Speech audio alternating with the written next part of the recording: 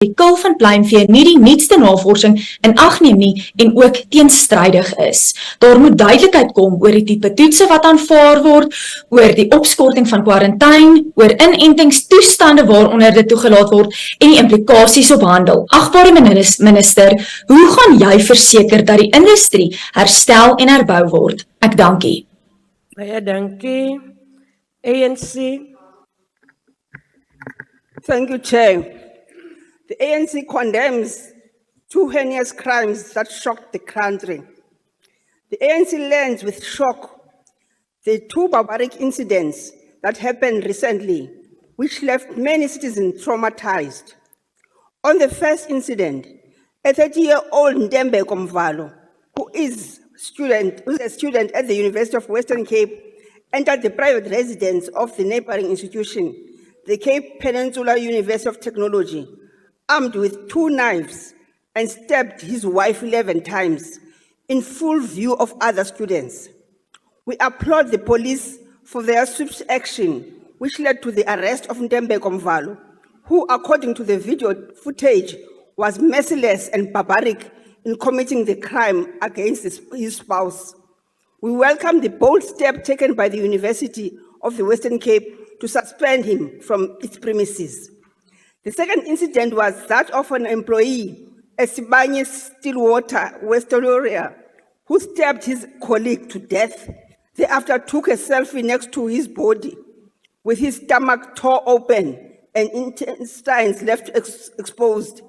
We are deeply shocked by these senseless and barbaric incidents that left the country horrified and a disbelief. We call upon citizens to refrain from capturing sensitive and horrific incidents of this nature and circulate pictures and videos on social media. Thank you. And they must think of those families involved. Thank you. Thank you. The DA. Dankie voorsitter. Dit is skandelik hoe die ANC se Dr. Ruth Mompati distriksmunisipaliteit belastingbetalers geld mors om ANC kaders te bevoordeel. Terwyl mense wat in die Naledi, Greater Taung, Kagisane Molopo, Mamusa en Lekothamani plaaslike munisipaliteite woon en elke dag sukkel om 'n druppel skoon drinkwater te kry, deur slaggate moet ry en huise oorstroom word met rou riool, het die distriksmunisipaliteit besluit om 38 miljoen rand te spandeer aan 'n Shack call center in Vryburg. Tot op datum bly die 38 miljoen Shack call center gesluit, soortgelyk aan die lewering van dienste reg deur die distrik. In plaas daarvan om die 38 miljoen te gebruik het om water en sanitasie te verbeter, het die ANC besluit om belastingbetalers geld te mors om die sakke van ANC kaders te vul. Die DA het die SIU versoek om hierdie onreëlmatige en vrugtelose uitgawe te ondersoek en elke sent wat aan hierdie nuttelose oproepsentrum bestee is, terug te eis.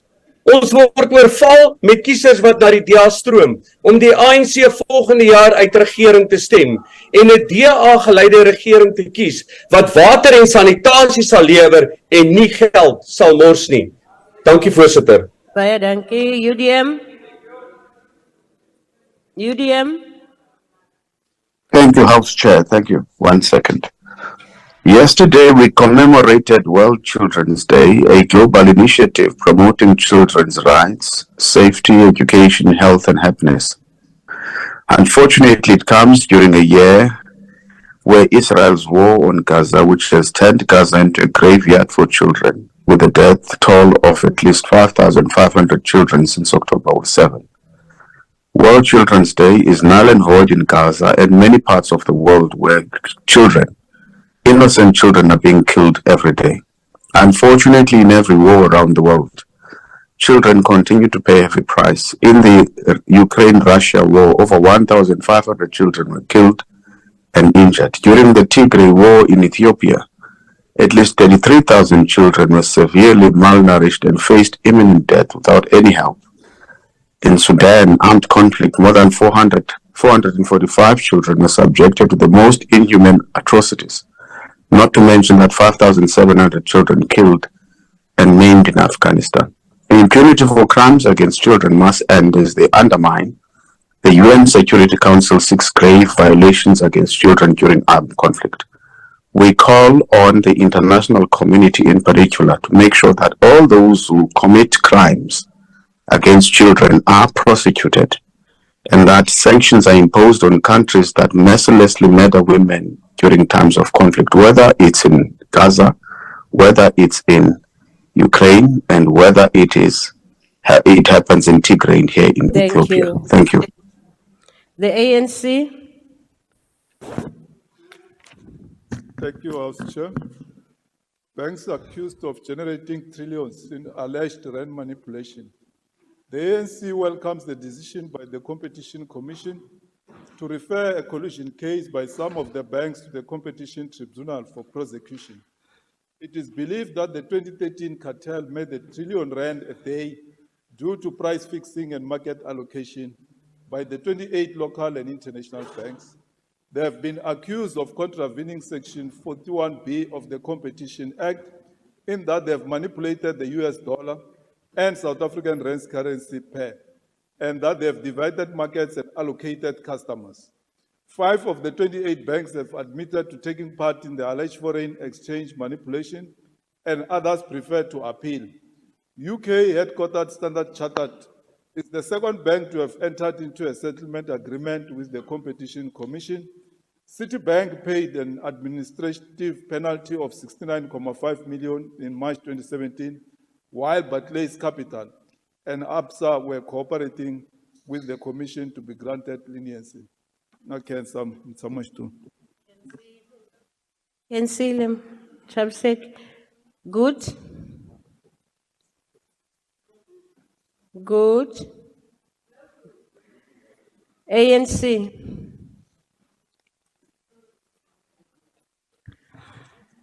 The ANC welcomes the recent launch of 430 million bulk infrastructure project and handing over of 445 title deeds at Mukaga local municipality in the Free State by the Minister of Human Settlement and the Premier of Free State. The bulk infrastructure project for Maukeng Extension 10 and 13 will yield 5,300 service stands to benefit locals.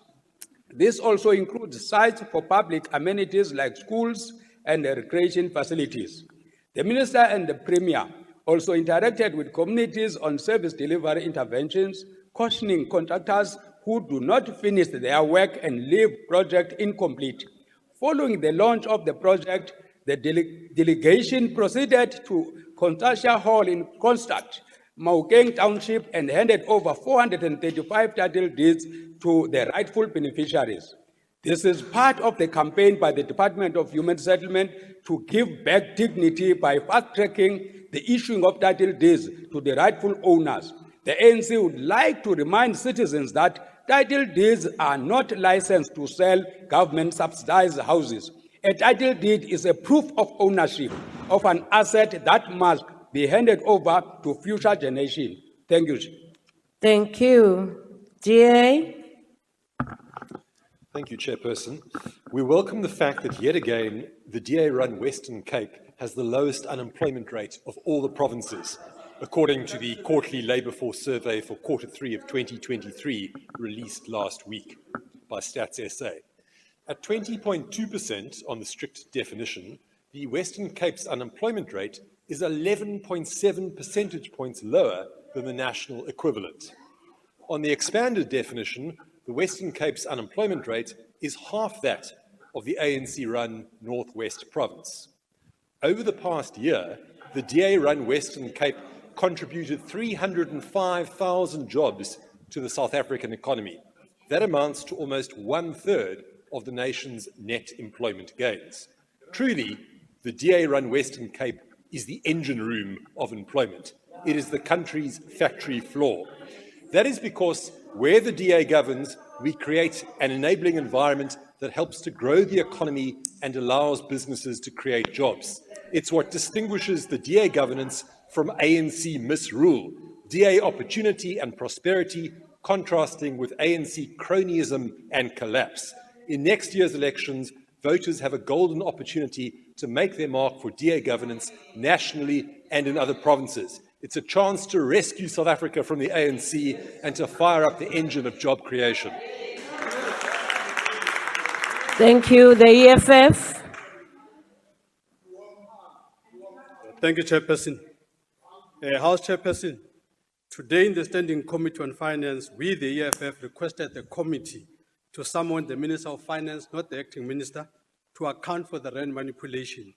The Minister of Finance must come back from leave unless it is for medical reasons, Honorable Khatev, and invite South African Reserve Bank, BASA, and Competition Commission to come to tell us what the government is doing about the crimes manipulation in this country, the currency crime manipulation in this country. We're happy, Chairperson, that the committee agreed that this request be processed this particular Friday. The committee is very serious about this matter.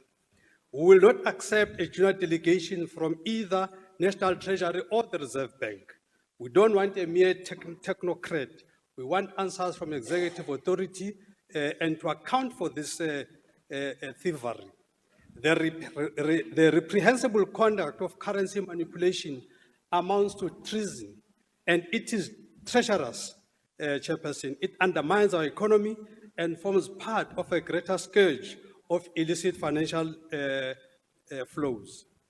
The fact that the National Treasury and the former Minister of Finance, Mr. Tito Mboweni, treated this matter as a small matter and went as far as trying to protect those involved should concern all of us. People are making billions upon billions, if not trillions, through corruption and financial crimes. And once again, no one is well responsible. Thank you. Because the bank act as law unto themselves. The ANC. Thank you, Honorable House Chairperson. Electricity is a prerequisite these days for decent life for all of us. The ANC therefore welcomes the launch of the Eskom's HEX battery energy storage system called BESS in the Western Cape's Breede Valley, Worcester. This is a world-class facility recently launched by the Minister of Public Enterprises, which will allow Eskom to store excess power for use during peak demand. The HEX site is specifically designed to store 100 megawatt of energy, enough to power a medium-sized town for 5 hours. The transformation that is now underway at Eskom, which will see the creation of 3 wholly owned subsidiaries, generation, transmission, and distribution, demonstrates the ANC government's determination to resolve the energy crisis. The BESS project is proof that as South Africans, we are capable of innovative and world-class solutions. Thank you, Chair. Thank you. Al-Jama. Al-Jama. The ANC. Thank you very much, Chairperson. The visually impaired children across the Nelson Mandela Bay received a boost recently with the donation of assistive devices valued at 1 million rand. We welcome this initiative as it would make studying and classroom participation much easier for these learners. The low vision devices included electronic calculators, dictaphones, talking calculators, large print calculators, 3 laptops with specialized software and specialized keyboards. Low vision applies to all individuals with sights who are unable to read the newspaper at a normal viewing distance. Even with the aid of glasses or contact lenses, low vision pupils use a combination of vision and other senses to learn. Though they may require adaptation in lighting or size of the print. This is the Eastern Cape Department's second rollout of assistive devices following the last year's pilot project. The 2023 recipients come from a variety of schools across all quintiles. As the ANC, we hope that more schools step up in identifying children with their visual impairments and provide similar assistance. I thank you, Honorable House Chair. Thank you. Honorable members, that concludes member statements. And we already have hands for the responses by the executive. May I now recognize Honorable Minister Ngesi? Thank you, Chairperson. The quarterly labor force survey does assist a great deal in helping the government monitor the impact that our interventions and initiatives are making in denting the unemployment challenge that the country is faced with. Chairperson, it's a fact that telling progress in the fight against stubborn unemployment will be realized when the country's economy is performing well.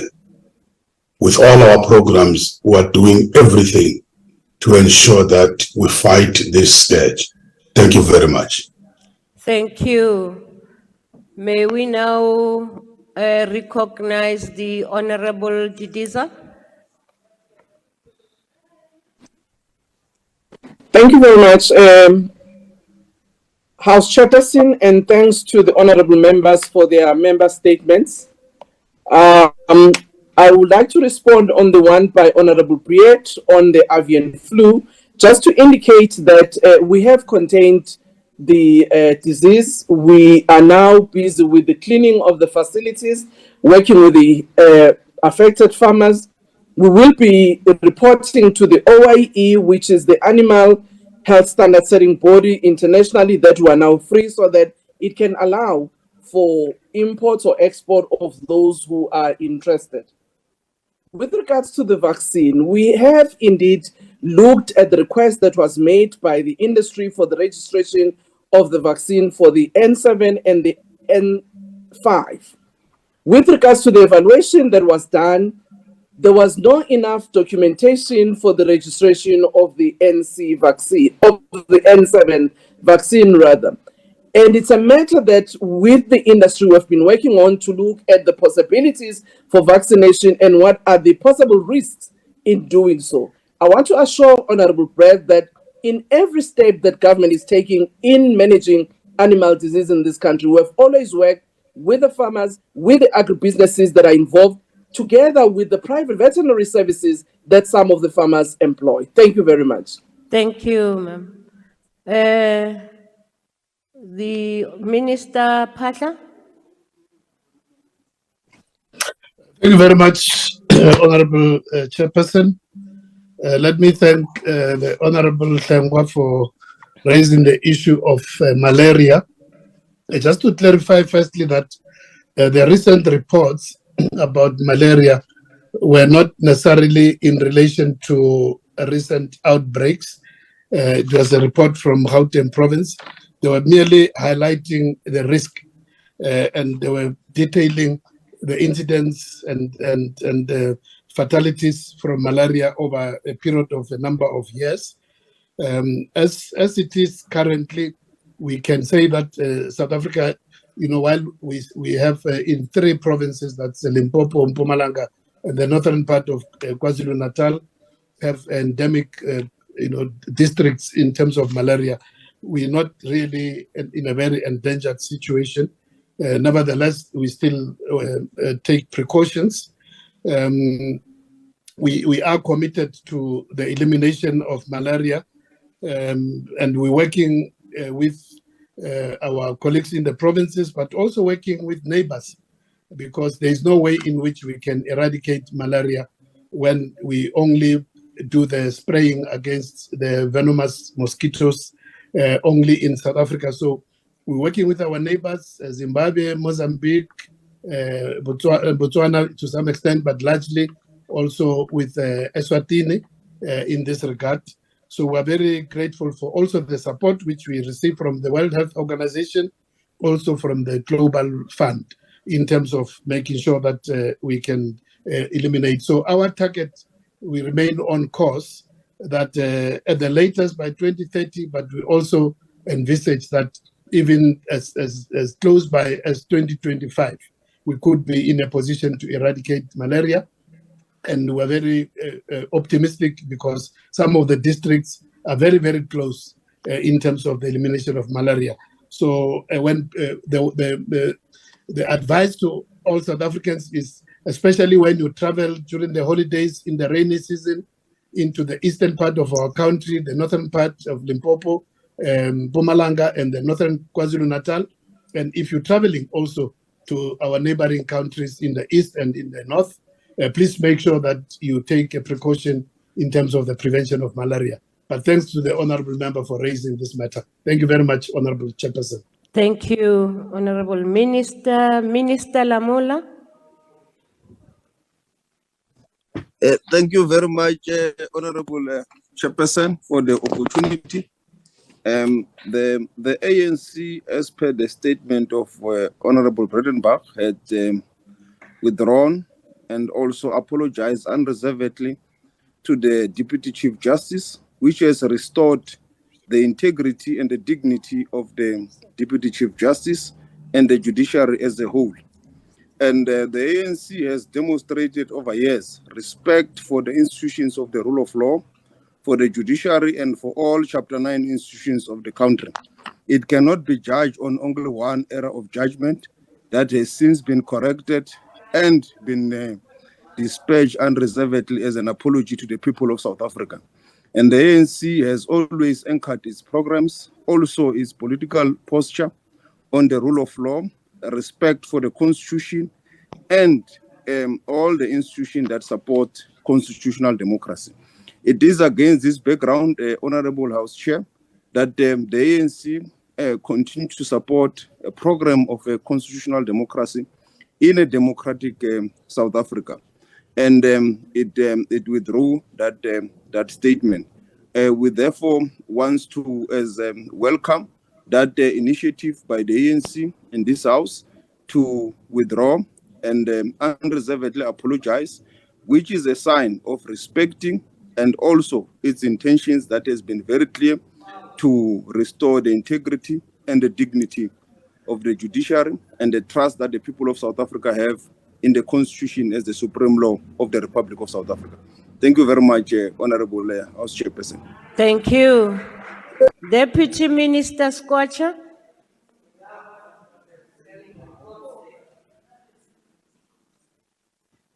Deputy Minister Skwatsha, are you still on the line? Thank you very much. Oh, okay.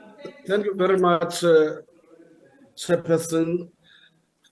I would like to respond to the question, the statement raised by Honorable Member of the EFF. I want to indicate that it might be necessary to inform Honorable Member that CPAs are registered and considered compliance by the Office of the Director General in the Republic of South Africa, not by any minister or deputy minister. And therefore, I have no capacity and ability to register CPAs or members of CPAs as such.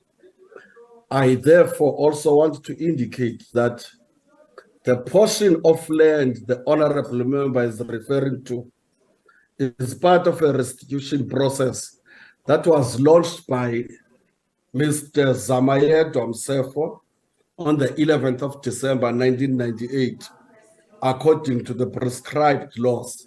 And the portion of land that the Honorable Zamayedwa, Mr. Zamayedwa was claiming is called the Noga Irrigation Scheme. I lastly want to indicate that Noga is an area that is an ideal one because in spite of all the conflicts around CPAs, it is an area where the chairperson is deputized by the chief of the area, Chief Zamim Vula. It is an ideal area, and I had an opportunity to go and address a very unified, huge meeting in the area of Noga. If there are any disputes are dealt with not by the deputy minister, but proper and wide consultation was undertaken in respect of the claim as mentioned by Honorable Member. I am still at the disposal of the Honorable Member to assist her in trying to resolve any matter that might be problematic. But the claims are really unfounded and unfortunate. I thank you, Honorable Chair. Thank you. Deputy Minister Mahlobo. Thank you very much, Chairperson, and to thank Honorable Person. We are all concerned about municipalities, about their ability to perform certain functions, hence our decision to support them. Working with the provincial government of the province of Northwest, there is a program of Bulela Meitsi, and the areas that you are referring to, last week Minister Mkhunu was on the ground with the mayors there. We're able to intervene, especially the community of Dinokana, in terms of our processes, in terms of the infrastructure that must be rolled out, especially by Mahalis. What I don't agree with Honorable Pasone, Madam Chair, I don't agree with the insinuation to say it's because of the ANC and CADA deployment. Because Honorable Pasone knows well that water knows no boundaries, it knows no ideology. To start to claim easy victories, as per his political party that has claimed that there is CADA deployment, when there's a concrete evidence that themselves, they have people that they've employed and certain municipalities in their own jurisdiction or control, they are failing dismal. One example is the capital city where we are right now. We're in the Minister of Water Affairs. For the first time, we're working well with your mayor there. We're helping because that's what we do.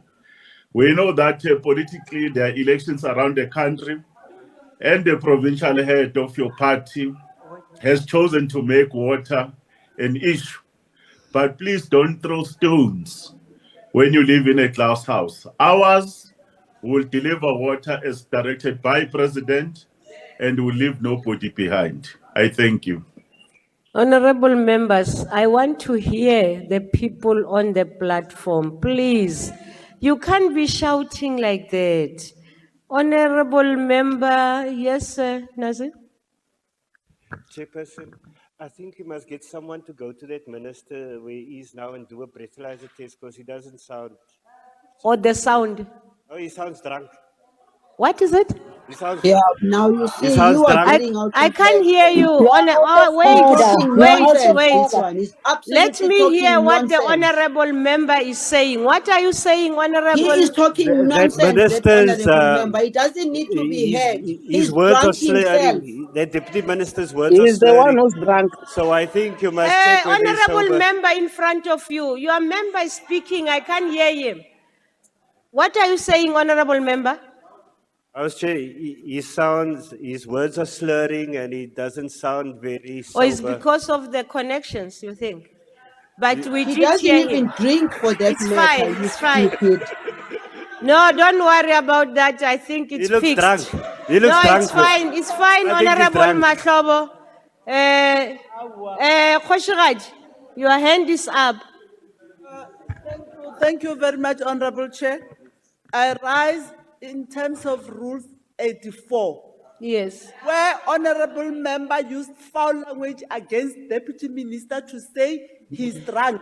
He has to withdraw. Oh, did he say Yes. that? Honorable member. Yes, did he you- said so. He must withdraw. Okay, please, members, you are now making noise. Honorable Nasir, did you say that?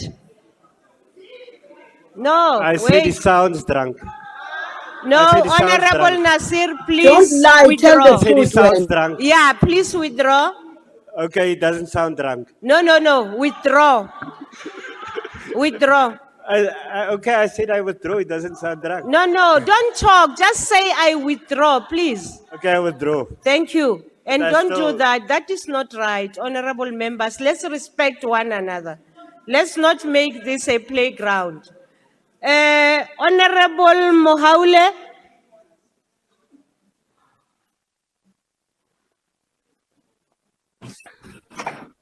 Thank you. Thank Honorable Mahaule, your network seems to be failing you. Are you coming all right? You can switch off Oh my your God. video for Let me, yes. Now is it better? Yes, much better. Thank you, House Chair. As the Department of Basic Education, we are prioritizing our special schools with the devices because they are very expensive. And we said anyone who wants to come and help us, let them start with our special schools because they need tailor-made devices for individual purposes. So want to appreciate what the Department of Education in the Eastern Cape is doing, and we encourage all provinces to say, let's start with our learners with special needs and the primary school, so that when they go up to higher grades to the secondary school, they're already used to these devices and they are already used into the ICT. And I want to really appreciate what the Department of Education in the Eastern Cape is doing. Thank you very much, House Chair. Thank you. Honorable. Okay. I'm going to use, I know that we have 7 responses, but because there's another hand and it's important for information, today I'm using my discretion and allowing the last hand. Honorable Deputy Minister Bapela.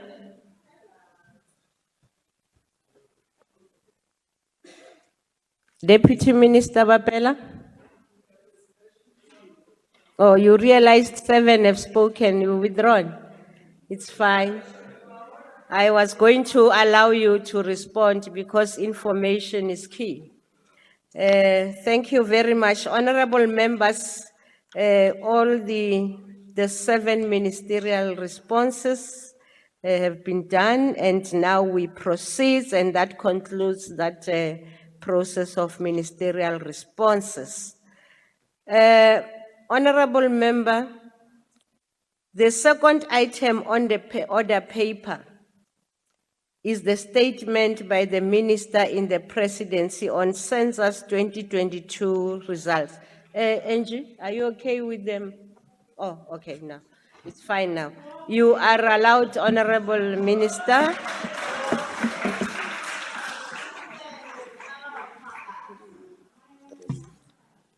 If you can put the right time. They struggled with that for some time now, but I see it's fine now. Yeah. Madam House Chair, Chief Whip of the Majority Party, members of the National Assembly, ladies and gentlemen, a national statistics agency plays an important role in the life of any nation, in that no nation country can plan and implement its programs without empirical evidence. In our case, Statistics South Africa provides such a source of statistical information which helps to know the progress we are making, as well as which areas need attention. Stats SA has continued in this regard to conduct censuses and sample surveys to keep the nation informed. Census 2022 has become the 4th undertaking under the democratic dispensation to give us a snapshot of how far we have come. On the occasion of the launch of the results of the first ever census under the democratic order on the 20th of October 1998, President Nelson Mandela, on accepting the results, said, they, referring to the census 1996 results, show a society which had enormous basic needs to be met, whether it be in terms of access to clean water, electricity, telephones, or schooling. By measuring the extent of deprivation in October 1996, the results provide us with benchmarks against which such performance as government and nation should be measured year by year, close quote. The Census 2022 data show how the governing party has fulfilled its promise of a better life for all. Our government's policies and programs have had positive impacts. We have achieved significant progress in addressing the historical inequalities, and although we still face many challenges, we are confident that we are on course to realize the vision of our beloved founding father. The census data clearly proves that our development is not accidental. It is the result of deliberate government interventions since 1994. The census data reveal how education opportunities have increased over the years. According to Census 2022 report, 3.4 million children aged between 0 and 4 years attended ECD programs in 2022, of which 2.5 million attended a crèche or educare center. Between 1996 and 2022, school attendance for children aged 5 years and 6 years increased to almost universal level. More people aged 5 and 24 are attending educational institutions at 73.4% in 2022. More people are also finishing high school and pursuing higher education. In 2022, 37.6% of people aged 20 and above had completed secondary education, compared to only 16.3% in 1996. This shows a growing interest and investment in education and skills development for the future. Gender equality is another aspect of progress that the census data highlights. We are accessing more education and health. Women are accessing more education and healthcare, and when I say we, because I'm a woman. In 2011, over 3 million people aged 20 and older had a chosen field of education, and this number has increased to 5.2 million in 2022. Two main fields of studies were business, economics, and management sciences, and education. These fields were mostly chosen by female students. These statistics suggest that society is becoming more inclusive and empowering all individuals, regardless of their gender. Honorable House Chair, on recollecting the apt description of President Nelson Mandela when he said the census 1996 results show a society which had enormous basic needs to be met, whether it be in terms of access to clean water, electricity, telephones, or schooling, it feels great to report that South Africa of 2022 is far much better than South Africa of 1996. The statistics show that more households are living in formal dwellings, from 65.1% in 1996 to 88.5% in 2022. Formal dwellings are houses, flats, townhouses, or other structures made of brick or concrete or located in a backyard. The number of people living in informal and traditional dwellings has dropped significantly. The share of households in informal dwellings went down from 16.2% in 1996 to 8.1% in 2022. The share of people in traditional dwelling decreased from 18.3% in 1996 to 3.1% in 2022. These changes reflect a society that is improving its living standards, despite having almost doubled its number of households since 1996.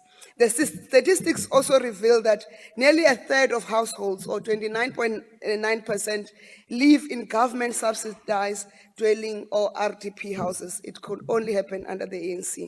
We are fully aware that there is still a high demand for housing, and government continues to implement various programs to develop residential areas, upgrade informal settlements, and provide affordable renting options for both the poor and the middle-income households.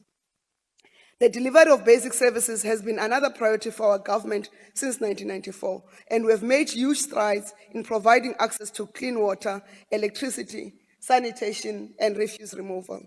In 2022, more than 4 out of 5 households, or 82.4%, had access to pipe water, either inside their dwelling or inside their yard. In 2001, only 51.9% of people had access to a flush toilet, and this has increased to 70.8% in 2022.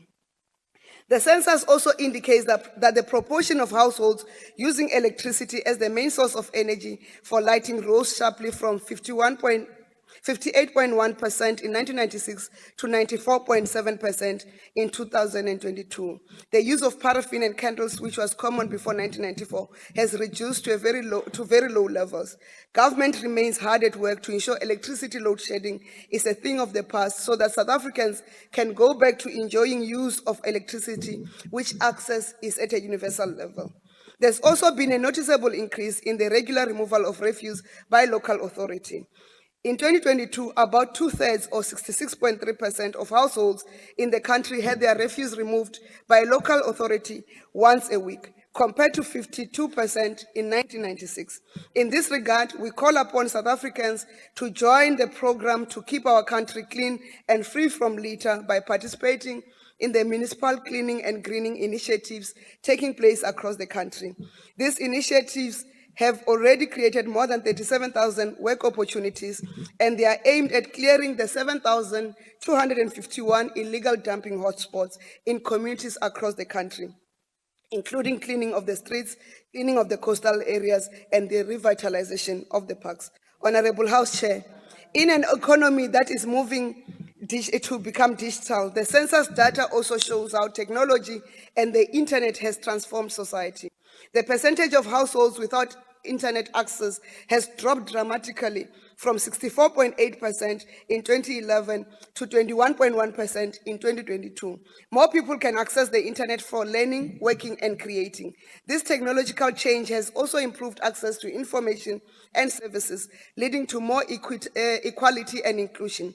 Government is also progressing the implementation of phase 2 of the SA Connect program, with 1,000 households already connected with broadband and 1,000 community Wi-Fi hotspots planned to be installed by December 2023. The project has also rolled out infrastructure for internet connectivity that allows households to access internet at cheaper rates. For 249 per month, 49 rands per month, a subscribing household can have unlimited access to robust internet with cheaper data costs as low as 5 rand for a gig per day. It is anticipated that the project will deliver connectivity to more than 5 million households and 32,000 community Wi-Fi hotspots across the country over the next 36 months. The telecommunications companies will soon commence with connectivity of more than 18,000 schools, 943 libraries, 5,731 health facilities, and 8,241 traditional authorities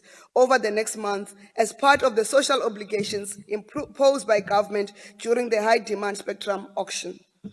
Honorable members, South Africa, along the rest of the globe, felt the impact of COVID-19 pandemic and the related containment measures. Before the COVID-19 pandemic, employment levels were recorded at 16.4 million in the first quarter of 2020.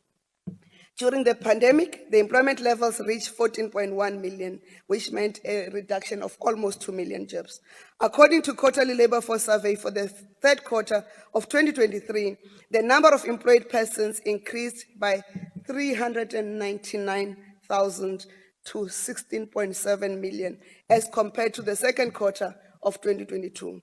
This is the 8th consecutive increase in employment since the fourth quarter of 2021, and for the first to surpass the pre-COVID-19 employment levels of 16.4 million. Employment level is not only the indicator of improvement in the labor market. The volume of actual hours worked has also improved drastically post-COVID-19.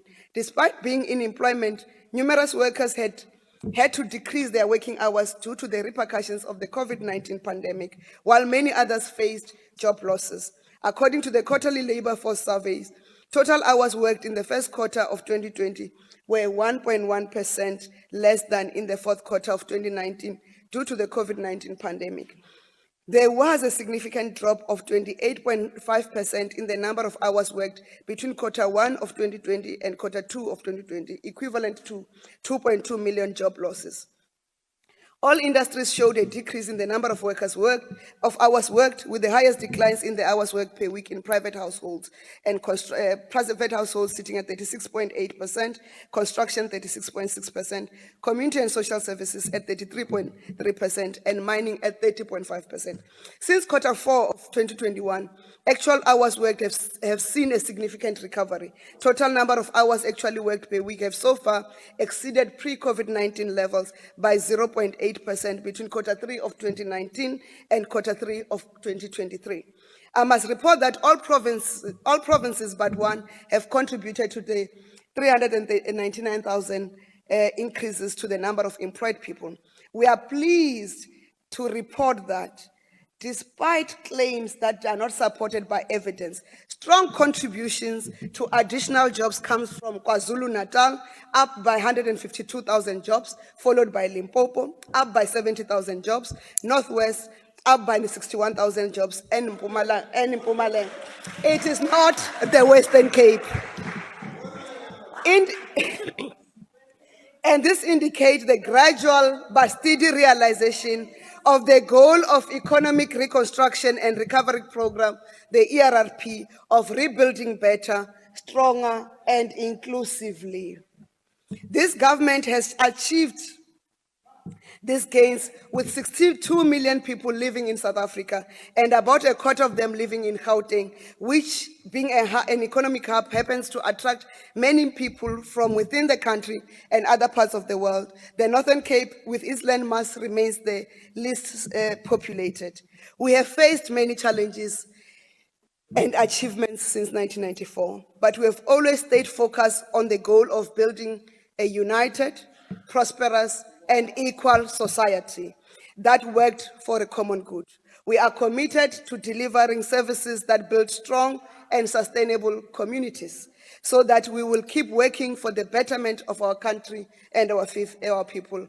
Viva South Africa. God bless South Africa. Thank you. I will now recognize the Chief Whip of the opposition.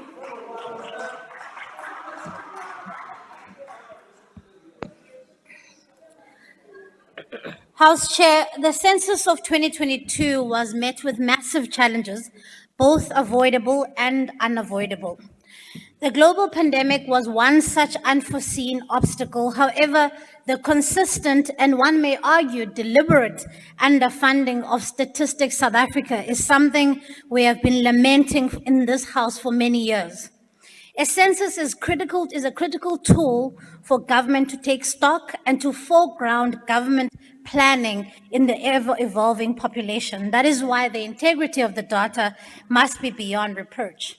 If a government is to be responsive to the growing needs of its population, then great investments must go into ensuring that the entity is tasked with that responsibility is well-funded and capacitated. Now, delving deeper into the findings of the census and really studying the numbers, we saw that it shows South Africa is a great country with great potential, but let down by a bad government. No one who is truly invested in the future of this country can look at these figures and arrive at the conclusion that the government of the day that has enjoyed 29 years of uninterrupted governance has served our people well. In fact, the opposite is true. The gains we have made have been in spite of the ANC and not because of it. And while our population has increased by 10.3 million people, our economy has not grown since the previous census to meet its needs. This has to be the biggest indictment on the ANC government. A quality education, an opportunity to find meaningful work, and access to basic services is the surest way to ensure that South Africans live a life of dignity. Under this government, they do not. And no fudging of the numbers will convince anyone of otherwise. They do not need to be sold a well-painted picture, Minister. They experience the poverty and joblessness every single day. Now, let's look at the numbers. Youth unemployment. South Africa continues to have a young population of a medium age of 28 years old. But this government has failed young people the most, with 6 out of 10 young people without work.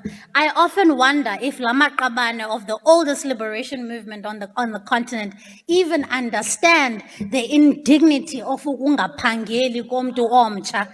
Abantu abatsha bayanqunga imihla nezolo kumakhaya wabo bephelelwe lithemba lokuba bangaze bawufumane na umsebenzi, but batsho ke bona ke bathi bangawo Maqabane with the oldest liberation movement on the continent, but benza ntoni with that accolade?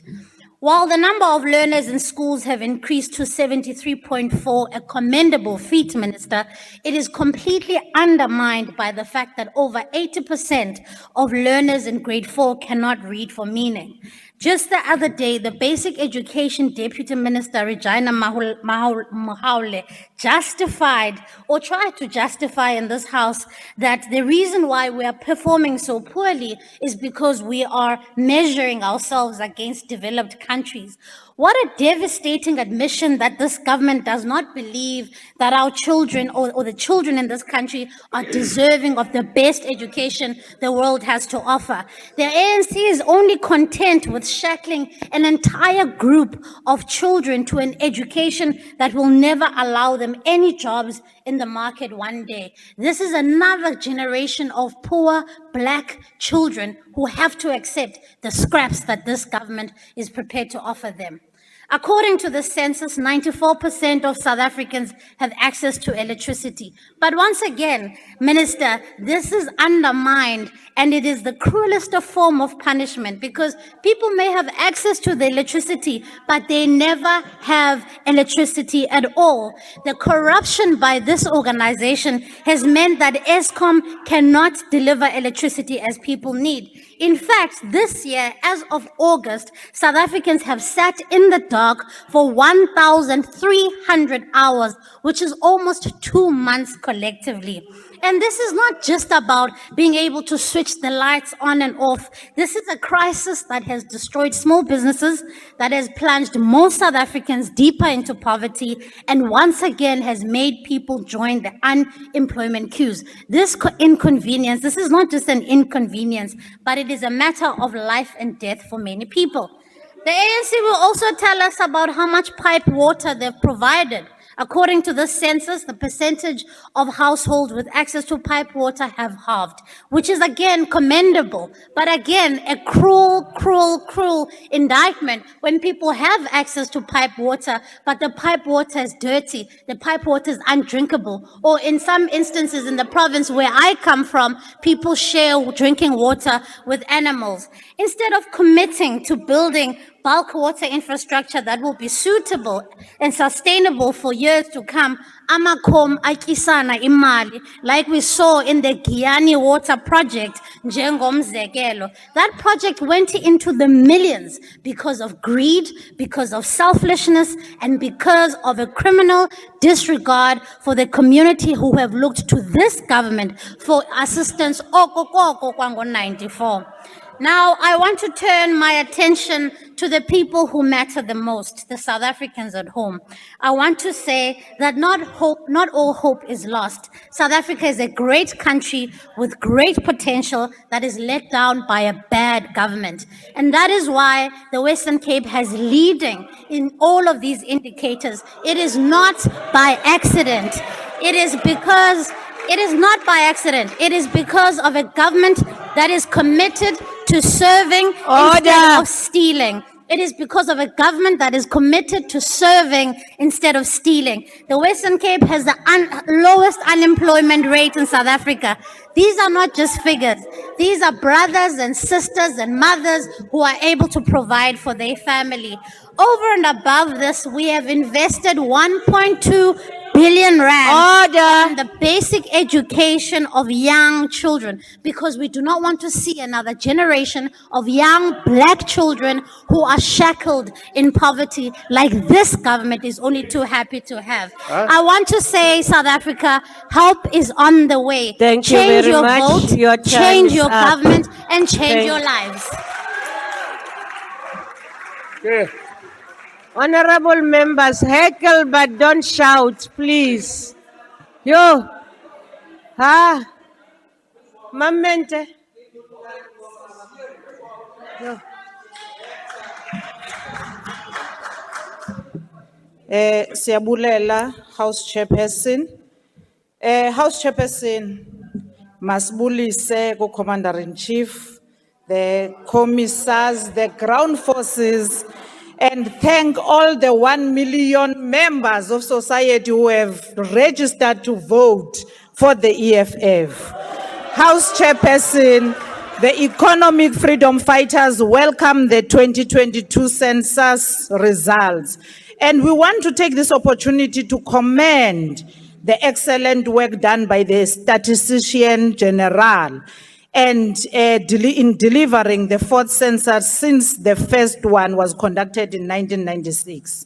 We take this opportunity to commend the hundreds of field workers and everyone who took part in the Census 2022 under the leadership of the SG Resenga Maluleko. Thank you very much, Budi. Most importantly, we were encouraged by the fact that this was the first 100% digital multi-mode option for data collection, wherein there was use of face-to-face, telephonic and web-based options. And we wish that other organizations such as the IEC can strengthen their use of digital platforms and campaigns to research as many of our young people as possible to register to vote, in as much as we have seen with the SG and the census. Now, in preparation for the EFF government of 2024, the EFF and its leadership engaged with the results of the 2022 census presented by the SG and our last Central Elections Task Force meeting, convened by our Commander-in-Chief, and we're happy to see that the Stats SA's efforts to make the data accessible as possible to all stakeholders, including opposition parties, such non-partisan conduct is commendable. He must never allow himself to be an object of the ANC. We know that there has been a deliberate decapacitation of the Statistician General's office. The budget continues to be cut for irrational and senseless reasons. Highly skilled people have been resigning in recent years, and their positions were never filled properly. We have been the only party asking the Treasury Office, what do you want to achieve by cutting a budget of the Statistics Office?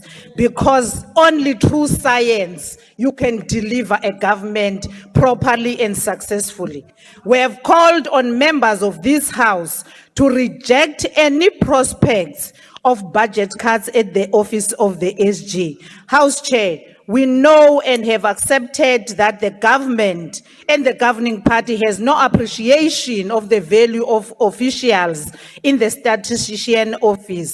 And therefore, we call upon the members of this House to never allow budget cuts to the office of the SG. And the House Chair, as we conclude, we are always guided by science when we make policies. In absence of knowing the numbers of this country, we are unable to make any legislation, and we are unable to pronounce on any policies, because without knowing which household needs water, without knowing which household doesn't have electricity, without knowing how many children cannot access school, we cannot sit here and speak to ourselves. Simply because the ministers and the cabinet of the ANC, their children are in private schools. They do not care. They will sit in cabinet and process a budget cut and even adopt it. Unfortunately, for general membership is not the same.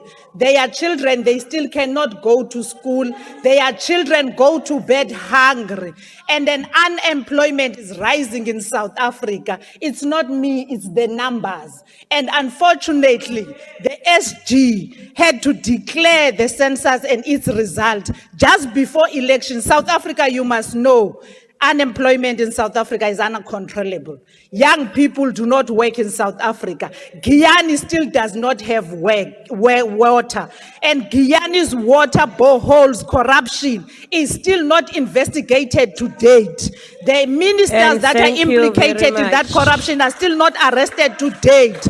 We need the SG's office to be capacitated. Thank you very much. The National Chairperson. Honorable Machozi.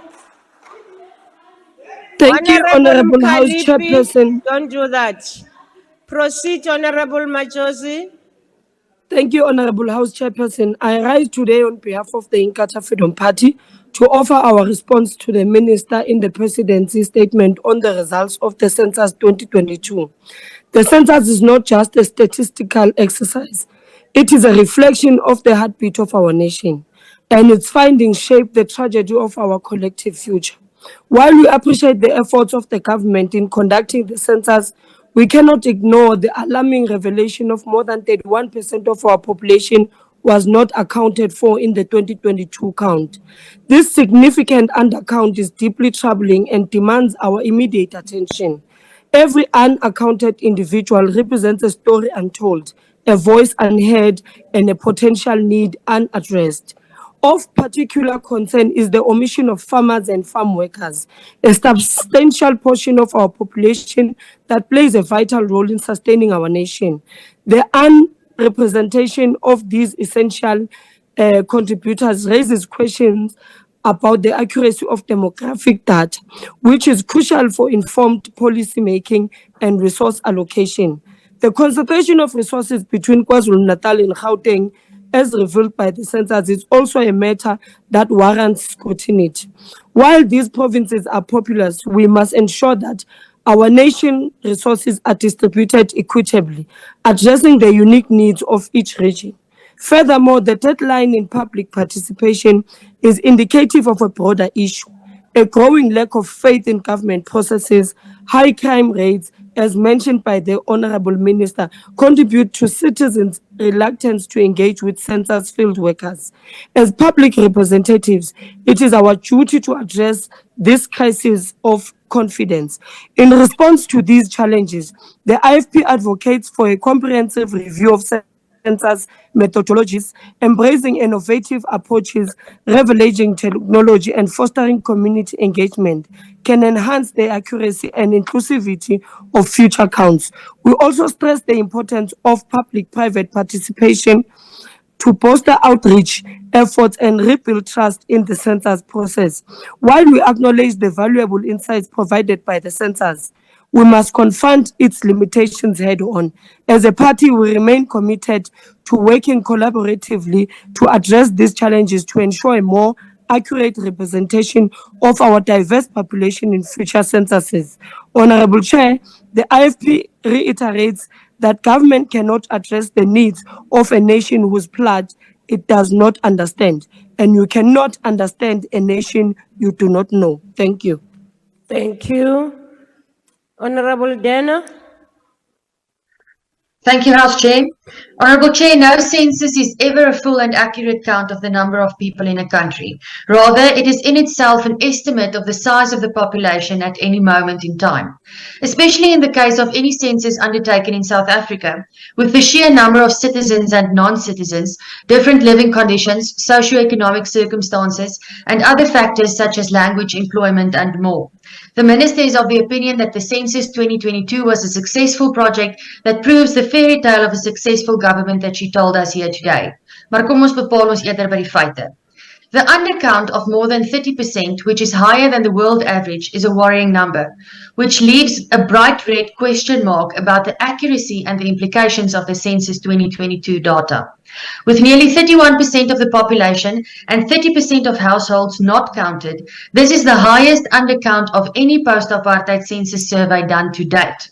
So the Minister's statements on the wonderful successes of the ANC are not at all that accurate.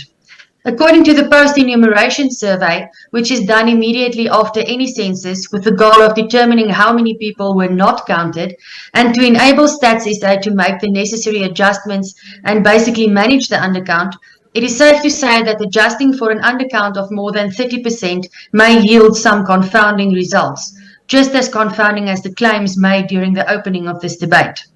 En hoe dan gemaak as die beskikbare censusdata, data wat miljarde gekos het om saam te stel, nie voldoende is nie? Sonder behoorlike, akkurate en betroubare data kan geen begrotings- en ontwikkelingsbeplanning behoorlik geskied nie. Nie net deur die regering nie, maar ook deur die privaat sektor, akademie en nie-regeringsorganisasies om enkele rolspelers te noem wat gebruik maak van hierdie belangrike inligting. Dit is dus uiters belangrik dat alles moontlik gedoen word om die akkuraatste moontlike sensusdata te bekom.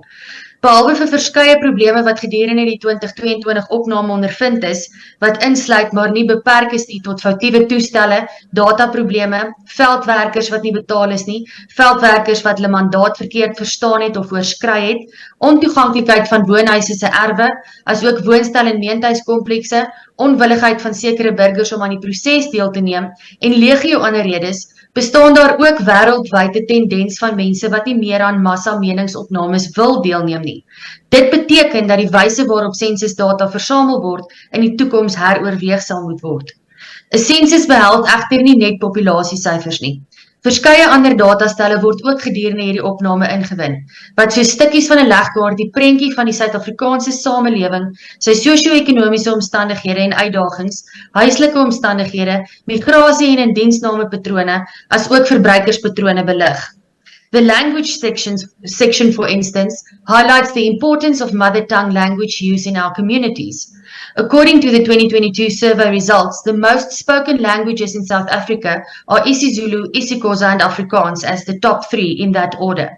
English being only the 5th most spoken language in the country. This means that the majority of South Africans mostly speak an indigenous mother tongue language and not English.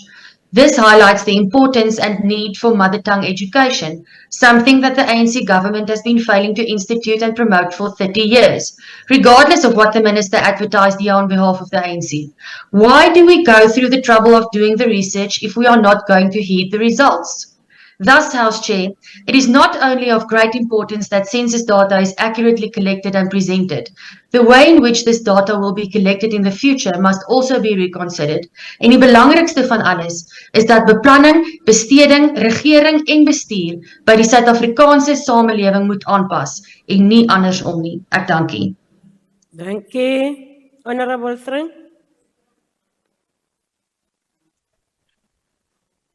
Thank you, House Chairperson. The ACDP would like to place on record our thanks and appreciation for the efforts of the Census 22 workers, which resulted in the compilation of these results. The ACDP notes that the 2022 census was 100% digitalized and that South Africa's population on the 2nd of February 2022 stood at over 62 million, up from 51.8 million in 2011, reflecting a population increase of 19.8%. Furthermore, the census results revealed that there were 17.8 million households in Census 22, an increase of 23.4% from 2011.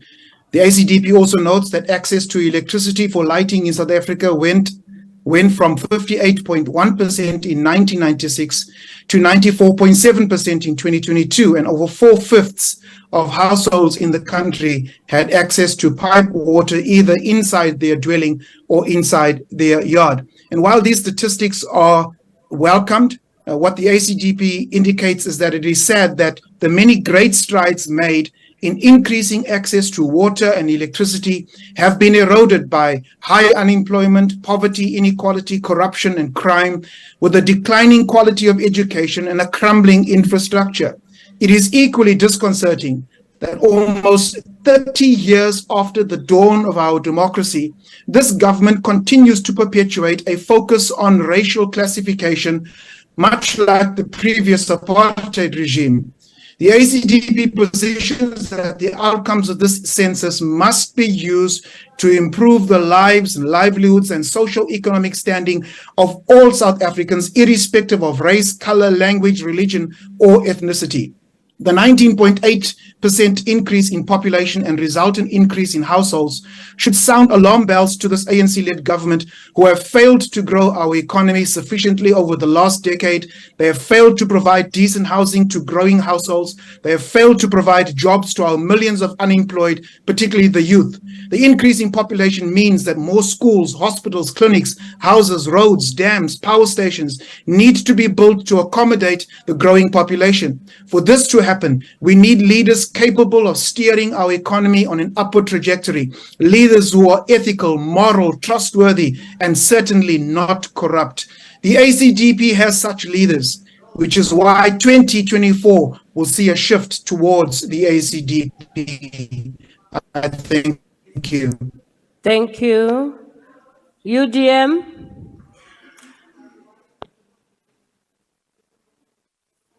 Chawe ukhona? Okay. ATM? Honorable Sheikh Imam.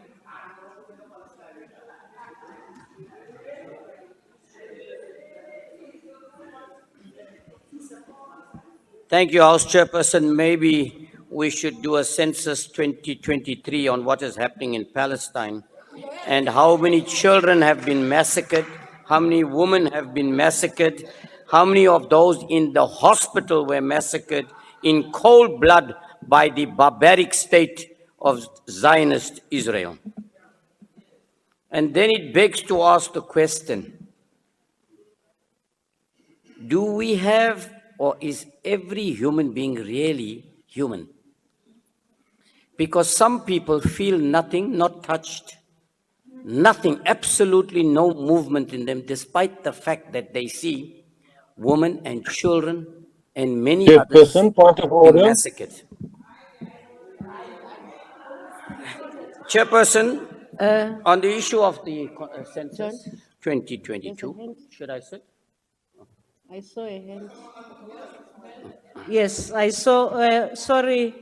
Oh, thank you. May take your seat. Dr. Corney Mulder? Yes, thank you, Chairperson. Once again, the Honourable Sheikh Imam finds it impossible to talk about the subjects on the order paper. Once again, he is referring to issues that has been discussed in Parliament. Honorable Mulder, what is your point of order? My point of order is that the Honourable Sheikh Imam, that the Honourable Sheikh, Wait, ma'am, there are certain rules in Parliament, and while one member is busy with a point of order, others should not interrupt like Mr. Mandela. Yes, I'm being disturbed. I hear that. Can you please come with your point of order, Dr. Mulder? Yes, the point of order is that the Honourable Sheikh Imam has recently started with a process where he ignores the order paper and he's talking about things that are not being discussed at that moment, which is not relevant to the discussions at the moment. It's a question of irrelevance under the circumstances. Thank you, ma'am. Thank you. Can we allow the honorable member to connect? We are not sure if it's irrelevant at this stage. Please proceed, honorable member. Thank you, Chairperson. Honorable Mulder's got a problem, and his problem is that he's used to the ideas of wanting to dictate and have that boss mentality where he's the boss and others are their workers. That is his problem. Point of order, Chair. But anyway, coming back to this, Chairperson, in terms Honorable of Census Sheikh Imam. 22, 1 million people Honorable are Sheikh born. Imam, please take your seat. I rise Honorable Swart. On Rule 85, that the member is casting aspersions against another member. And I would ask you also, Chair, to rule on the point of relevancy yet again. Thank you. May I say, we don't even listen, we just immediately come with point of order. Yes, the rules are there, but we have to be sure that what they are saying is actually irrelevant. Because you always do preambles, and in your preambles, you go all over before you come to the issue. So why should I today immediately rule him out of order? So, honorable members, allow Honorable Sheikh Imam to proceed. Point of order, Chair. I'm sorry. My apologies to interrupt the Speaker, but the first point of order related to casting aspersions on the Honourable Mulder, casting aspersions in what the Honourable Member said. I will check on the casting of aspersions. Thank you. Proceed. Thank you, Chairperson. Birds of a feather flock together. Now, Chairperson, South Africa has a population increase of 1 million every year. And I think Census 22 gives us an opportunity to identify, together with the rise in the population, what are the needs of the country and its people and how we should address them. Now, I hear some members come to this podium when we talk about this one didn't do that and that one didn't do that. Let me tell you, in the Western Cape, more and more people today are homeless. While this Western Cape government takes the land and sells it to its friends in America and all these foreign countries, okay, that is what they do. They don't care about the poor in this country. That's why if you talk about the most unequal society, Western Cape is the most unequal province anywhere in the country. There's no doubt about it. If you look at the latest crime statistics, the latest crime statistics in terms of murder, rape, gang violence, gender-based violence, it's pointing to the Western Cape. No doubt about it. Because they spend their money for the rich and the affluent, and they ignore the poorest of the poor. That is the point. So don't come here and grandstand as if you're giving a better quality of life. No, indeed, you're not. Clearly, I can assure you, you're not giving. And Chairperson, something that we need to address, even from a national perspective, the sale of the land in this particular province to foreign nationals. You know, there's a video floating around about the corruption with the loans that they took from the United States and how they're selling this province out. So I hope that will be also investigated.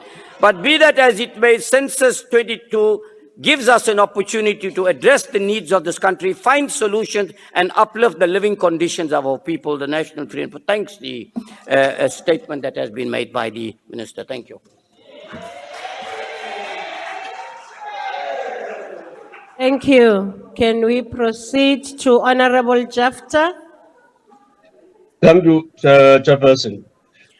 Chairperson, the recent Stats SA Census survey results were released 12 years after the last survey, which was conducted in 2011. At the time, there were 51.7 million South Africans. The recent results revealed that there are now 62 million South Africans. 28 million of this population receive social welfare grants. The sharp increase, averaging an annual growth rate of 1.8% since 1996, is the first of its kind. The corresponding effect is likely to affect the social and economic status of ordinary South Africans. With strained resources and increasing social welfare system, the social decay of scarce resources is likely to obtain. The long-term results of this survey in a province like Gauteng, which is the only province with the highest population, will be dire. For instance, we are likely to witness social dislocation, rampant crime, and resource jostling in the province. Despite this, there are also benefits to this survey. It reveals a population boom in the region of youthful population. In economies with booming youthful populations, there is a corresponding benefits for such economies. If the demographic and population increase is properly harnessed, the right policy and institution actions taken, it will help create the conditions for a high growth demographic dividend. The other benefit arising from this survey is that they help policymakers to recalibrate developmental projection to develop new economic and social reforms to respond to a growing population. We must therefore, Honorable Chairperson, provide improved education and skills of young people so as to allow them to fill the resulting labor force gap and invest in planning and setting up a conducive environment for development. I thank you, Honorable Chairperson. Thank you. Before we proceed, honorable members, I don't have much of a problem with people that come into the platform and maybe they forgot to unmute. But let me warn those that they unmute themselves to take part in a debate where they are not supposed to. You will be taken out immediately, like the one that happened now with Honorable Sitlolo. So please don't do that. If you do that, I will take you out immediately. ICT will take you out. It's not like you forgot to unmute. You just press to talk when I am busy and you are busy in the house. Yeah. Honorable Shabalala, please mute. And you are not talking, somebody's talking. We are in the house. Let's respect these gadgets that we use. We must take ourselves to be in the house. Let me proceed to Cope.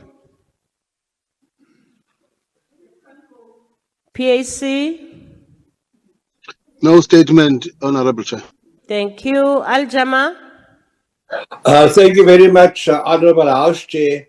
Honorable House Chair, would like to thank the Minister for his statement.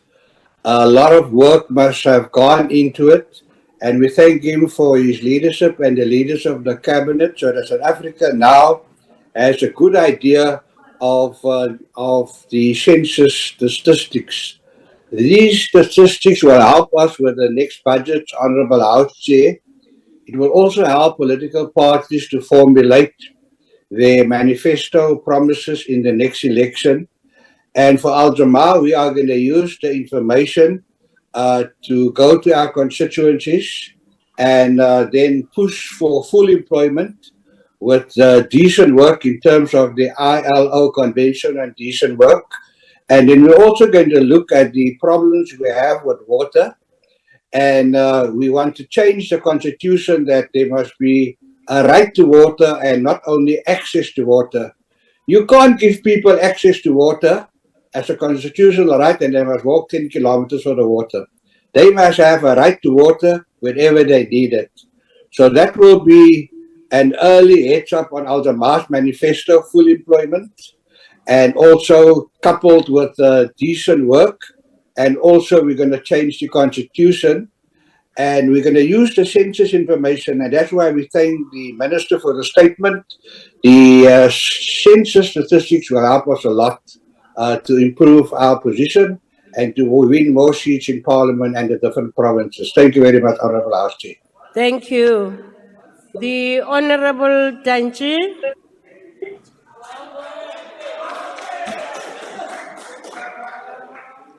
Thank you, House Chair. Nkosi mphathiswa ngese statement usibekileyo apha phambi ndingene apha. It really represents good news to a point where akukho kwabhati against the good news. Cha benze ezinye izinto. Siza kwenza lento siyiqhelileyo ke sesiqalile. Siphakathi kwabantu mos. Senza door to door. Sobaxelela ngemicelimngeni yethu, sobaxelela ngendaba ezimnandi ze-census. Khwarube. The Census 22 outcomes are a critical indicator for the nation to assess progress of a democratic government. Our constitution implores us to address the injustice of the past, addressing the legacy of colonialism and the exclusion of Black and African majority from accessing basic services such as water, adequate human settlement, access to electricity, access to education, and many social economic rights, enshrined in the constitution as a priority of the ANC. We commend the work done by Stats SA under the most difficult conditions. We must state that Stats SA undertook this census leveraging digital technology, which has led to savings of over 2.2 billion rand if the census was undertaken through traditional means. This is a significant milestone demonstrating aspects of the agility of the state. As a nation, we should not affirm a false narrative that argues that South Africa is not a better place. The evidence we get from the census, based on the information from the people, tell us a good story, Khwarube. South Africa is indeed a better country. Relative to other nations in the continent, we've made significant strides. The Census 2022 debunks the opposition narrative. Honourable Danji, please take your seat. What is it, Honourable McClure? House Chair, I'm just checking whether it's parliamentary to call a member on her name or surname. Honourable Member, yes, it should be Miss Wahube. Ngibize kahle. And angsi umxhosa hayi baba ibize kahle babdanji and umbize honorable Enkosi ndizawuhlala apha kuye because ikhonto efuneka ndimshiye nazo apha emotion let me date McGlue. The Census 2022 debunks the opposition narrative, at times supported by sections of the Fourth Estate, which sometimes alleges that South Africa to be a failed state. There is no shred of evidence which points to our state trajectory being regressive to an extent of having its characteristics of a failed state. We should be cautious about the assertion of a failed state because it seeks to depict a country that has been a beacon of hope in the development in Africa as a failure. In essence, it is an insinuation of a failure of the African state and its people. We dispel this assertion with the contempt it deserves because it seeks to erase the progressive social transformation of South Africa. Addressing the injustice of the colonial past will not be reversed only in 30 years. The African National Congress have placed education as an apex priority because social transformation is about empowering the people for self-liberation. The percentage of individuals without schooling has decreased nearly threefold, from 19.1% in 1996 to 6.9% in 2022. This is a tremendous improvement which improves the literacy of the country. In 2022, more than 14 million individuals aged 20 years and older had completed secondary education. Our housing program since 1994 has led to restoring the dignity of many South Africans. We should also note that the number of households since 1996 has doubled from 9.1 million to 17.8 million as the population grows. Empirical evidence reflects improved human settlements conditions, with households residing in informal settlements increasing from 65% in 1996 to 88% in 2022. This is progress. Relative to Rwanda, and I choose that country, the majority of the private households in Rwanda is 65%, which resides in planned rural settlements called Umudugudu. About 15% are found in the dispersed, isolated housing settlements, while 9% in spontaneous squatter settlements. As a nation, we are currently experiencing load shedding, which has a detrimental impact on our economy and social life.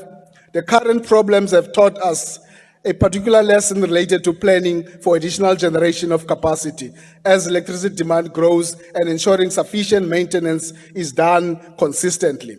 Census 22 tells us that electricity lighting has increased from 58% in 1996 to 94% in 2022. Relative to Rwanda again, access to electricity by private households currently in Rwanda is 61%, 47% on grid and 14% on solar panels. We can confidently say that in the coming years, South Africa will have universal access to electricity. Access to water has increased, with 82% of households having access to pipe water.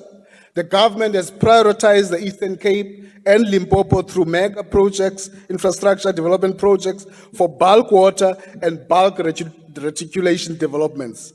The problem we need to address with urgency is ensuring that there is a consistent supply of clean water, as water interruption has an impact on the economy and the quality of life. The census has also indicated that internet penetration over the period from 2011 to 2022 has significantly increased due to technological development in the world, with over 60% of South Africans having an internet connection. Statistics South Africa also reported challenges faced in executing the Census 2022 under COVID-19 conditions. We applaud the resilience of Stats SA in ensuring the nation gets this valuable data, which will heighten efforts of transformation. The Western Cape DA, this Western Cape Rand DA, experienced delays which required multiple interventions. We also concerned about the discrimination experienced by Census 22 field workers in some instances due to racial connotations in the Western Cape, not in any other province. We condemn racial discrimination as it undermines our efforts to build a non-racial society. Let's go to the undercount. The net undercount, Honorable Dan and Honorable Majosi, of households at 30.49% was addressed through United Nations acclaimed methods to identify those who were omitted or counted more than once during census taking. It's a universal approach. A post-enumeration survey is an independent survey conducted immediately after census as part of the quality of the evaluation for the census. It evaluates the quality of census data by measuring the extent of coverage and content errors. The persons that were missed, listen to this, the persons that were missed were accounted for, and the account was adjusted. Just get it. The same UN methods are used to assure the quality of key variables and check the veracity of the data. The independent South African Statistics Council has also affirmed the validity of the Census 2022. Any attempt to discredit Census 2022 outcome is due to an unpatriotic desire from the opposition parties who do not want to acknowledge progress of this government. Just on that undercount, if I were to choose 3 provinces, you would have had an undercount in the Northern Cape due to vastness of that province. You had an undercount in KZN due to disasters. But listen to this. You had an undercount in the Western Cape, DA-run Western Cape, due to man-made problems in the Western Cape, where field workers could not go to white areas because they were black. This is the Western Cape. And in fact, if we're to go back to you just on housing, during the time when the ANC was running in this province, every year it built 42,000 housing opportunities. For 15 years, when the DA is running, it's only building 8,000 housing opportunities. Just see the difference. So we could have been more in terms of this issue of housing. The member who spoke about DA run is out now here. I wanted him to hear together with you. So that you must not try and trivialize and think that the good news must not be good news because it comes, the government that is leading is the ANC government. Honorable Danji, just take your seat for a while. I still have time. What point are you raising on, Honorable Whitfield? Will the Honorable Janchi be prepared to take a question? Honorable Danji, are you prepared to take a question? I just want to quickly do this and I'll give him that. And so that's the point I want to make, but also we welcome the work done by patriotic South Africans and the fact that there was a donation of 139,000 tablets to schools in different provinces done by Stats SA. Just before I take the question of that member, listening to the EFF and the colleagues who are in the committee will say that, Honorable Mani, I missed the points that you raised there. It looked like it's a different, it's either you went there without a mandate, that such a speech today is completely different from the critical issues that you would have raised. I was looking forward to that. But what I got here was something completely different from the EFF. Amen, man, please. Whitfield, what is your question? Unfortunately, your time is up. Thank you very much. Right, House Chair, I've got the question ready. Does the Honourable Janchi know how many million South African children are currently starving? Honourable Whitfield, the member's time is up, unfortunately. Honourable Minister, your time to close the debate. Thank you, Honorable House Chair. Let's start by acknowledging and appreciating that everybody agrees that the census data is reflective of the situation in South Africa. Even the Honorable Kharube acknowledges that. She then goes and claims that the developments are in spite of government, but she forgot to check the performance indicators that are measured by Census 2022. It's water, access to electricity, access to health, housing, education, refuse removal. Do I need to point out that majority and bulk of those are delivered by government? Therefore, it is with this government that has delivered, the ANC has delivered a greatest performance.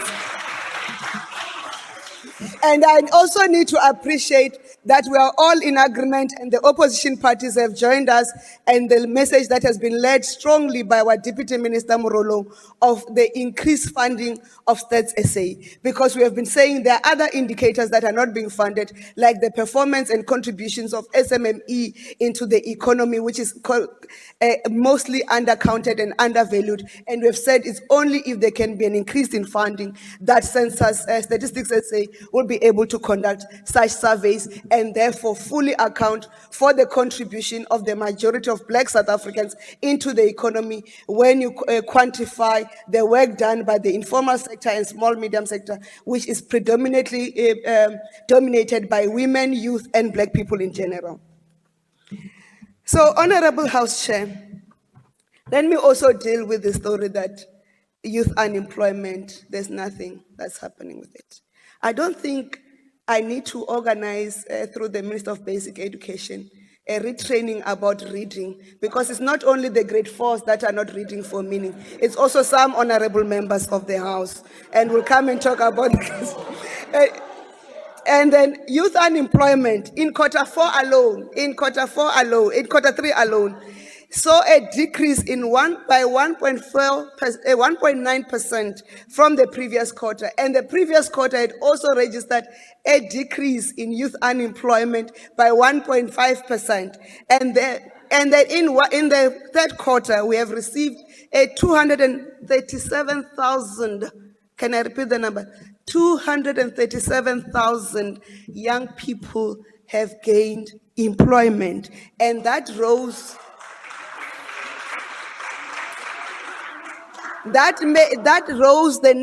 total number of employed youth in the country to 6 million youth in employment. And it's not me, it's the quarterly labor force survey, quarter 3. We must read it in its completeness. And correctly, the so-called Western Cape grade performance must be measured correctly, Honorable Kwarube, by the progress of our poorest and weakest. They say we're as strong as our weakest link. And let me just take one indicator, and this was raised by Honorable Sheikh Imam. Informal dwelling in the Western Cape was 16.7% in 1996 and has declined to only 11.1% in 2022. The reason for such a slow decline is because those affected by informal dwelling are located in Langa, in Nyanga, Kayalicha, Guguletu, Delft, Elsis, Nordwalk, Michel's Plain, Valhall Park, Pelican Park, Imzamo Yetu, in Hod Bay, amongst others. Why? Because where the DA it governs to improve the lot of white people only and the rich. And where do they come from? They come from South Africa. They are South Africans. We have one country. And immigration, you are not even the largest in the Western Cape recipient of immigration. Gauteng is the largest that receive immigration. So where do they come from? It's because you believe that in South Africa, other category of people are called foreigners when they come from another province. No, we are all South Africans and we are equal.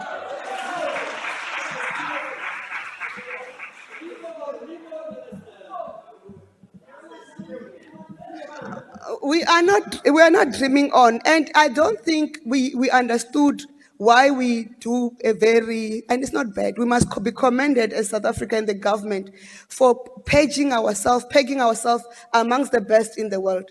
South Africa, in terms of educational tests and statistics and assessment, we're the only developing country that participates amongst other developed world in terms of measuring the performance of our learners. We are measured against Australia, Canada, the United States of America, Europe. And when we come last, it's not because we are the worst. We are competing with the best in the world, and that shows that we are not settling for less. We challenge ourselves to deliver higher and push ourselves higher. And it shows that we don't want to tell ourselves lies. We don't want to claim easy victories. Our goals are the highest and are set against the best. And we must tell you that even with the registration numbers that you've seen with the young people who are registering, they acknowledge that they've gone to school funded by NEFSAS. They have gone to school, and NEFSAS did not only fund their education, it funded their accommodation, it gave them food, it gave them transport, and everything to enable them to get work and be equipped for the future. And with that, young people understand that as opportunities for employment and also opportunities to start creating their own businesses, young people of South Africa will remain supporting and voting for the ANC. Thank you. Thank you.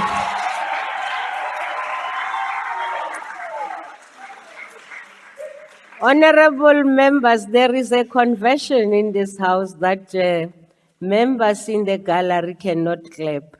Unfortunately, it's a member sitting there. I mistaken you for that. I don't think the chief whip gave you the permission to sit in the gallery. As we proceed, I will ask the secretary. That concludes the responses to the statement. Thank you. I will ask the secretary to read the first order. Consideration of budgetary review and recommendation report of Portfolio Committee on Home Affairs. Thank you very much. Before I call on the chief whip, may I recognize you? Thank you, Honorable House Chairperson. I move that the report be adopted. Thank you very much. There's been a request for declarations. Let me just remind members, all the budget review recommendations report is only 2 minutes each party. So let's agree to that. And may I now call on the DA?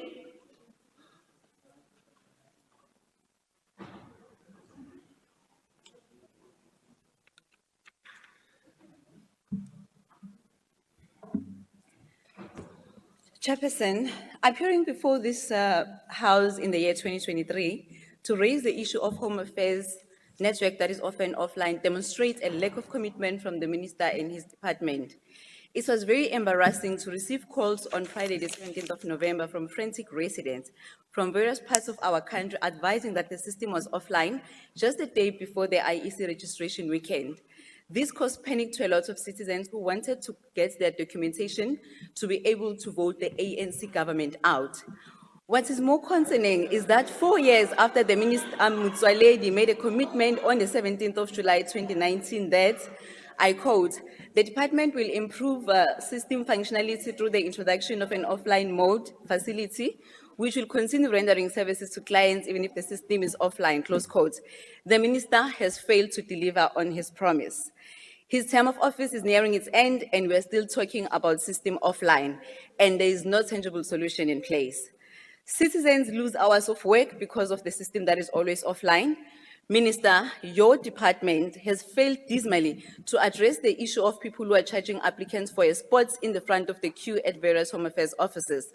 Those who can afford to pay who cannot afford to pay will always be pushed back to the queue.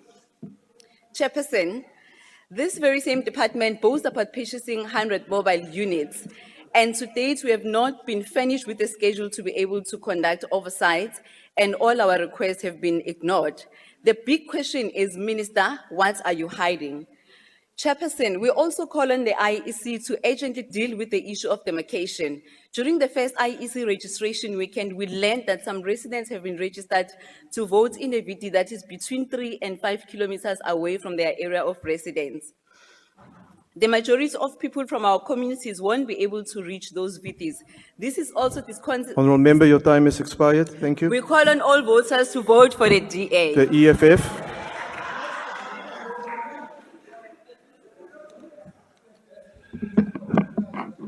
Thank you, House Chair. House Chair, the EFF rejects the budgetary review and recommendation report of the Portfolio Committee on Home Affairs. The reality is that the Department of Home Affairs is one of the worst run departments in the country. Almost all the offices across the country are lined with snaking queues from morning till afternoon. because of inefficiencies and inability to deliver services promptly. Applications for IDs, birth registration, and asylum applications take months to be finalized. The asylum and refugee units within the department are breeding grounds for corrupt men and women. The minister has known about these problems for years, and to date, he has not initiated a single program to deal with the inefficiencies of the department. He just makes noise and has no impact whatsoever on the work of the department. The greatest crime of this department, however, relates to its failures to ensure that all eligible South Africans have identity documents. Thousands of our countrymen and women in rural areas do not have ID documents. This leaves them outside of the benefits due to citizens in the country. They cannot vote and they cannot access other benefits. Lastly, the department must rein in the IEC and stop them from using ANC comrades at SATU to preside over elections. Those are not people capable of presiding. They only know about papsak and voter fraud. The elections next year will be the most important since 1994, and we must do all in our power to ensure that they are free from manipulation and that the EFF's election doesn't get stolen by this ANC or the DA here in the Western Cape. Thank you very much. We reject this report. The IFP.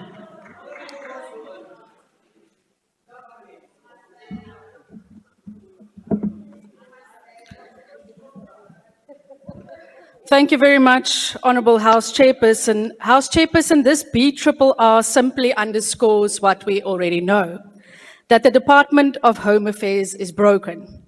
This department has been crippled by corruption, a lack of fit-for-purpose staff, doesn't have an adequate budget, and it's been unable to modernize. It is notorious for its long queues and its systems being offline. The recent spotlight on hijacked buildings, cross-border crimes, zama-zamas, and illegal businesses run by illegal foreigners who sell poisonous goods to our children has once again confirmed that this department has overseen the collapse of the immigration system. This was affirmed by our minister, who recently said that his department has got absolutely no idea how many foreign nationals are within our borders. Imagine a Department of Home Affairs not knowing how many foreign nationals are moving inside of our borders. It's an absolute disgrace.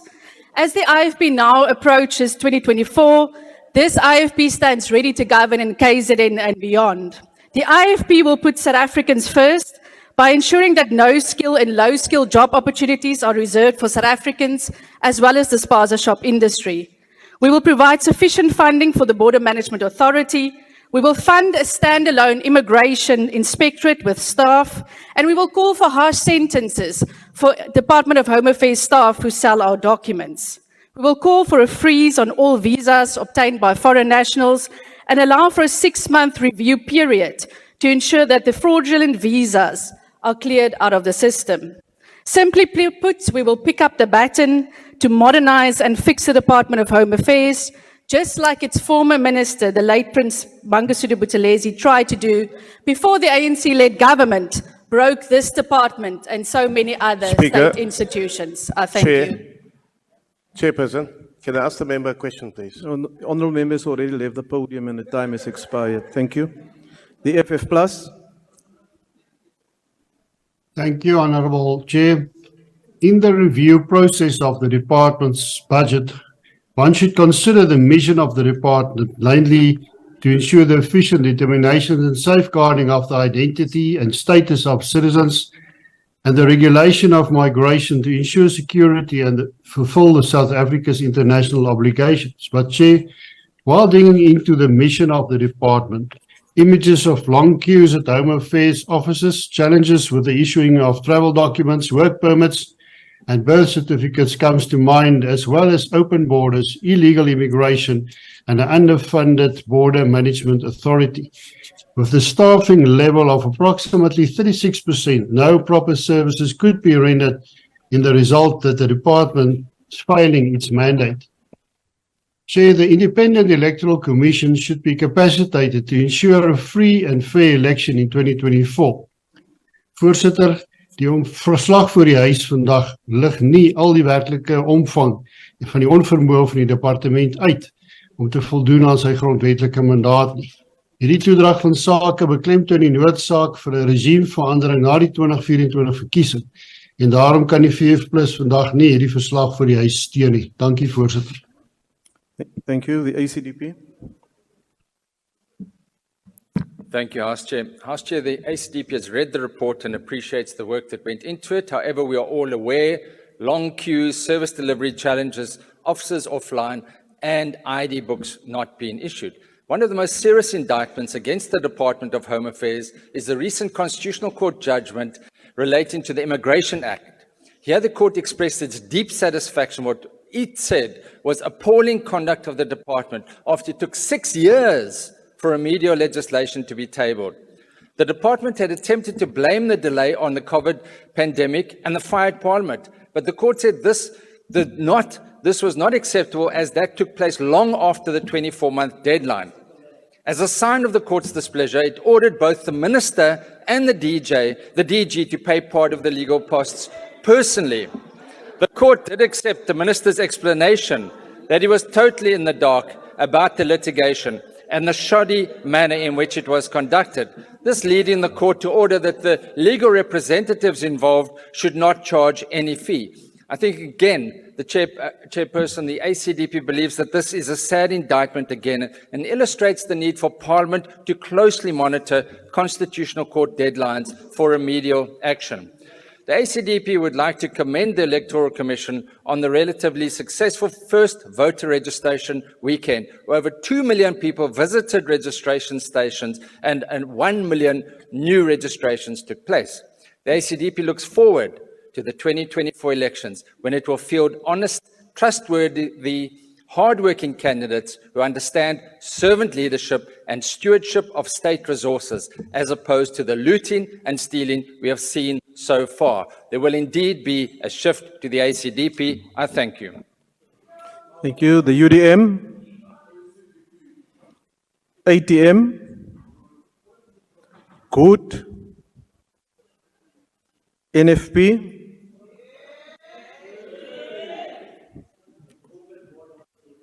Thank you, Chairperson. Let me start off by hoping that the Department of Home Affairs will ensure stringent conditions are put for visas for Israelis wanting to enter South Africa, given their barbaric conduct in Palestine.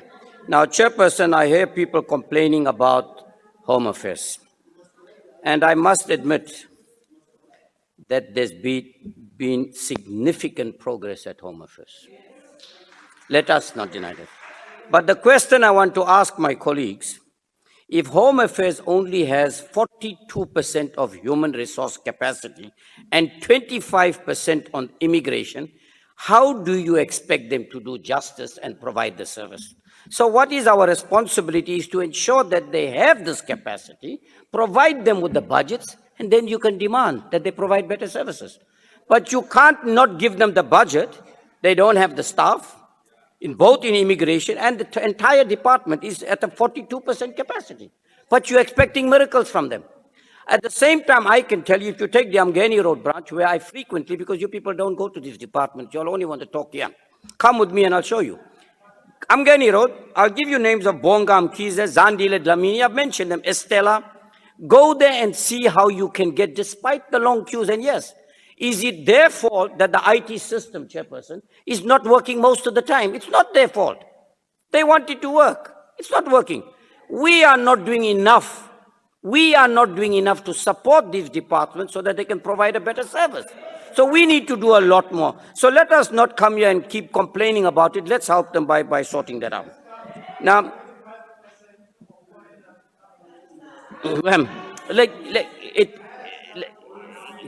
whether Honourable it's Member. foreigners, sorry.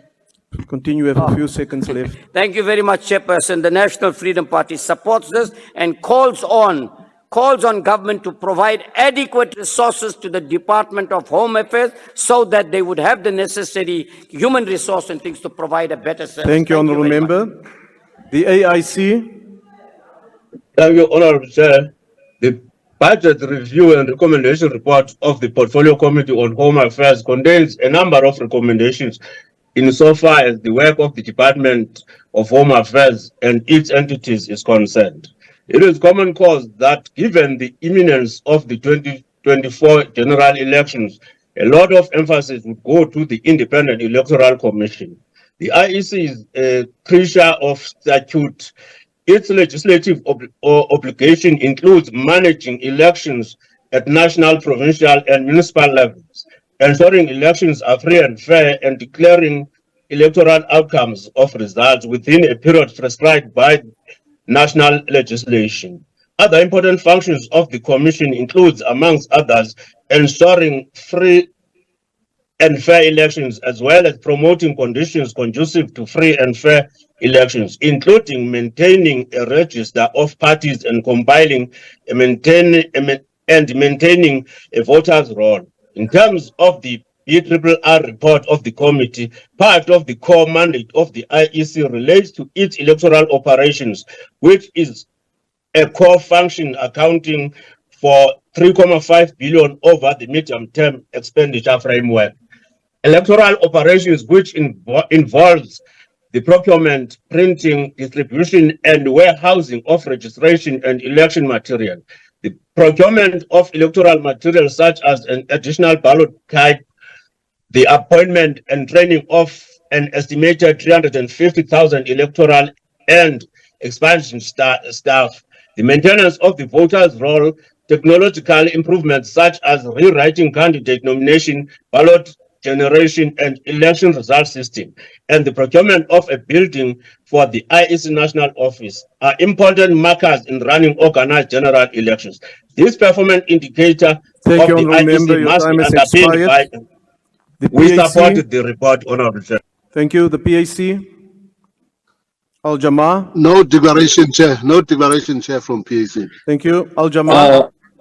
Thank you very much, Honorable House Chair. Honorable House Chair, the Minister of Home Affairs, Dr. Aaron, the Chair of the Portfolio Committee on Home Affairs, and the Department of Home Affairs Director General has restored the dignity of Muslim women and children by making it easy to put the nikah, that's a Muslim marriage, on the National Population Register with an entry on the South African marriage certificate that this type of marriage is a Muslim marriage. 5 parliaments failed, but the 6th parliament has done the country proud. Now Muslim wives are no longer regarded as whores or prostitutes, and Muslim kids are no longer regarded as bastards. The minister went the extra mile and saved Muslims costs, and they no longer will have to do notarial deeds and marriage contracts because their marriages are out of community property, saving them up to 10,000 rand. This is very helpful for indigent Muslims. Also, the entry on the death certificates can be changed from never married to married. Surviving spouses can also now get South African marriage certificates. This is a success story because of a minister with a heart. Al-Jama supports the budgetary review that we've now been presented by Home Affairs. Thank you very much. Thank you. The ANC.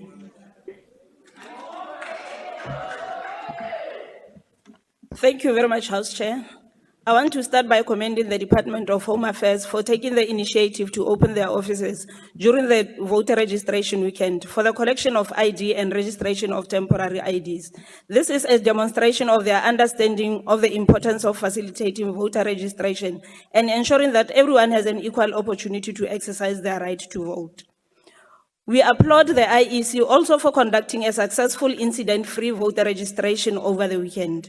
We urge young people to register to vote and be part of the coming elections, in line with the IEC elections theme, Your Democracy, Own It.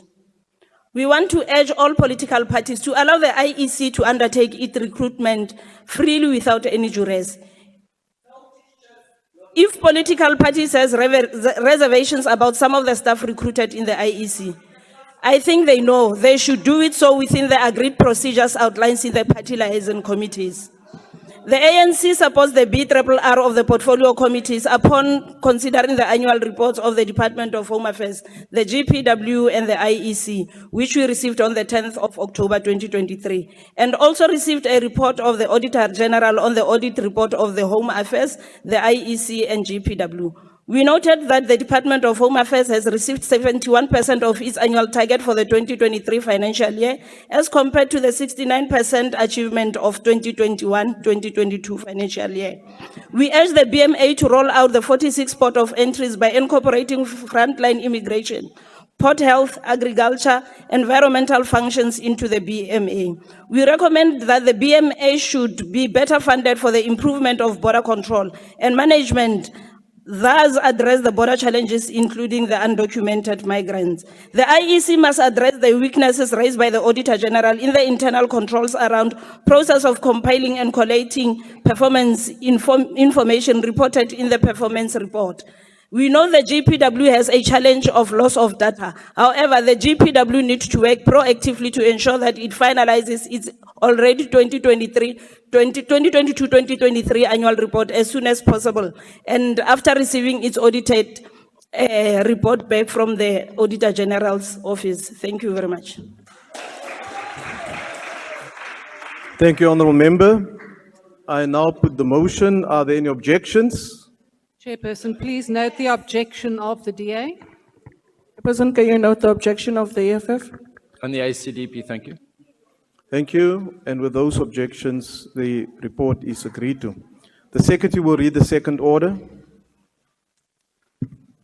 Consideration of budgetary review and recommendation report of Portfolio Committee on Tourism. I now recognize the Honourable Chief Whip of the Majority Party. Thank you, Honourable House Chairperson. I move that the report be adopted. Thank you. There's been request of declarations. I now recognize the DA.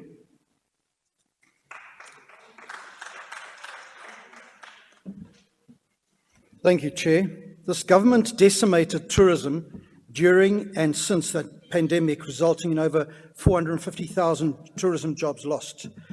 Government has since sat on its hands doing nothing to fix this. The portfolio committees, as well as my own oversight visits, consistently revealed a plethora of tourism sites which are either difficult to access, were unsafe, dilapidated, unmaintained, derelict, and or abandoned. Here too, government continued to sit on its hands. All members of the portfolio committee agree that we need to encourage, grow, and develop tourism in rural areas, townships, and villages. However, this will only happen if this government ensures the required infrastructure that will make this happen in the first place. Tourists will visit these areas only if there is a means to get there, are comfortable and safe when they do get there. Infrastructure such as good roads, access to water and electricity will ensure that new tourism opportunities occur because the infrastructure is in place. Government should create an environment that will make it more attractive and conducive for businesses in the sector to grow and develop. Of particular concern is the Auditor General indicated that financial statements were not prepared in accordance to the PFMA. Additionally, the department did not disclose information that the Auditor General had reported. When it comes to South African tourism, the main concern is a dysfunctional board, an entity that is facing a leadership crisis and operating with the top leadership all in acting positions. This has an impact on the delivery of South African tourism, and the Minister's urged to pay special attention to fix this. However, there's hope, because next year all this will be rescued when the DA takes over as government. I thank you. The EFF. Thank you. No, ndolibuwa. Vathu va Fontaine, Maila, na Vhembe ḽoṱhe vha khou vhudzisa uri vha ḓo dzhenelela hani kha vhubindudzi ha vhuendela mashango kha vhupo ha Vhembe ngeno hu sina maḓi. Vhaendela mashango vha hone vha ḓo nwa mini, vha ḓo ṱamba nga mini. Fontaine na Tshitandani ri khou gwedzha dzi toilet nga mabakete zwi khou vhavha nga maanḓa. Nṋe ndo rumiwa fhano phalamendeni nga vhathu vho voutelaho EFF na vha songo i voutelaho vhene vha ri zwa zwino vha ḓo i voutela ngauri ndi yone i no ḓa ya vha ambela fhano phalamendeni. Vhathu hupfi ndi ḓe ndi vhudzise uri maḓi a Nandoni a ḓo swika lini vhathuni ngauri zwa u tshimbidza mabindu a tourism zwi ṱoḓa maḓi. Tim Harris, a dear former member of parliament, is abusing black professionals at South African tourism. This guy was deployed by DA to work in Patricia de Lille's office when she was the mayor of Cape Town, and today she appointed him to chair the South African Tourism Board, the interim one. DA racism is very much clear at South African tourism. The first thing that DA that Tim Harris did when he arrived at South African tourism was to take all powers of authority from black professionals, because according to his DA racist mentality, a black person cannot perform independently without the supervision of the white person. Minister de Lille is not appointing the full board because she is enjoying the racism that is taking place at South African tourism. As EFF, we say all senior posts must be filled and a full board must be appointed instead of a 3-member board of DA friends of Minister Patricia de Lille. Tourism is an economic strategic sector which the ANC has surrendered to DA's Tim Harris. As EFF, we do not support this report. Thank you. Thank you, Honourable Member. The IFP. Thank you, Honourable Chairperson. We must discuss crucial issues surrounding the performance of South African Department of Tourism and its entity, SA Tourism. The challenge faced by this entity directly impacts how the budget for tourism portfolio is utilized. It is crucial that we explore the governance and operational issues affecting the effective function of these bodies. While the Department of Tourism received an unqualified audit opinion with non-compliance finding for the 2022-2023 financial year, it is disheartening that there has been no improvement from the previous year, persistent until findings on compliance with their legislations are concerning. The IFP is on the view that the cleaning issues needing immediate attention is the prevalence of vacancies within the department. The absence of key personnel raised questions about the expertise needed for compliance with legislations. The agents of SA Tourism to finalize this board appointment could not be overstated. The board must be strongly of expertise, ensuring accurate financial statements, aligning with the reporting framework. Procurement practices must also be critically examined and redefined to enhance transparency and efficiency. In conclusion, while the challenge facing by the South African Department of Tourism and SA Tourism are significant, they are no insurmountable. It is our collective responsibility to address these issues directly, fostering renewal commitment to effective governance, transparency and cooperations. By doing so, we can pave the way for vibrant and thriving tourism sector benefit all South African. The IFP do support the report. Thank you. The EFF Plus.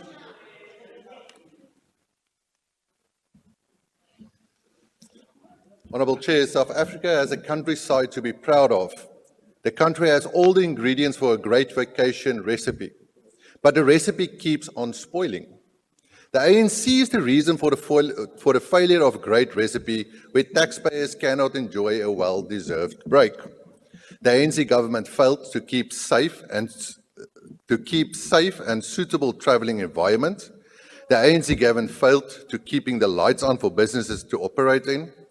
The ANC government failed at local government keeping the environment clean and neat. The ANC government failed at keeping the enjoyable water resources like that of rivers and dams clean and safe. The ANC government failed at ensuring security and peace of mind while taxpayers aren't at home or at the vacation destination. The ANC government failed at keeping a growing economy so that those that work hard can afford a vacation break. The ANC failed at job creation, enabling more people to go on vacation. Honourable Chair, the ANC was successful in creating a country where poverty increased, corruption increased, fraud increased, economic decline, environmental pollution, and a general decay of a potential great country. The governance of the ANC is the part of the recipe that went bad. Only the opposition will be able to rebuild a country nearly destroyed by the ANC. In the 2024 election, the people of the country must choose to rebuild and get rid of the ANC that isn't capable of governing. The ANC is the rot that needs to get rid of to make a successful recipe. Thank you, Chair. Thank you. The ACDP. Thank you, House Chair. House Chair, the ACDP takes note of this report. Tourism is slowly recovering after one of the world's hardest and longest COVID-19 lockdowns. And for tourism to grow, tourists need to be safe in the country. The recent attacks on tourists to the country are deeply concerning. Far more needs to be done to protect our citizens and, of course, tourists. One of the greatest concerns is the state of governance at SA Tourism, where 8 of 12 tourism board members resigned between the 6th and 8th of April this year, after which the board was dissolved, and an interim board was appointed on the 21st of April by the Minister. These governance challenges at SA Tourism must be resolved. One of the recommendations in the report is a cost-benefit analysis of merging SA Tourism and Brand South Africa, and this is something that needs to be considered. The ACDP also commends the Minister on a swift action when the concerns about SA Tourism sponsoring Tottenham Hotspur Football Club at a tune of a huge amount of 910 million rand. And that intervention from the committee and the Minister's intervention led to that being that the proposed deal had been stopped. The ACDP believes that there are a number of issues which can continually be raised by the Portfolio Committee, by the Minister, so that tourism in the nation can reach its full potential, which is not only job creation, but also collecting revenue from foreign tourists that come to the country and, of course, domestic tourism as well. I thank you. Thank you, Honourable Member. The UDM. No declarations, Chair. Thank you. ATM.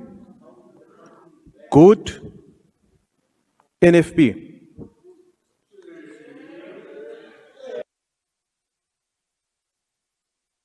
Thank you, Chairperson. Let me start off by saying that Palestine has a rich cultural heritage, profound history, and natural beauty.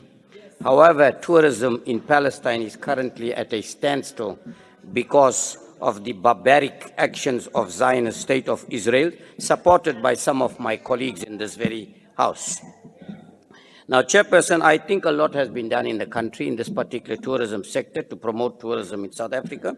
However, the ailing infrastructure, the high levels of crime is having a negative impact in terms of tourists coming to the country. If you take the Western Cape particularly, where a lot of foreign tourists emerge, and if you look at the latest crime statistics, it's certainly a deterrent. People will not want to come here to the Western Cape, even though we have such beautiful spaces in the entire Western Cape, particularly the city of Cape Town.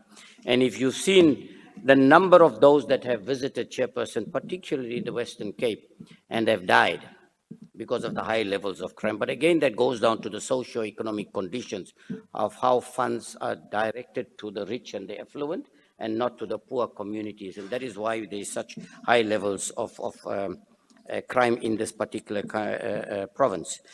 We must thank the department for, of course, putting a stop, of course, to the sponsorship to Tottenham Hotspurs. I think indeed that is the right thing to have done. And then further to that, we find that the out-of-court settlement that resolved the interdict against the implementation of the 1.2 billion tourism equity fund and the intervention by the community, as I said and spoke about the issue of the Tottenham Hotspurs, augurs well for the department. More importantly, I think the Auditor General have raised certain concerns. We're calling on the department to deal with this, particularly the senior management, which has not been sufficiently. Thank you, Honourable Member. Your time has expired. We support this budget report. Thank you. Thank you. The AIC. No declaration, Honourable Chair. Thank you. Cope. PAC. No declaration, Chair. Thank you. Al Jama. Thank you very much, Honourable House Chair. Honourable House Chair, the DA cannot be allowed to take over government. Joburg was under white rule and we saw how they messed it up. We cannot allow South Africa next year to be under white rule. Just imagine Honorable Steenhuisen to be the only white person to be president of an African country. Order, honorable members, order. And what Continue, Honorable government will Hendricks. stand with Israel and genocide and take pride in killing babies and march frogging captives naked like they did during the Holocaust? Al-Jamaa is doing his best to save Joburg from white rule, whether it is Action SA or DA. Al-Jamaa works in 50 villages. More must be done to upgrade huts to 7-star status, and I want to engage with Minister and the Deputy Minister to do so in Mapami village, which has a seaside and an ocean teeming with fish. Deputy Minister Kapa gave them a fishing vessel. Minister Delol, please help here. We support this budget review. Thank you very much. Thank you. The ANC.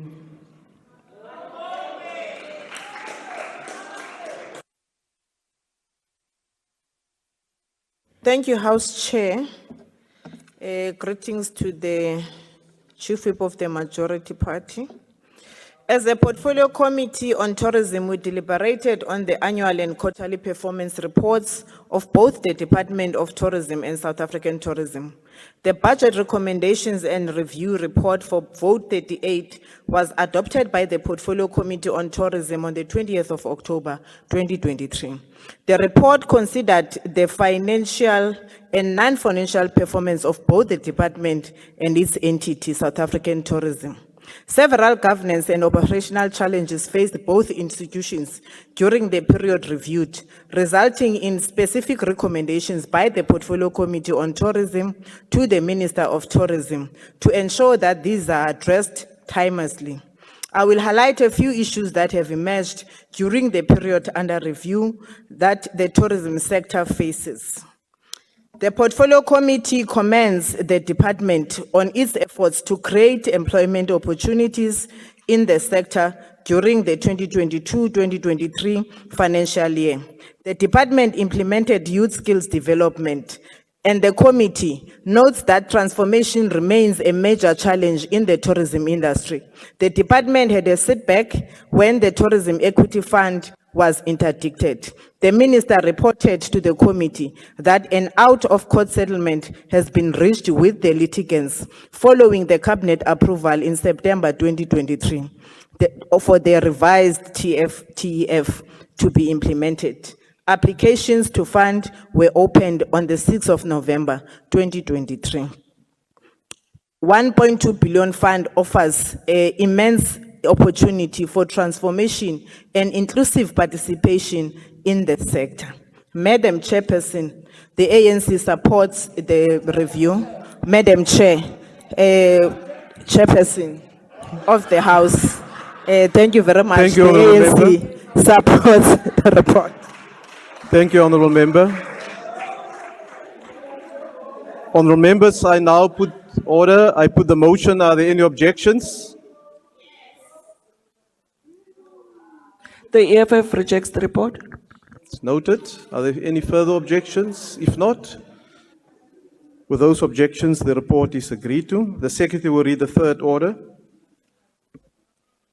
Consideration of budgetary review and recommendation report of Portfolio Committee on Public Service and Administration on Vote 7 of National School of Government Annual Report for 2022-2023 financial year. I now recognize the Honourable Chief Whip of the Majority Party. Thank you, House Chairperson. I move that the report be adopted. Thank you. Request for declaration of vote has been received. The DA.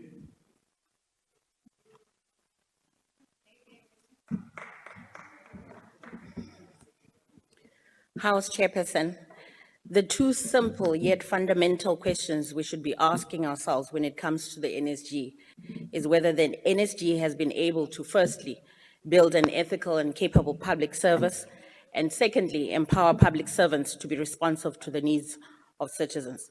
House Chairperson, we remain unconvinced that the education and training interventions that the NSG presently has on offer are doing a sufficient amount to build an ethical and capable public service and at the same time empower public servants to be more responsive and sensitive to the needs of citizens.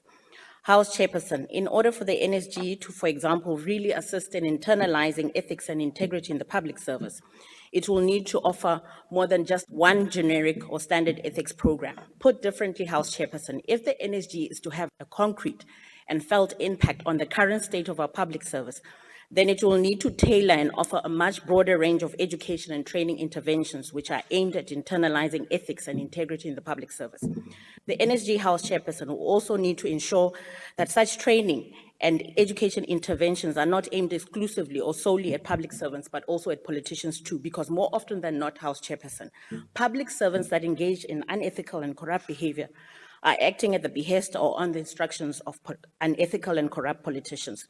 Therefore, House Chairperson, as long as we continue to bemoan and lament the corrupt and deplorable state of our public service, public servants that are unresponsive to the pressing needs of our citizens and sometimes desperate needs of our citizens, then the clean audit outcomes achieved by the NSG will most definitely not be worth celebrating. I thank you.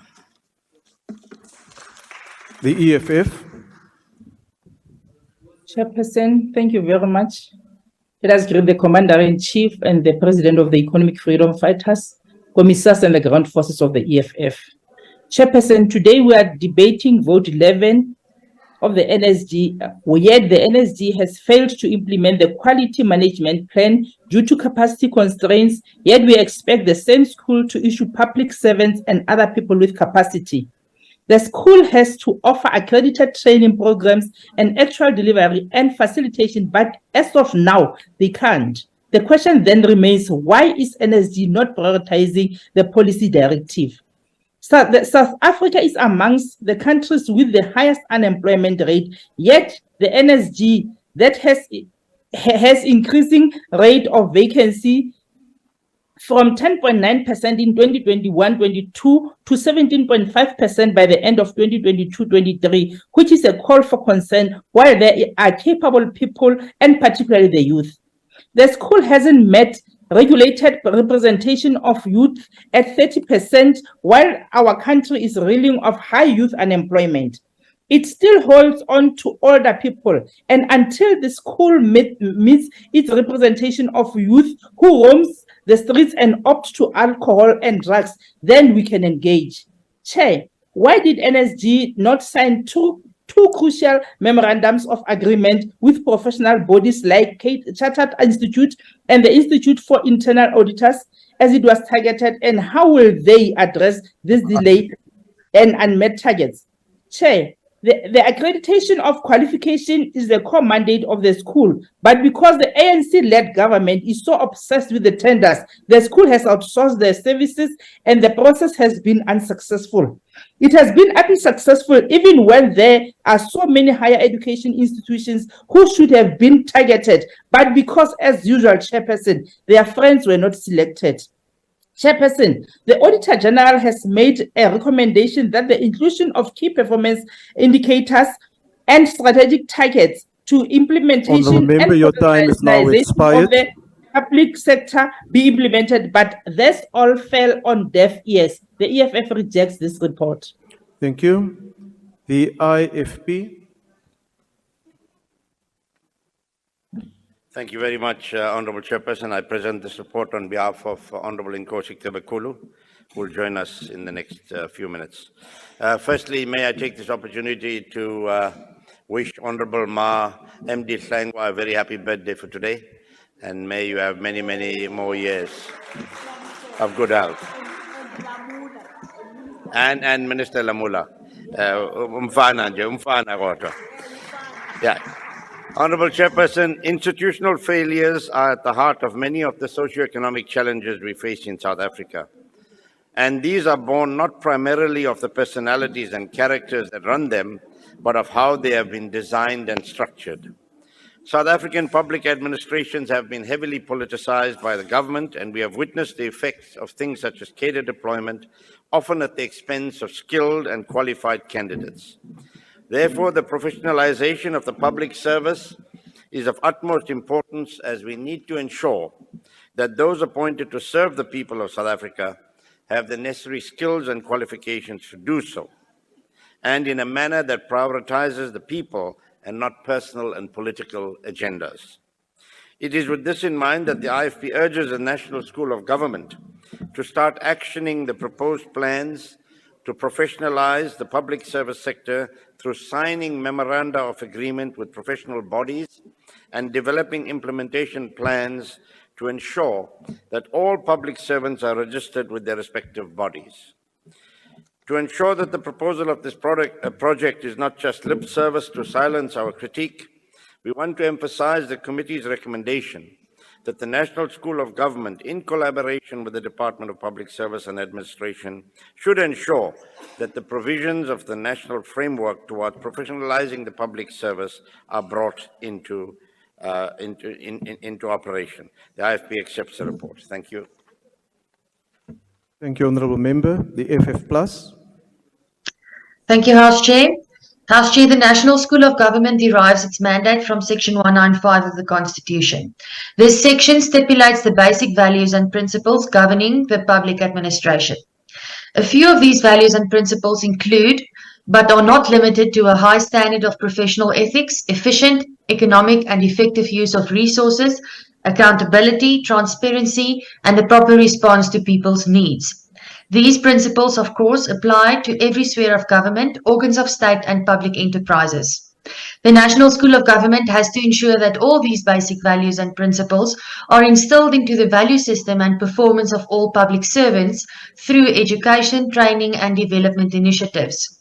Dit alles in ag genome en sonder om te veralgemeen, duik die gesegde, mens kan 'n perd tot by die water bring, maar jy kan dit nie maak drink nie, dadelik by 'n mens op.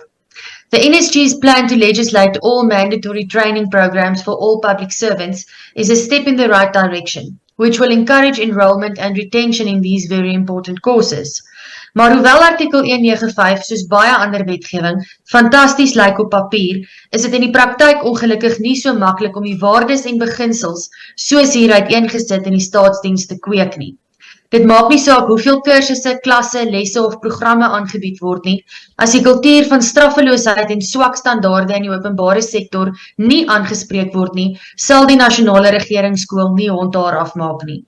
The committee also observed that accountability within the school is improving with responsible leadership and management, and that example, House Chair, may actually go much further than any course content ever will. I thank you. Thank you, Honourable Member. I now recognize the ACDP. No statement. Thank you, Chair. No statement. The UDM. ATM. Good. NFP.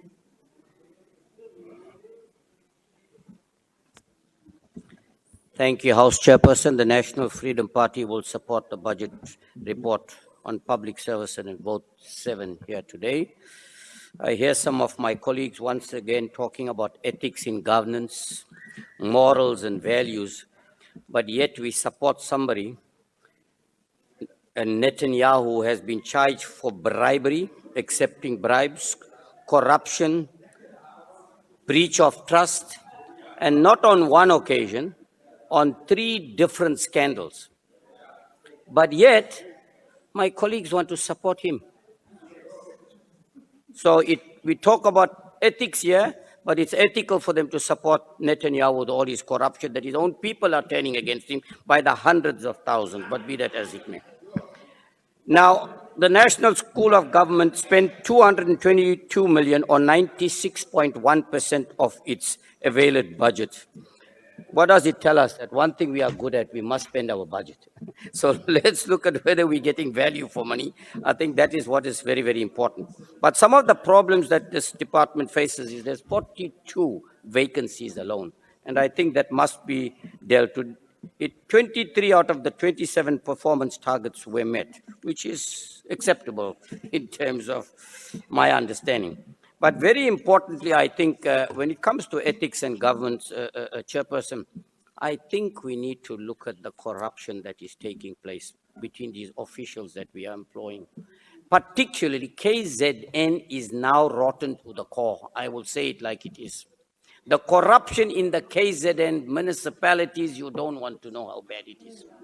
And they're the ones who talk about good governance, yes. So I think, Chairperson, something must be done. What is the purpose of this municipal public accounts committees, all these things, which they control in any case and hide everything? I think we need to look at. So when we come here and talk about ethics and values and morals, please can you apply it and implement it in your own municipality, wherever you govern. The NFP supports this report. Thank you very much. Thank you. The AIC.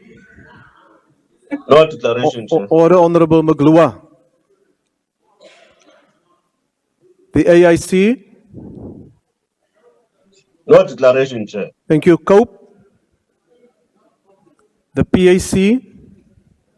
No declaration, Chair. Thank you. Al Jama. Thank you very much, Honorable House Chair. Honorable House Chair, BASCAP is the ethos of the DA wherever they rule. The public service must be a professional outfit and not a BASCAP unit. The DA where they rule want to put in place a police state, and we thank the Minister of Police for not giving them more power. Where there is one party rule, public servants are bullied. This is not the case in the city of Joburg, where 9 political parties rule under the leadership of Al Jama. Next year, Al Jama will lead wherever it is called upon to do so, as it fights a return to white rule, a return to apartheid, and a return Order, to the honorable support members. Order.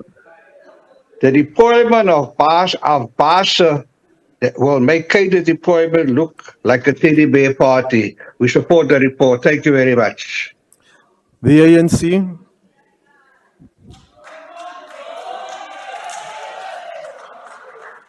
Thank you, Honorable House Chair. Honorable House Chair, the National School of Government is vital in developing skills and enhancing the state's capability. The school plays a pivotal role in advancing the professionalization framework, which is a priority to strengthen the public service. For the year under review, the school has exceeded its performance targets. The school exceeded the target on the revenue generated from the trading account from 101.3 million in the previous year to 115 million revenue in this financial year. It is a sign that the school is striving towards becoming self-sustainable. The prepaid method of revenue collection is yielding the intended results. The school should be supported to increase its capacity and impact. The school has the introduction of the ethics course and its uptake by civil servants. The school has introduced an ethics course for public servants to acquire the competencies and moral legitimacy of their decisions, enabling them to apply ethical principles and values in business decision-making. The school has been advancing the process of signing the memorandum of agreements with the professional bodies and developing the implementation plan to ensure that all public servants are registered with their respective bodies based on profession. The professional bodies should assist the government in inculcating ethical values and maintaining professional standards in the public sector. The school has developed multiple memorandum of agreement. Honourable Member, your time is now expired. Thank you. The ANC supports the budget review and recommendation report. Honourable members, I now put the motion. Are there any objections? Chair, please Can note you the please note objection the of the objection? DA. The DA, Can you please note the objection of the EFF? EFF, are there any further objections? And of the FF plus, please, Chair. FF plus. Is there anyone else? With those objections, the report ACDP is as well, agreed Chair. to. The ACDP as well. thank ACDP as well. The Secretary will read the fourth order. Consideration of budgetary review and recommendation report of Portfolio Committee on Public Service and Administration on Vote 12, Public Service Commission Annual Report for 2022-23 financial year. I now recognize the Honorable Chief Whip of the Majority Party. I move that the report be adopted. Thank you, Chair. Thank you.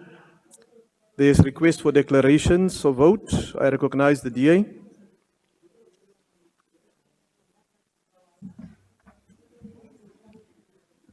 House Chairperson, we had hoped that the PSC would be allowed to exist and function as the watchdog of our public service and constantly keep it in check. However, that hope was completely dashed on the 6th of June, 2023, when this House, despite fervent opposition from the DA, recommended an individual whose sole competence and experience is that of being an ANC cadre for appointment as National Commissioner to the PSC. What this House in effect did on that fateful day, House Chairperson, by recommending yet another cadre for deployment to the PSC, was to transform what is essentially a knowledge-based institution into a political institution. House Chairperson, the PSC is now so compromised and politicized that even if this House was to take a resolution today that the PSC bill, which is touted to give the PSC greater independence and power, be adopted, this particular bill will, for all intents and purposes, do very little or nothing to alleviate and remedy the damage that's already been done to the independence and the impartiality of the PSC by cadre deployment. House Chairperson, we are also concerned that the position of Provincial Commissioner in Mpumalanga Province has been vacant since the 1st of April 2019. As such, we look forward to the committee intervening in this regard by requesting the Speaker of the National Assembly to engage both the Speaker of the Provincial Legislature and the Premier in that province on the filling of this vacancy as a matter of priority. We know that this may be wishful thinking, House Chairperson, but we genuinely hope that once this vacancy is filled, it will be filled by an individual who has been appointed solely on the basis of merit and not by virtue of him or her being an ANC cadre in need of deployment. I thank you. The EFF. Chairperson, thank you very much. Chair, the Public Service Commission must promote constitutional.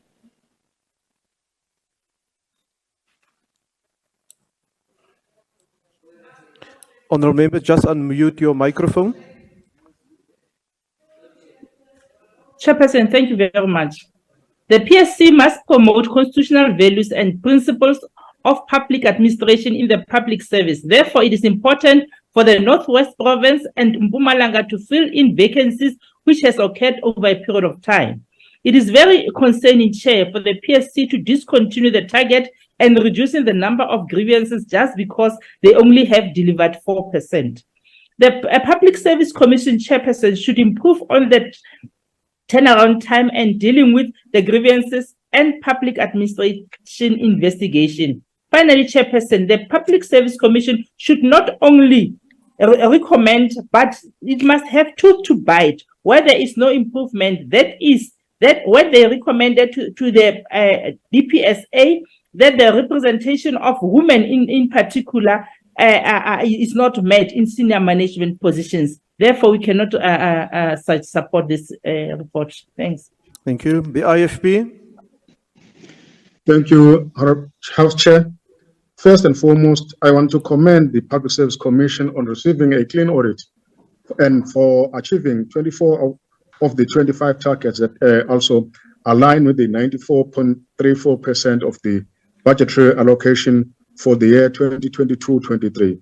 This comes as a breath of fresh air, as it indicates that targets were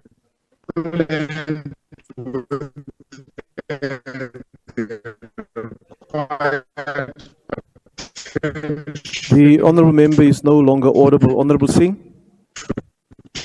No, thank you very much, Chair. If I can just proceed. The Honourable Tebekulu, you are not audible. Monitoring and evaluation of the Parliament. I'm requesting the Honourable Singh. I'm requesting the Honourable Singh to complete your speech on your behalf. You are not audible. Please proceed, Honourable Singh. Thank you very much. He did alert me, but then I was surprised that he came on. He was on the second paragraph where he was going to say, however, one has to express concern about the crucial vacancies that have been left unaddressed for prolonged periods. And the Honourable Member before me also indicated that the vacancy of the Provincial Commissioner in Mpumalanga, which dates back to the 1st of April 2019, is simply unacceptable. Considering that the role and function of the Commission is to promote the constitutional values and principles of public administration in the public service, we cannot afford to not have commissioners in all of our 9 provinces. Therefore, we call upon the officers of both the Premier and Mpumalanga, and I understand Western Cape, to start making these vacancies a priority. Considering this, the IFP is in support of the development of a framework on the renewability of the commissioner contract, and we believe that a framework of this nature will provide a tool with which to measure the performance of individual commissioners and provide a means of determining which commissioners are eligible for renewal of the contract. In this way, we'll also be able to keep some form of continuity and experience within the Commission. The IFP accepts the report. Thank you, Chair. Thank you, Honourable Member. The FF Plus. Honourable House Chair, the Public Service Commission, mandated by sections 195 and 196 of the Constitution, which include the values and principles that are expected of the public service, has the primary task to promote a high standard of professional ethics in the public service. The Committee on Public Service and Administration noted and even compliments the Public Service Commission for achieving almost all set targets of the annual performance plan for the 2022-23 financial year, as well as spending 94% of its overall budget. The PSC had 25 targets and 24 was met. Yet the South African public service remains extremely unprofessional, unethic and corrupt. Net soos die nasionale regeringsskool wil dit voorkom of die openbare dienste kommissie ook nie hond haar afmaak in die staatsdiens nie. Hoekom nie? Want planne op papier en die werklike implementering daarvan verskil hemelbreed. Woorde wek, maar dade strek. For instance, there is an identified shortcoming with regards to the PSC's direct relationship with human resource directorates or units of departments. In order to identify ongoing loopholes in terms of human resource practices in the public sector. Yet the PSC already has the power to issue directions regarding compliance with personnel procedures relating to recruitment, transfers, promotions and dismissals. How does the PSC give effect to this power if it is currently unable to identify loopholes in terms of human resource practices? And that leaves a question mark over the PSC's actual achievement of its targets, and whether or not the set targets are the correct targets to give effect to the actual mandate of the Commission. Here we have an oversight body, 'n waghond wat 'n hoë standaard van professionaliteit en etiek in die staatsdiens moet bevorder, maar hierdie waghond het nie tande nie, en 'n waghond sonder tande is nutteloos. Ek dankie. The ACDP. No statement, thank you, Chair. Thank you. The UDM. ATM. Good. The NFP.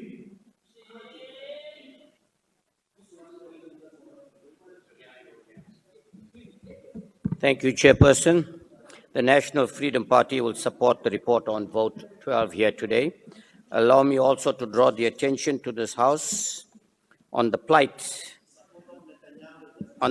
of the people of Palestine, where when food aid and medicine has to go through to the borders, the IDF search every container. And in searching every container, they remove all the medicine, anesthetic, and the food. Honorable Sheikh Imam. Thank you, Chairperson. Take your seat, please. Why are you rising, Honorable Member? On a point of relevance. Honorable Members, I can't hear the Honorable Swart. Chairperson, it's a point of relevance of the debate before us. I'd ask you to rule in that. It has been raised a number of times today. Thank you, Chair. Thank you, Honorable Members. Honorable Sheikh Imam, let's concentrate on the item in front of us. Thank you very much, Chairperson. The truth hurts, certainly does, right? Okay. The Public Service Commission spent 94.38% of its budget. Second point is that the Public Service Commission had 25 targets and reached almost all of them, 24 of them which was actually achieved. There were 430 complaints on the database, of which 68% were finalized. Now, one of the serious concerns that appear here is the disclosure forms, Chairperson. many people are still not declaring their interest in business and other sectors, and I think there is and appears to be a serious concern expressed by the Public Service Commission, and they also express concern about complaints from service providers wanting where they have to pay bribes to get paid for monies that are due, owing, and payable to them. But one of the most important things that this commission has identified is the number of people, employed officials, that are not fit for purpose or underqualified to carry out this position. So the National Freedom Party supports this report, but believes that we need to capacitate and ensure that we have people that are employed in these structures, not based on their friend, and let us not believe that... Honourable Member, your time is now expired. Thank you. The AIC. COPE. PAC. No declaration, Comrade Chair. Thank you. Al-Jamaa. Thank you, Honorable House Chair. Al-Jamaa supports the report. Thank you very much. Thank you. Honourable members, I now put the motion. Are there any objections? Please note My apologies. the objection My of the- apologies. Please note the objection. I apologies. The ANC. Chair, please note the objection of the No, DA. I'll come back to that. I'll come back to that. I made a mistake. I first giving the ANC an opportunity. Chairperson, thank you. All protocol is observed. The democratic dispensation gave birth to quite a number of chapters for the restoration of the previously disadvantaged people's dignity. PSC is a Chapter 10 institution enshrined in the Constitution. It is independent, impartial, and therefore exercises its functions without fear, favor, or prejudice in promoting basic values and principles governing public administration. Thus, no organization or organ of state may interfere in this regard. The Public Service Commission achieved almost all set targets of the annual performance plan for the 2022-2023 financial year, achieving 24 of the 25 targets. We commend the work that the commissioners do to ensure public service. The Commission has focused on developing a legislative framework to enhance its execution of the mandate of the Commission and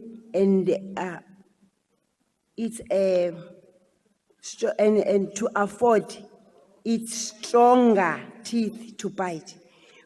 The Commission has prioritized a focus on discipline management, which is critical.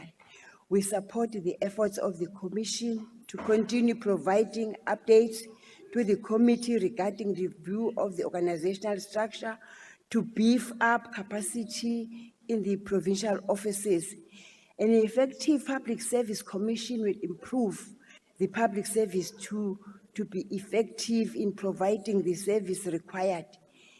Increased support for the commission will enhance the advancement of the professionalization framework, and it will also enhance the commission's capabilities. The ANC is supporting the budget review and recommendations report of vote 12, and also Thank you, Honourable Member. Your time is now expired. Thank you, Chairperson. Thank you. Honourable members, I put the motion. Are there any objections? Chairperson, please note the objection of the DA. Chair, please note the objection of the EFF. And the ACP. And the objection of the FF plus, please, Chair. Thank you. With those objections, the report is agreed to. The Secretary will read the fifth order. Consideration of budgetary review and recommendation report of Portfolio Committee on Public Service and Administration. Honourable Mashigo, will you switch off your microphone? Honourable Mashigo, switch off your microphone. Thank you. Please continue. Consideration of budgetary review and recommendation report of Portfolio Committee on Public Service and Administration on Vote 11 of Department of Public Service and Administration and Center for Public Service Innovation 2022-2023. I now recognize the Honorable Chief Whip of the Majority Party. Thank you, House Chair. I move that the report be adopted. Thank you. There's a request for declaration of vote. The DA.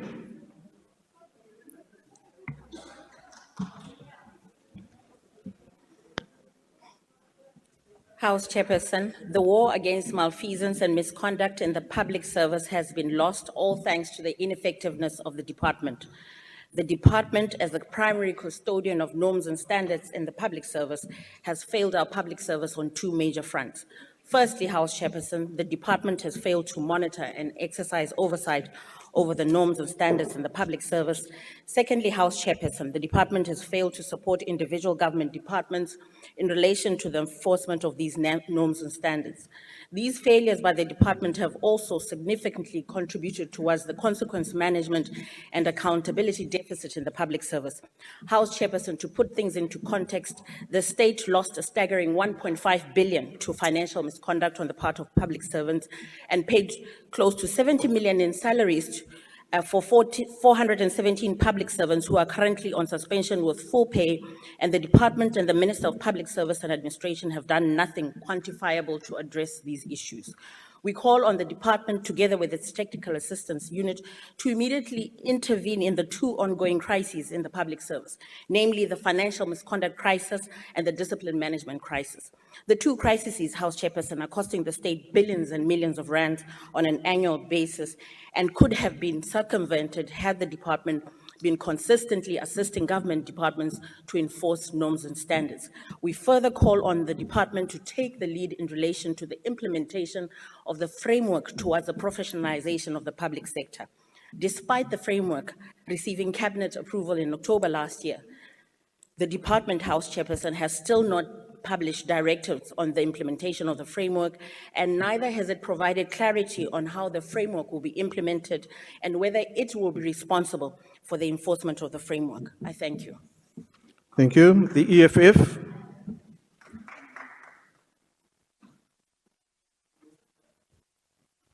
The EFF. There's a member on the platform. Thank you, Chairperson. Chairperson, the AG has highlighted that this Chairperson. Thank you very much, Chair.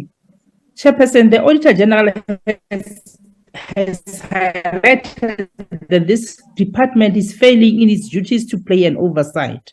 Chair, to an extent that critical targets were not met. Thus, we cannot confirm the stability in the public service, and this should call for this should concern everyone. This department still doesn't walk the talk in making sure that Batubeli principle is adhered to, as witnessed by the Portfolio Committee during its oversight, especially in the Robert Sobukwe Hospital in the Northern Cape and in the Brits Hospital in the Northwest. There is still capacity constraints, hence there are delays in developing job competency framework for the public sector. In Program 4, Chairperson, the targets were set and none of them was achieved. Yet 82% of the budget is spent. It is also very difficult to conclude that the budget was for compensation of employees, since these departments underspent. Since these departments underspending of 5.5 million under the period review. This shows that there's lack of capacity and there's a lack of implementation on administrative policies. Yet there is a well-paid government chief information officer that is the result of the blind cadre deployment by the ANC-led government. Chair. In some departments, some departments failed to meet all its targets, yet expected to oversee the other departments. Chairperson, DPSA failed to meet the target of 30% youth representation as of the 31st of March 2023. Youth constituted 16.45%, which is 13.55 less than the set national target. Chairperson, the department still is not doing enough in the protection of the whistleblowers, and the junior staff still suffer abuse of the senior managers because they fear to lose their employment or to be victimized. Therefore, we cannot support this budget. Thank you very much. Thank you, Honourable Member. The IFP.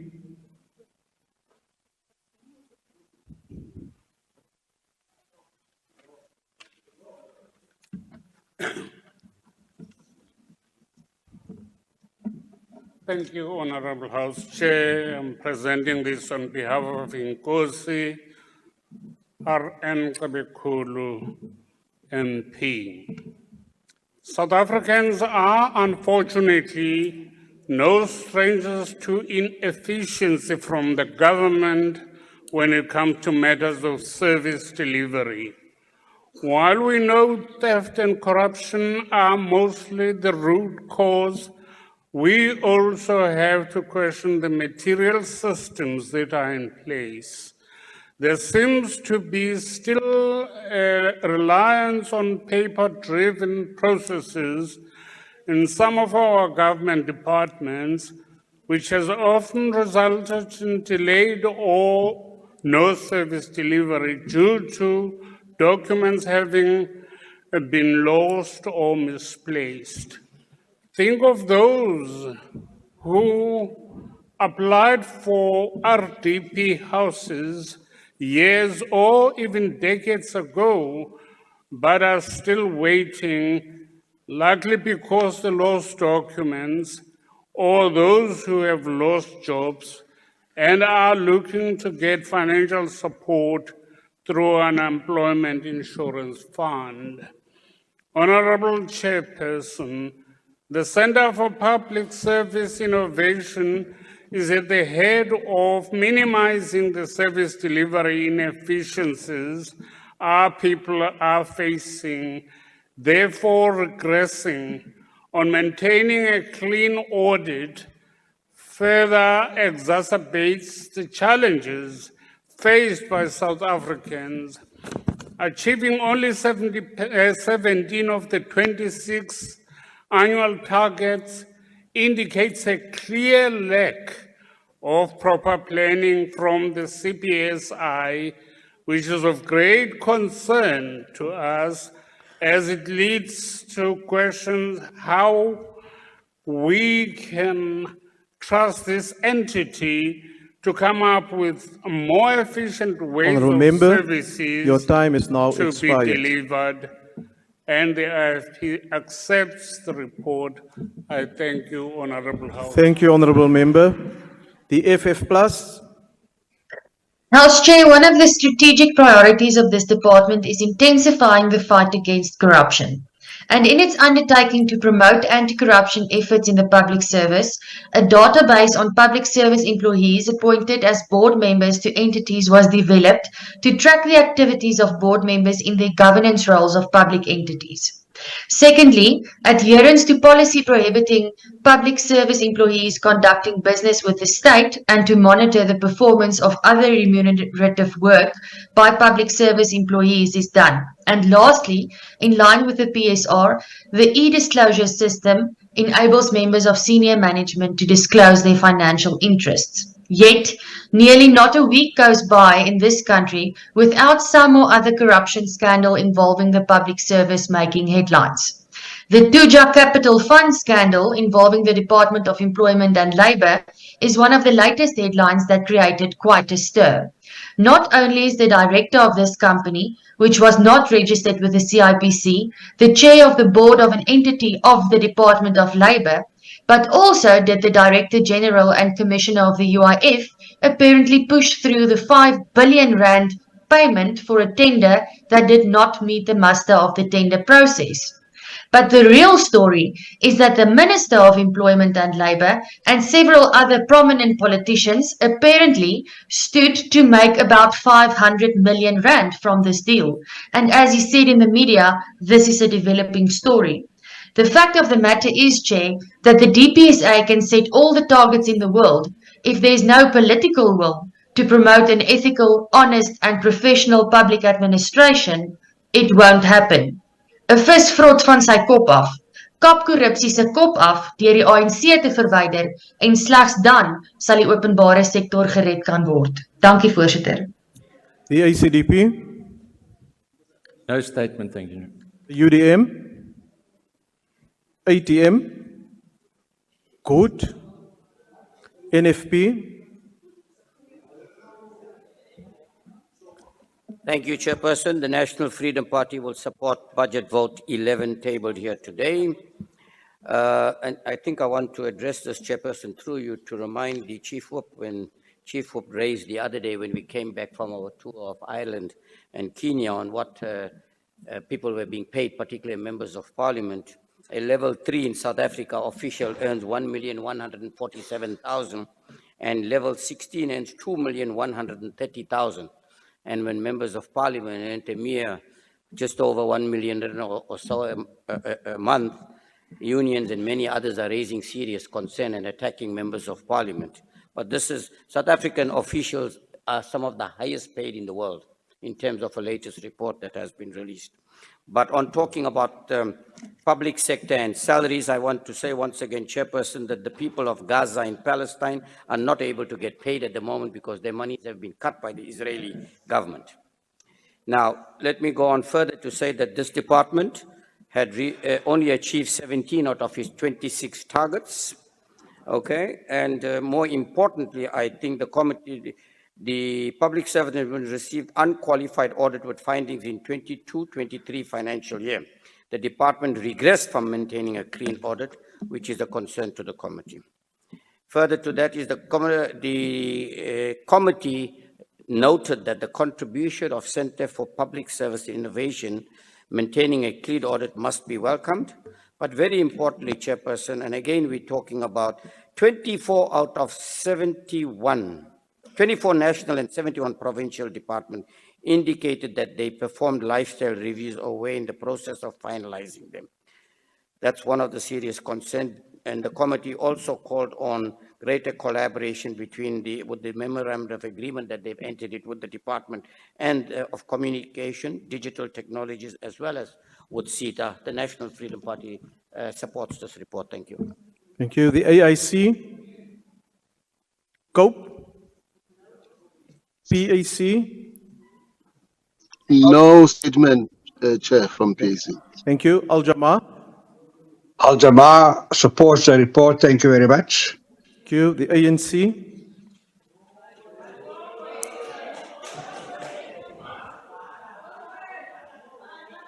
Thank you very much, House Chair.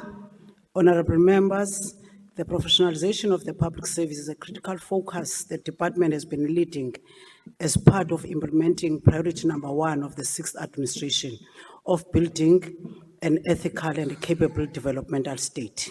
The digitized public service is a program we have urged the government to speed up towards the approval of the digital government policy framework for the public service to improve coordination between the various role players within the e-government space in the public sector. We have recommended the Center for Public Service Innovation should ensure that all successful innovation projects aimed at resolving service delivery challenges are replicated in other provinces. The Center for Public Service Innovation requires additional funding to increase its impact. The tabling of both the Public Service Amendment Bill and the Public Administration Amendment Bill will strengthen the department's mandate and parameters to implement the professionalization framework.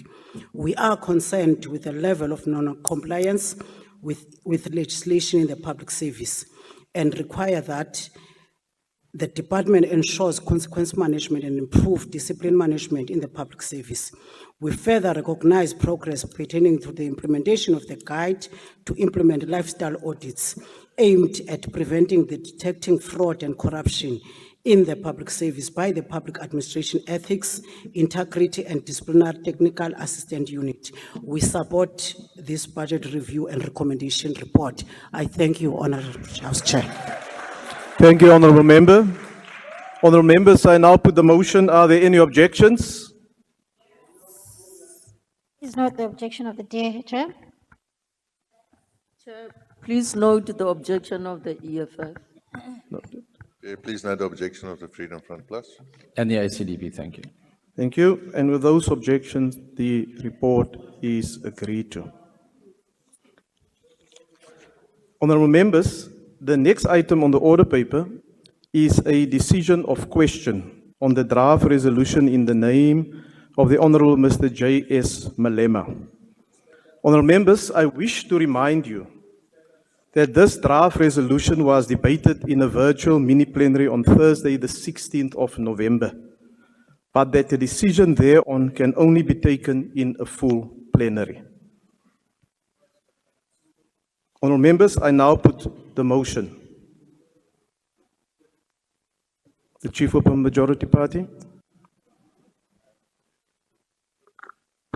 Thank you very much, House Chair. Thank you very much. Thank you very much, House Chair. House Chair, I hereby move that we make amendments in this very important motion. In paragraph 9, be amended with the insertion of the following words after Israel, that is in the last line, which will read as follows, I open quote, until a ceasefire is agreed to by Israel and Israel commits to binding United Nations facilitated negotiations whose outcome must be a just, sustainable, and lasting peace, close quote. We are putting that amendment to this motion. I hereby move. Thank you. Thank you, Honourable Chief Whip. Honourable members, I've been furnished with the proposed amendment as moved by the Chief Whip of the Majority Party. According to Rule 121, a member may propose an amendment in writing, which has been done, to a draft resolution, provided that the amendment does not exceed the scope of the resolution or is ruled out of order for any other reason by the presiding officer. Having considered the proposed amendment moved by the Chief Whip of the Majority Party, I rule as follows, that the amendment is in order, as it only seeks to clarify the circumstances of the closure of the Israeli embassy and the suspension of diplomatic relations. If any members disagree with the amendment, they can, of course, vote against it or even abstain from it when a division is called. Having clarified this matter, I rule that we proceed with a question before the House. I've also applied my mind to the request for declarations that has been received. In terms of Rule 108, I will now allow one member from a political party wishing to make a declaration on the proposed amendments to do so. The usual time for declarations will apply. And the declaration should focus on the suitability or acceptance or not of the amendment as moved by the Chief Whip of the Majority Party, and in no way does it open up the debate that was concluded last week, Thursday. Honourable Singh. Yeah, thank you, Honourable Chairperson. I note the amendment proposed by the ANC, but I think in fairness to all of us in the House, even though the amendment was furnished to the table, it would have been fair for all members of all political parties to receive the amendment so we could look at the amendment and then take a considered decision. Now this is being pounced upon us and we are expected to vote, we are expected to declare on something that we've just heard, and maybe our members on the virtual platform may not have heard it as well. So I'm just making an appeal that we find some way of dealing with this matter so that we can take an informed decision one way or the other. Thank you. Honourable Mulder, I saw your hand. Thank you, Honourable Chairperson. Chair. Yes, I recognize you now, Honourable Malema. Thank you, Honourable Chairperson. I'm covered by what the Honourable Singh just mentioned. Thank you. Yes, Honourable Malema. Chair, we agree with the amendment as made by the Chief Whip of the Majority Party, and that what Honourable Singh is saying is from his own imagination. He's not quoting any law or he's not referring to any requirement for that matter. So it can be that because today I've got a different view, the rules must apply differently. There's no rule that is asking anyone to circulate anything. The amendment has met the requirement, as you have indicated, the chair. That is the beginning and the end of the amendment. We therefore support it and want to applaud the ANC for its maturity on this matter. It doesn't matter how politically we can disagree. Thank you. But when it comes to the Honourable issue members. of humanity, we must protect the human rights of all human beings all over the world. Thank you, ANC, and thank you, EFF members of Parliament. Thank you, Honourable Malema. Honourable members, I must add that in terms of my ruling that I gave, I studied the proposed amendment very carefully, and it does not extend the scope of the resolution. I would implore, though, in future that this information is shared, once submitted to the table, to all the political parties so that they can familiarize themselves with the amendment made to paragraph 9 of the original resolution. Honourable members, is there any other further comment or declaration in this regard? Honourable Mulder? Honourable Chairperson, you indicated that you will allow declarations of vote. Are we there now or not yet? Well, Honourable Member, the different members started expressing themselves on that, but I will allow if there are declarations on this matter.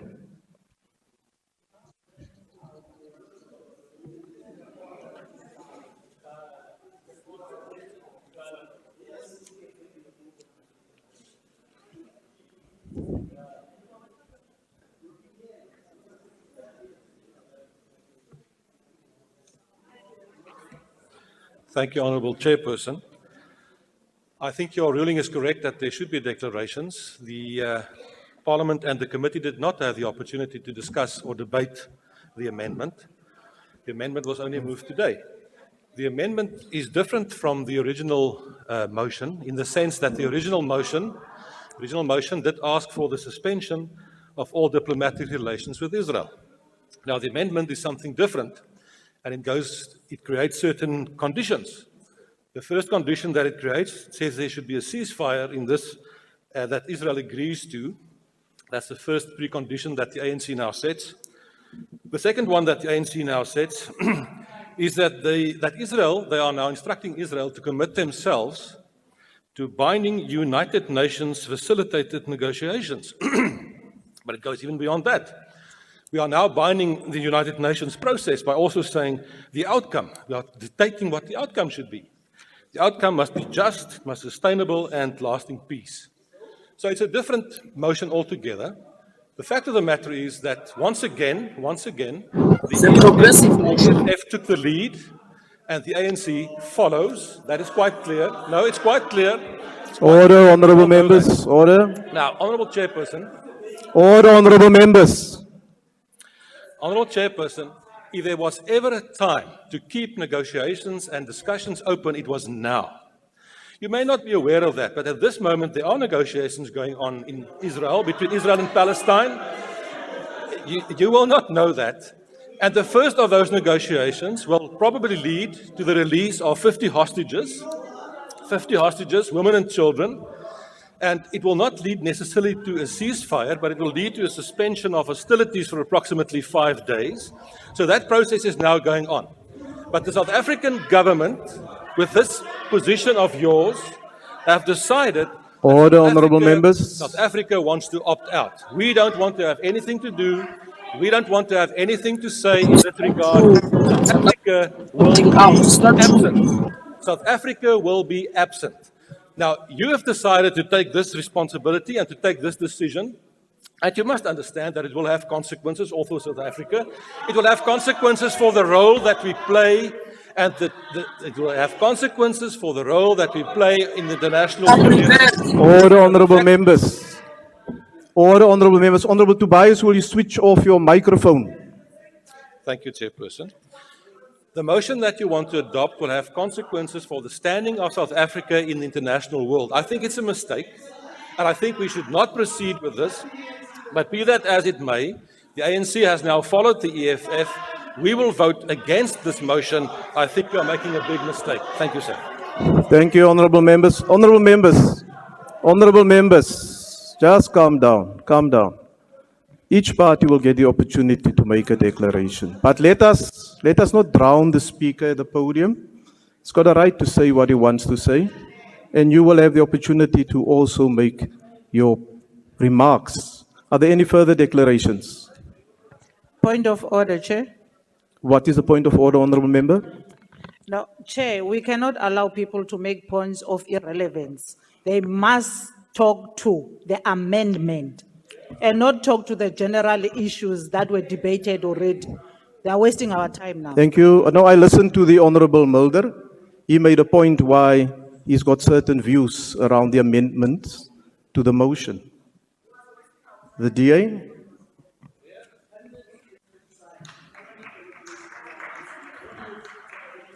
Chairperson, the DA has already fully ventilated its position on this matter. And so I'm just going to take this opportunity to say that this motion actually runs counterintuitive to the ANC's stated aims of having a genuine stake in negotiating a peaceful resolution to this crisis.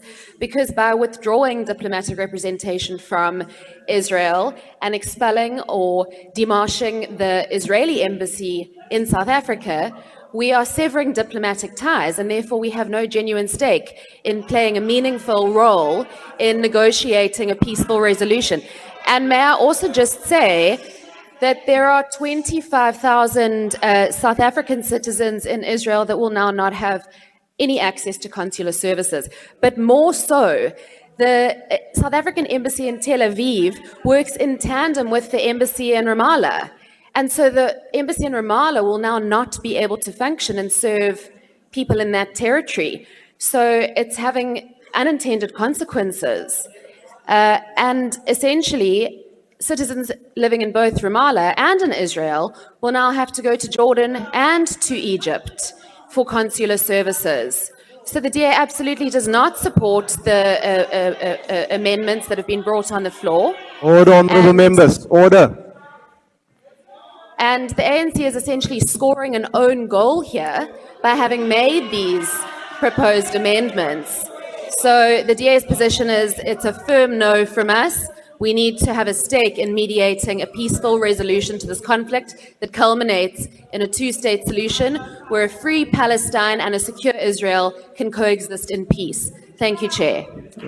Do you know about own goals? You must come back, those ones. No. Honourable members on the platform, let's not spoil this. You know what the rules are. Let's stick to the rules, both on the platform and in the House. The EFF, you've already spoken. Thank you. The ACDP. Thank you, House Chair. House Chair, we learn in Scripture that blessed be the peacemakers, for they will be sons of God. By this amendment, I firmly believe that we are losing the opportunity as South Africa to be honest brokers in the situation. And as we now speak, Israel and Hamas have said that a truce and captive release deal is closer than ever. And this has been facilitated by third-party countries. South Africa could play that role. But by this amendment, we are basically, and yes, it is, should it pass as a motion, it is a call upon the government, and government will then take its decision separately. But I would urge government to really consider, and I'd urge the ANC to consider what the Honourable Durka Minister herself said 4 months ago, 4 months into the Russian-Ukraine war. She said, the international community must focus on finding a sustainable solution. That has been South Africa's position on Israel and Palestine continually. The minister emphasized that a solution will not be found in isolating one party or trying to bring a party to its knees. Yet this is exactly what this amended motion seeks to do. Thankfully, Minister Pandor, in response to a written question filed yesterday, stated that the breaking off of diplomatic ties with Israel would be unlikely and counterproductive. That is from the executive's position. Surely ANC members of parliament can realize that it is not in the best interest to pursue this motion as amended, because the outcome for United Nations facilitated negotiation, yes, it sounds wonderful, but it's going to take time. It's been taking years. And we need to be part of that solution as peacemakers. However, and it's very clear, as we know, the Israeli ambassador has been recalled by Israel already today. So it is so important for us to understand the consequences of this decision, the consequences of being influenced. That's why the Arab countries around Israel have not broken off ties, because they want to have the influence. The only one country, Bolivia, has broken off ties. Never before that I can remember has South Africa ever broken off diplomatic ties with the country. And I want to address the tens Order, honorable members, order. I want to address the tens of millions of Christians who love Israel and the Holy Land. A decision to break off diplomatic ties is unprecedented, and it will make it very difficult to visit the Holy Land. What is this sense of this little country that is the size of the Kruger National Park? I'm Michelle Khai. The ACDP will not support this amended motion. I thank. Thank you. Honorable members, please stick to the amendments. The amendments have been distributed. In your input, keep that in mind, please. The IFP.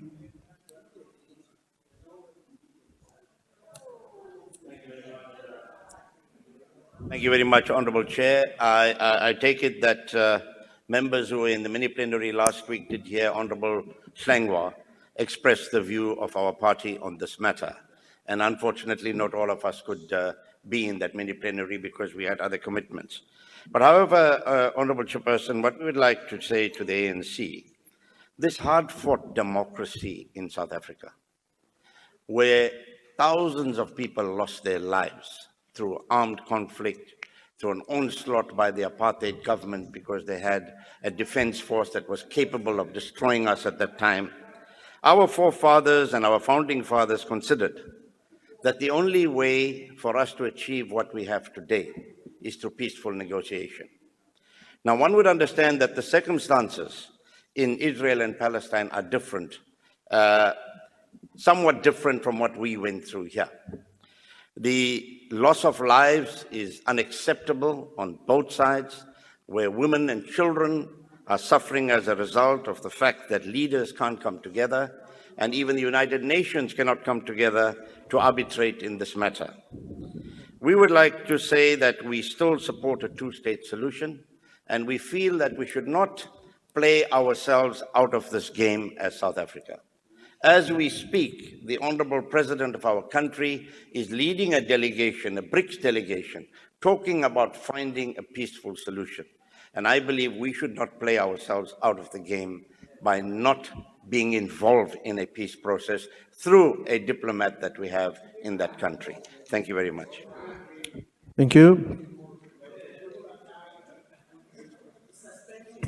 Order, honorable members, order. Is there declarations from the UDM, ATM, GOOD, the NFP?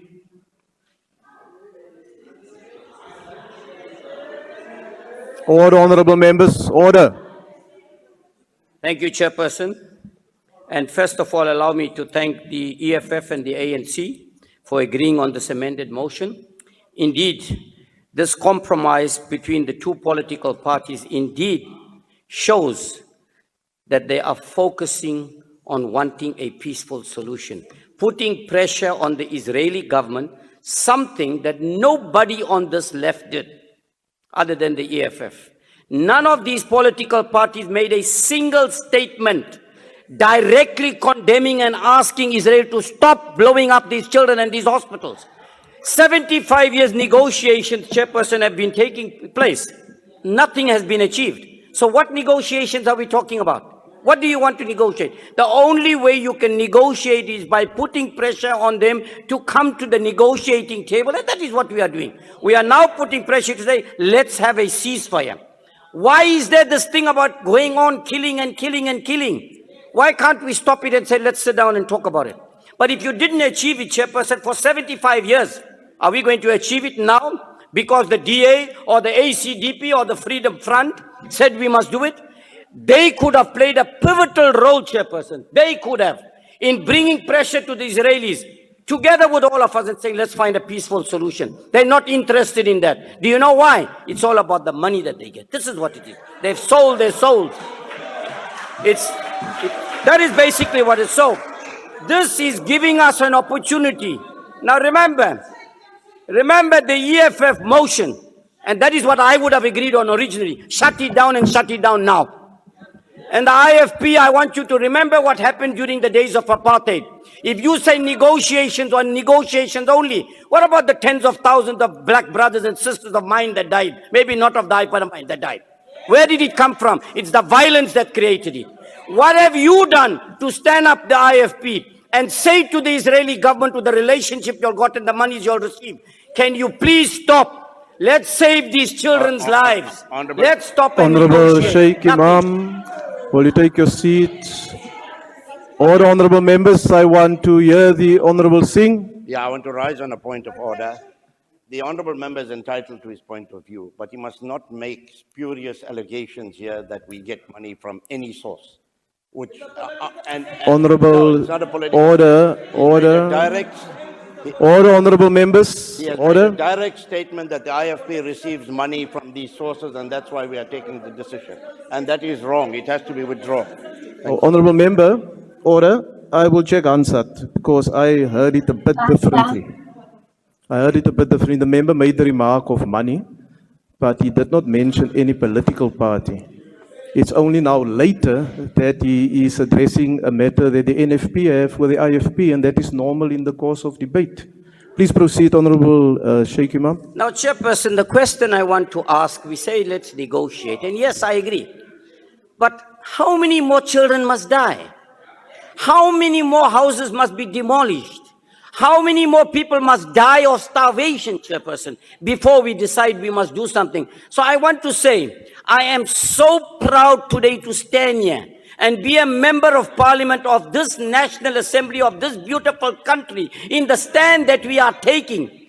Yes, we might be a small, insignificant to some of them part of the world, but the stand we're taking, the principled stand to shut the embassy until they decide to bring a ceasefire. That will save lives and we can have a peaceful solution. So the NFP Thank you, Honourable Member. it. Thank you very much. The AIC, COPE, the PAC. Honorable Chair, we are supporting the motion, the amendment as tabled by the Chief Whip of the Majority Party. Now we can vote for the motion, actual motion. Al-Jama. Thank you very much, Honorable House Chair.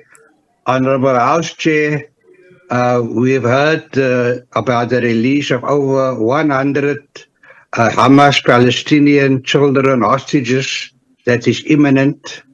And as we know, Hamas consults South Africa in everything that they do, especially with the help of Egypt. The motion of the EFF is the motion of the EFF as amended by the ANC is the most revolutionary motion ever debated in the 6th Parliament and must be part of our legacy report. So future generations can be proud of the 6th Parliament. The amendment should have gone further. There is no place for Israel in South Africa, and every trace of Israel must be wiped off our land, South Africa. So Al-Jama will support the amended motion, although we want more. That embassy must get the same fate as the hospitals in Gaza. It must be wiped off the face of the earth, and a legal way must be found to wipe the embassy building in South Africa off the face of the earth. We don't want any memories of Israel in South Africa anymore. Those who commit genocide and honorable members who support genocide anywhere in the world are the worst of mankind since the Iron Age of civilization, just like those who are responsible for the Holocaust and those still alive for the Holocaust must be hunted down.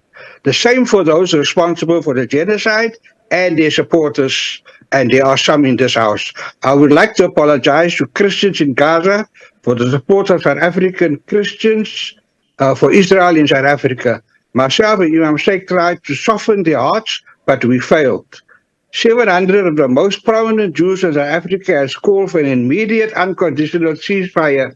They are the Jews South Africa needs now than never before. I'm sure there are many other Jews like that. Al-Jamaa salutes the commander-in-chief of the EFF and thanks the supporters of the EFF and the ANC for this revolutionary motion. Thank you very much. The ANC.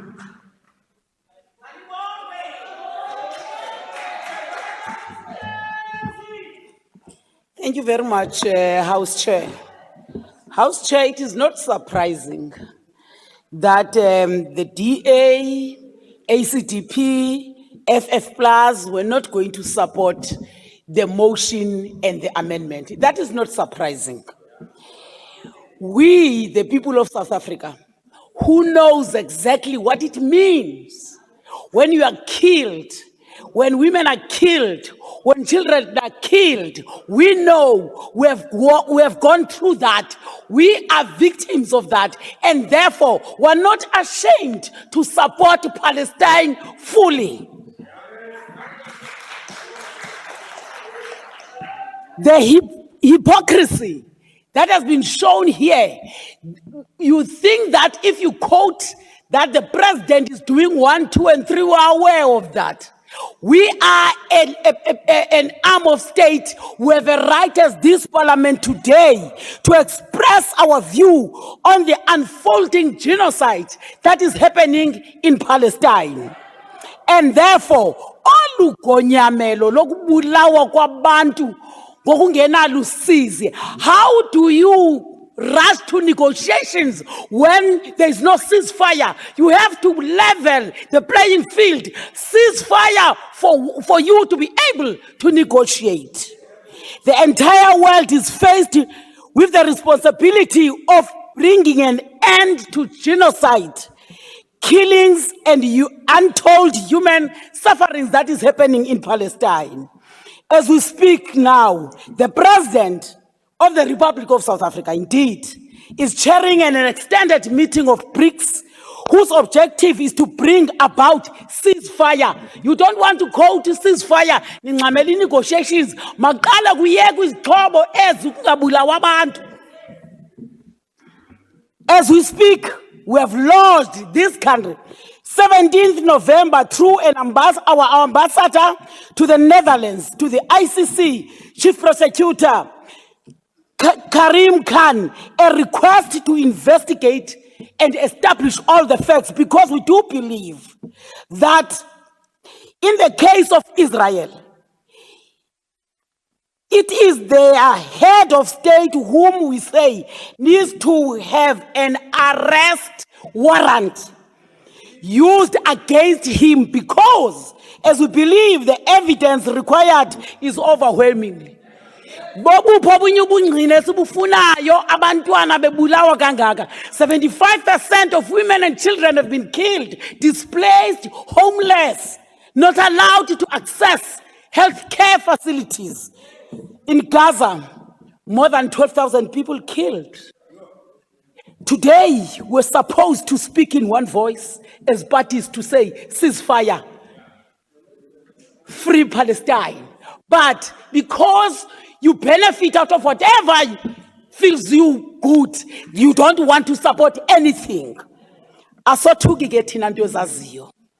Asothuki ke thina bantu bazana nalo mzabalazo neziva zawo. Sithi ke incadile EFF yaza nayo la motion.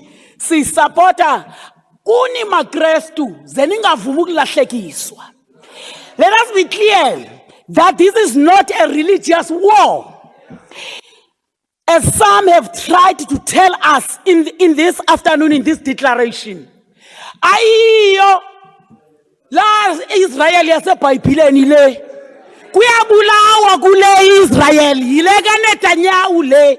Ayiyo le kaYesu Kristu. Sunuhamba nimfifitheka nivalwa amehlo ngabantu abafuna ukusebenzisa ubuKristu ucinezela abathatha umhlaba wabantu, bathatha izimbiwa babashiye belambile abantwana basePalestine.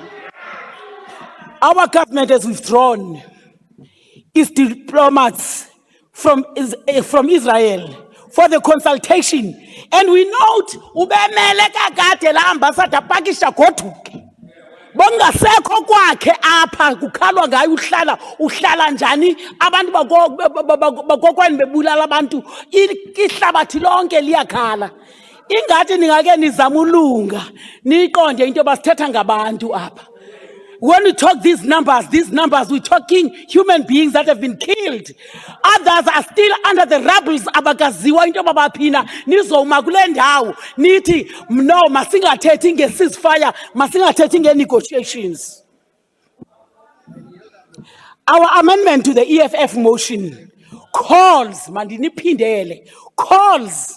for a ceasefire to be agreed upon, and both parties to the conflict commit to binding United Nations facilitated negotiations whose outcome must be a just, sustainable and lasting peace. Thina sifuna uxolo ehlabathini, we stand for peace, and anyone that is violating human rights lisitshaba lomzabalazo litshaba lelizwe kwaye thina sizawumanyana nabanina ofuna uxolo nofuna ukuthi Palestine ikhululeke. Free Palestine now, free Palestine. Ceasefire until this is achieved. The Israel embassy should remain closed. Bade balunge bazoyiqonda lento embi bayenzayo. Thank you very much.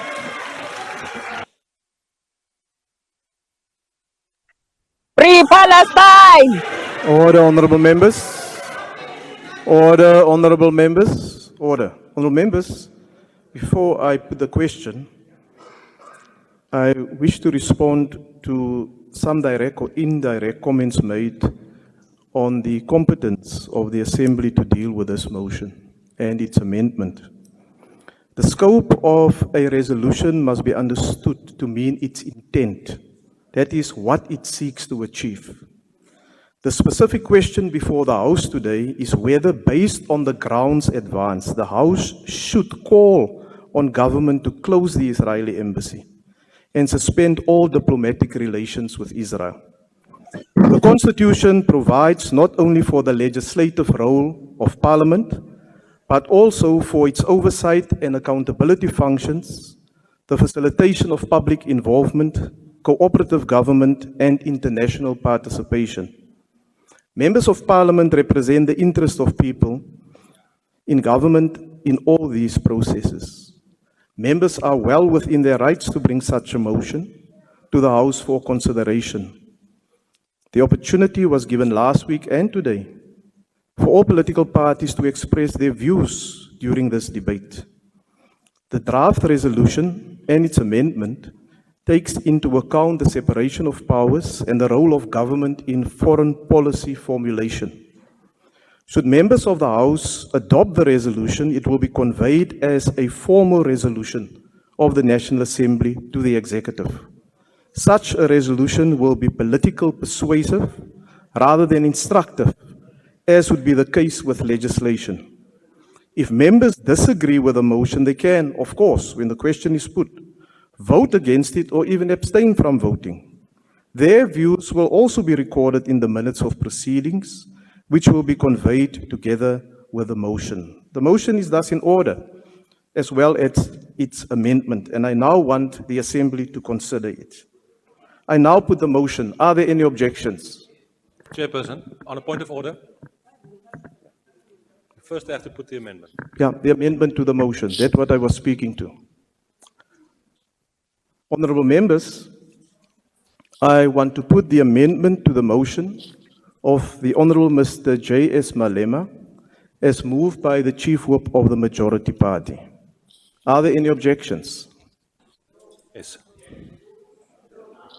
House Chair, please note the objections of the DA. Objection is noted. Objection of the IFP. Honorable Chairperson, we call for a division. ACDP as well, thank you. A division having been called, the bells will be rung for 5 minutes.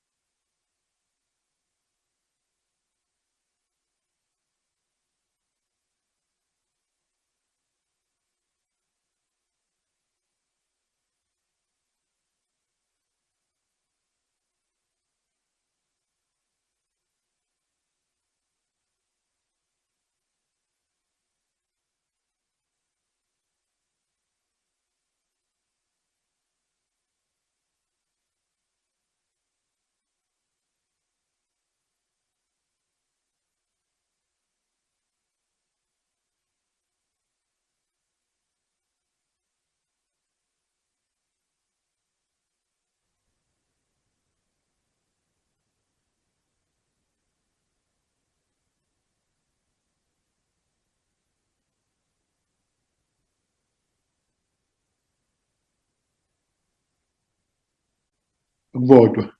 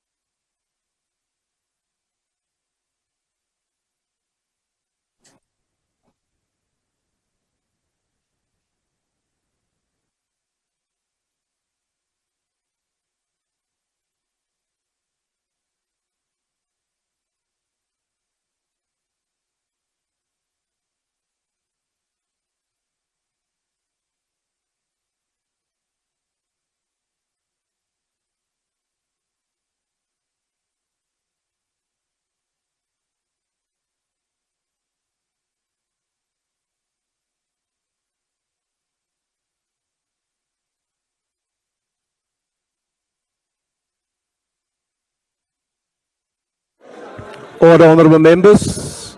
Please take up your allocated seats.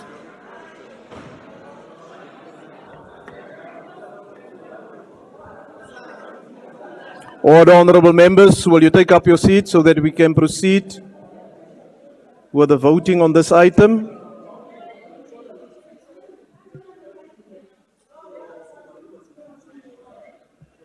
Thank you.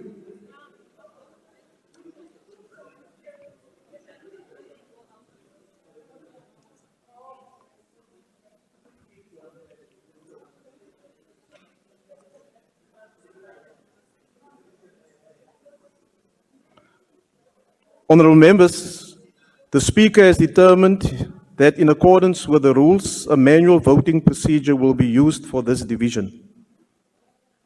In order to establish a quorum, I would request the table to confirm that we have the requisite number of members physically present in the chamber and on the virtual platform to take this decision. Party whips will then be given an opportunity to confirm the number of their members present and indicate if they vote for or against the question.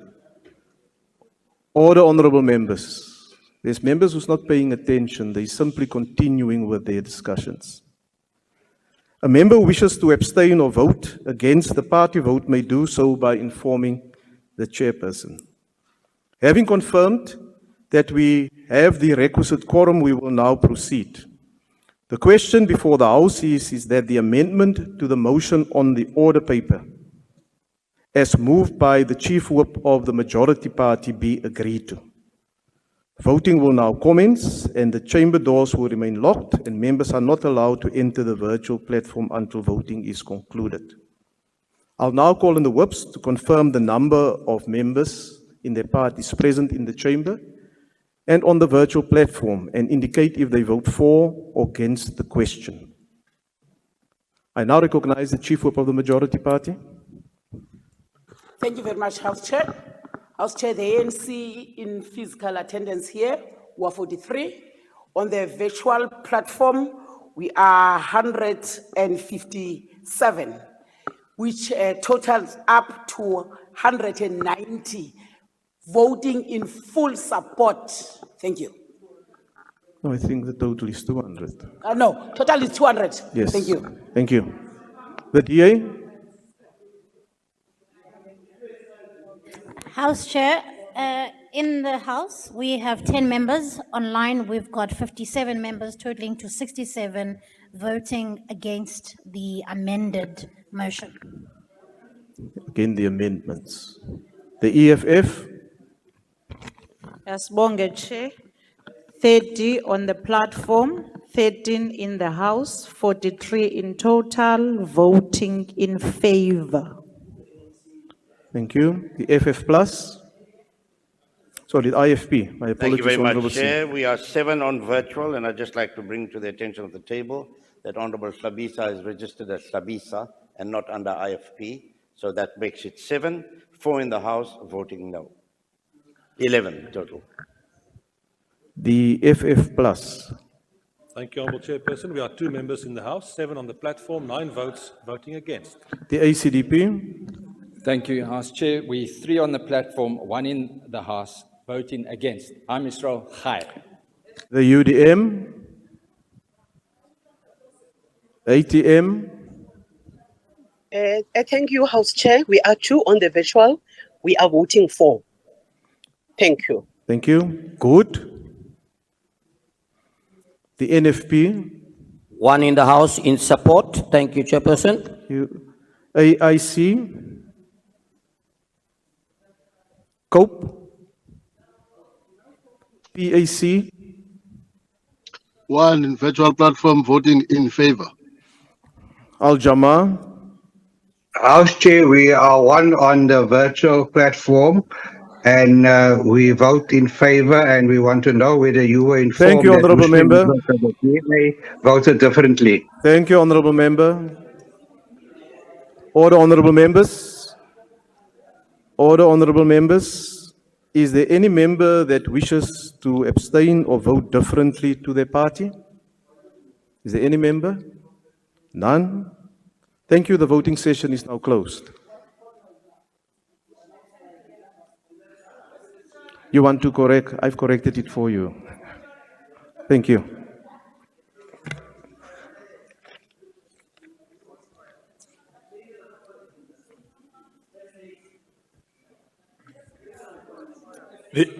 This is what we should have done on the land issue. Order, honorable members. Order.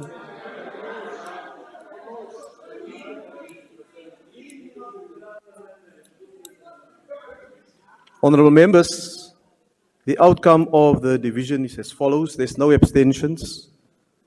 There's 91 that voted against the amendment and 248 voted in favor. The amendment is agreed to.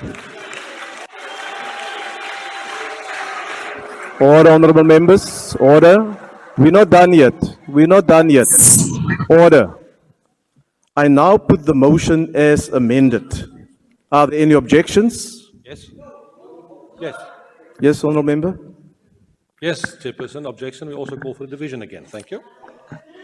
There's objections and a division having been called. Order. Order, honorable members. Order. The bells will be rung for 2 minutes. 2 minutes. 2 seconds, Chair. 2 seconds. They're playful.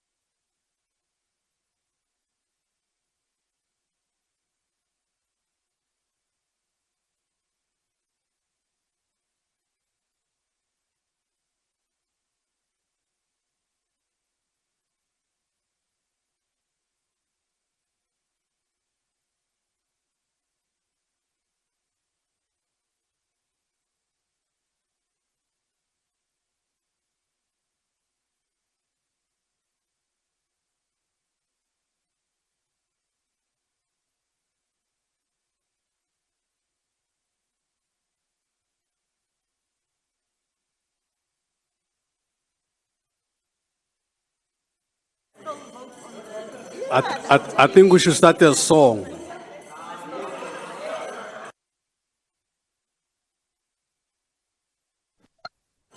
Order, honorable members. Order. Honorable Mani, I don't think that's one of your strong points. There's more competent members available who can do so. Order, honorable members. Order.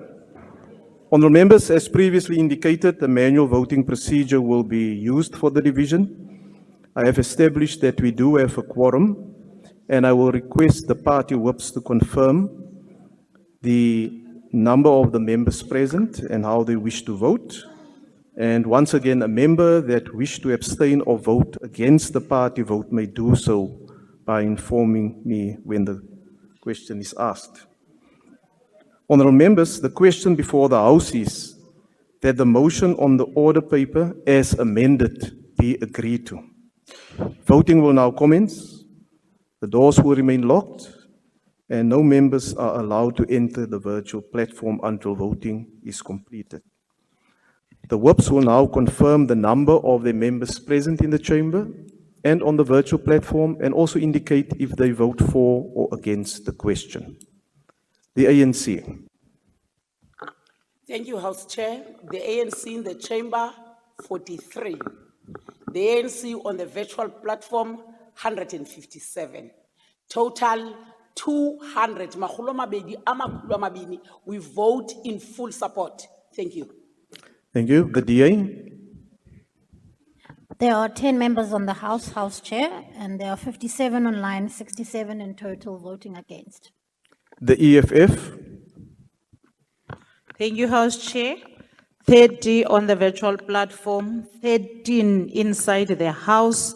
We vote in favor of the motion. Thank you. Thank you. The IFP, Chairperson, 7 on virtual, 4 in the House, 11 voting against. the FF Plus, Thank you, Chairperson. 2 in the House, 7 on the platform, 9 votes voting against.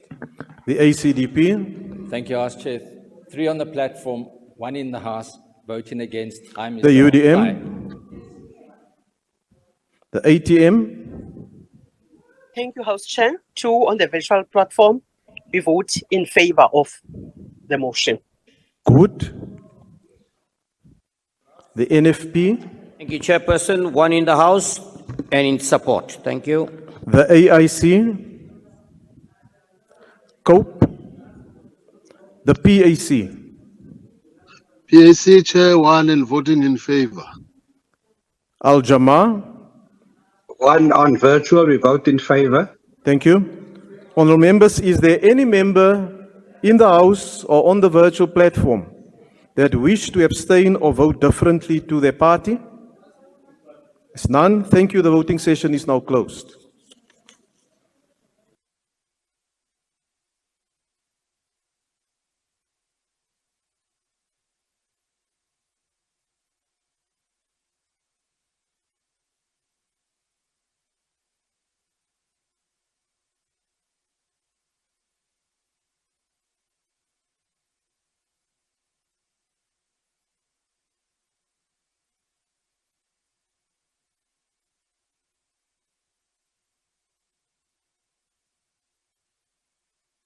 Honourable members, the outcome of the division is as follows. There's no abstentions, 91 voted against, and 248 voted in favour, and the motion as amended is accordingly agreed to. Free Palestine!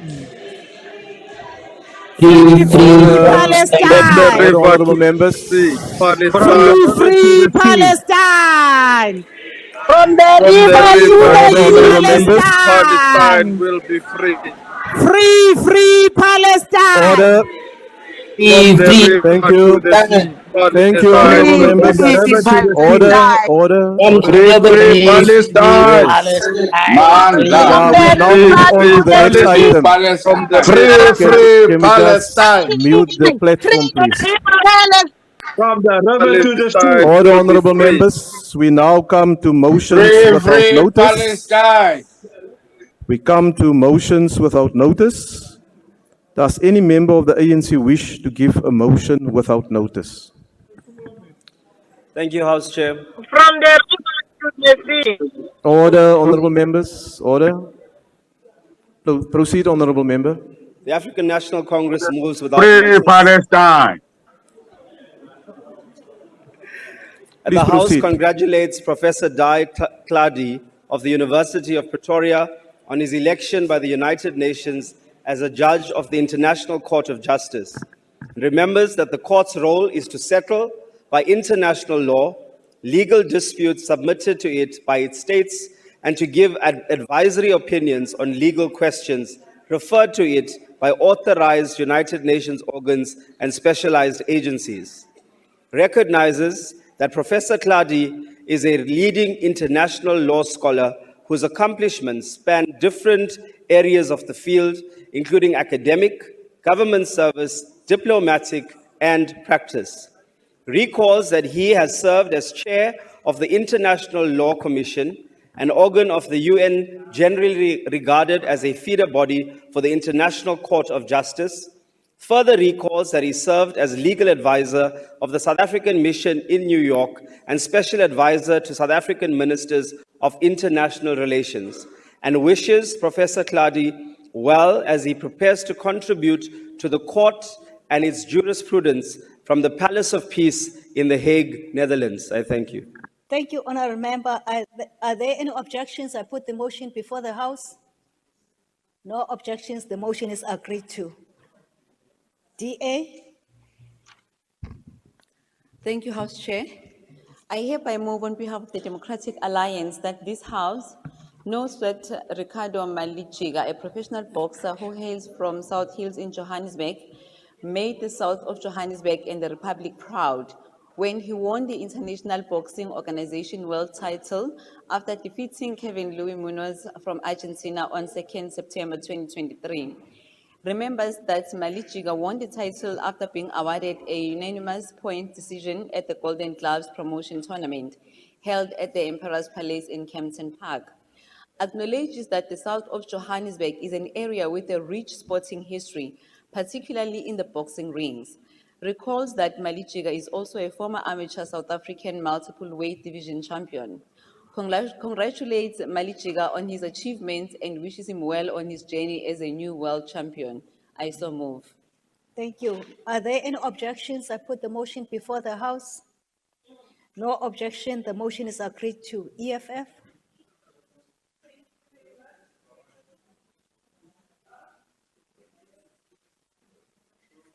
Try and get another mic, honorable member.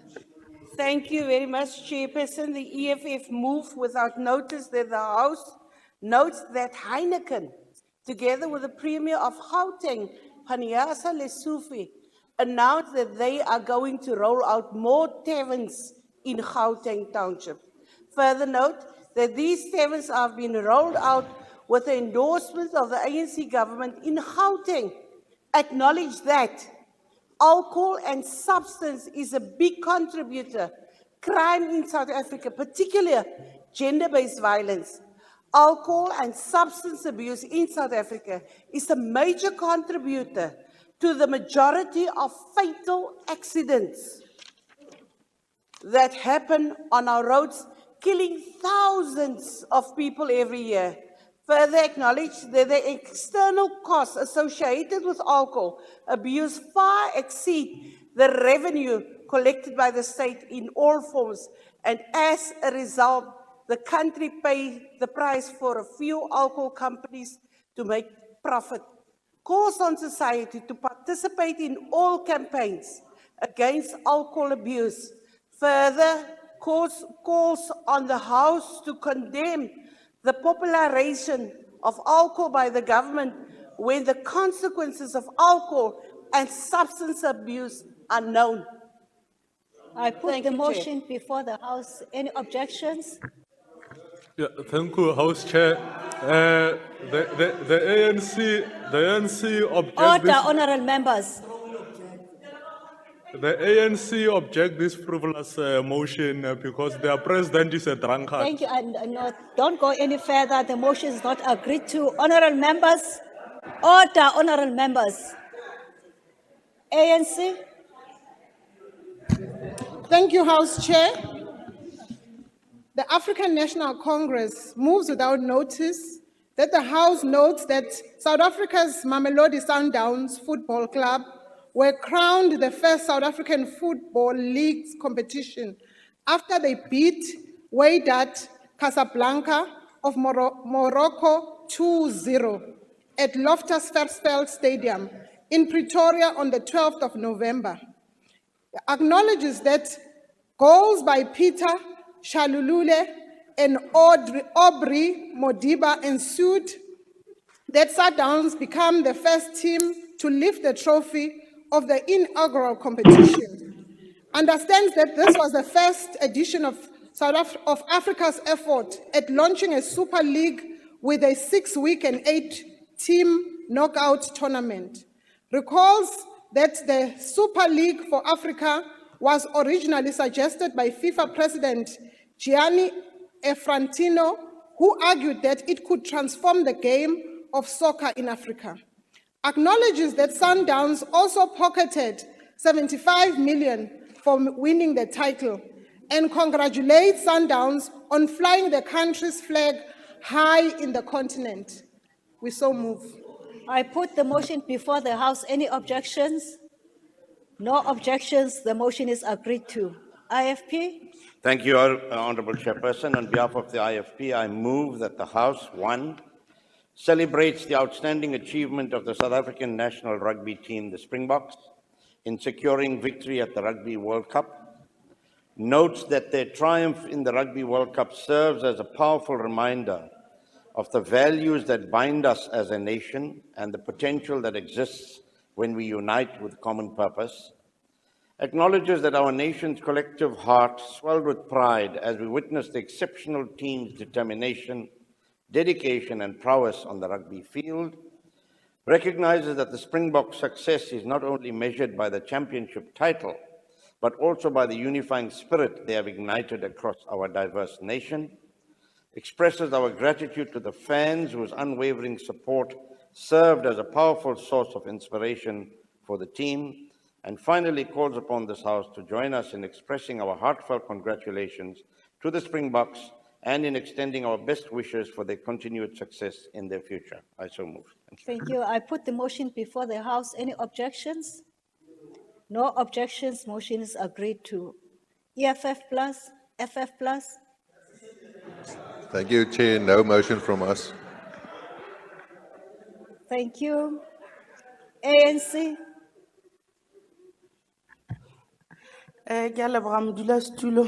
The African National Congress moves without notice. The House notes that the International Day for the Elimination of Violence Against Women will mark the launch of the Unite campaign from the 25th November to the 10th of December, an initiative of 16 days of activism, concluding on the day that commemorates the International Women's Day on the 10th. Further notes that this year's Unite campaign theme is Invest to Prevent Violence Against Women and Girls. Understand that the violence against women and girls is one of the most widespread, persistent, and devastating human rights violations in our world today, and remain largely unreported due to impunity, silence, stigma, and shame surrounding it. Believes that the violence against women continues to be an obstacle to achieve equality, development, and peace, as well as the fulfillment of women and girls' human rights. Further believes that the promise of the Sustainable Development Goal to leave no one behind cannot be fulfilled without putting an end to violence against women and girls. And we call on the citizens to increase awareness, galvanize advocacy effort, and share knowledge and innovations to combat violence against women and girls. I thank you. Thank you. I put the motion before the House. Any objections? No objections. The motion is agreed to. ACDP shall pass. Oh, okay. Thank you, House Chair. On behalf of the ACDP, I move without notice that the House commends the administrators of the Amashova cycle race held on the 20th of October 2023 between Pietermaritzburg and Durban, and furthermore congratulates all cyclists who completed the race in the most difficult of circumstances with blustering winds, driving rain, and treacherous road conditions. Calls on the Minister of Sport and Recreation to do more to advance cycling as a sport, particularly in the townships and rural areas, as a means of keeping our young people away from criminal activities. I so move. I put the motion before the House. Any objections? No objections. The motion is agreed to. UTM? ATM? DA? Thank you, Honourable House Chair. On behalf of the Democratic Alliance, I hereby move that note that the South African Guide Dog Association celebrates its 70th anniversary of training guide dogs and assistance dogs for people with disabilities. Acknowledges that guide dogs and assistance dogs play an important role in enhancing and improving the quality of independence and lifestyles for people with disabilities. Remembers that the Guide Dogs Association is able to train these puppies to become guide dogs and assistance dogs in a mere 2 years due to their volunteers. Their incredible dedication and contribution to the improvement and independence of the people with disabilities must be noted. Recalls that the South African Guide Dogs also provides additional service such as orientation and mobility services. These include white cane skills, which aid people with disabilities to live more independently. congratulates the South African Guide Dogs Association and their volunteers for the role they play in helping people with disabilities to live independently, and wish them the success for future endeavor. I so move. Thank you. I put the motion before the House. Any objections? It's the voice. Thank you, Honorable Member. I put the motion before the House. Any objections? No objections. The motion is agreed to. EFF. Thank you, Chairperson. EFF moves without notice that the House notes that the Teachers Union SADU is affiliated to COSATU, which is in tripartite alliance with the ANC that contains elections, and members of SADU are directed by their union to support the ANC to win elections. Notes that the involvement of teachers, particularly SADU members as presiding officers appointed by the Independent Electoral Commission, is a threat to the legitimacy of the elections. Acknowledges that elections are South Africa's cornerstone of democracy, whose legitimacy and credibility must be protected by all. There is a deficit of trust between the IEC and the community after previous incidents of electoral irregularities. Further, acknowledges that South Africa has high levels of unemployment and many of the unemployed graduates can be employed to serve as IEC presiding officers instead of political party aligned teachers. Calls on the IEC to publicly disclose how many of the presiding officers employed during the IEC weekend were vetted as teachers and if their association with union is known. Further calls the IEC to refrain from employing teachers at voting stations and IEC regional offices as presiding officers. Thank you. Thank you. I put the motion before the House. Any objections? Of course, the ANC object this motion. There are objections. The motion will be converted to a motion of notice. I recognize the ANC.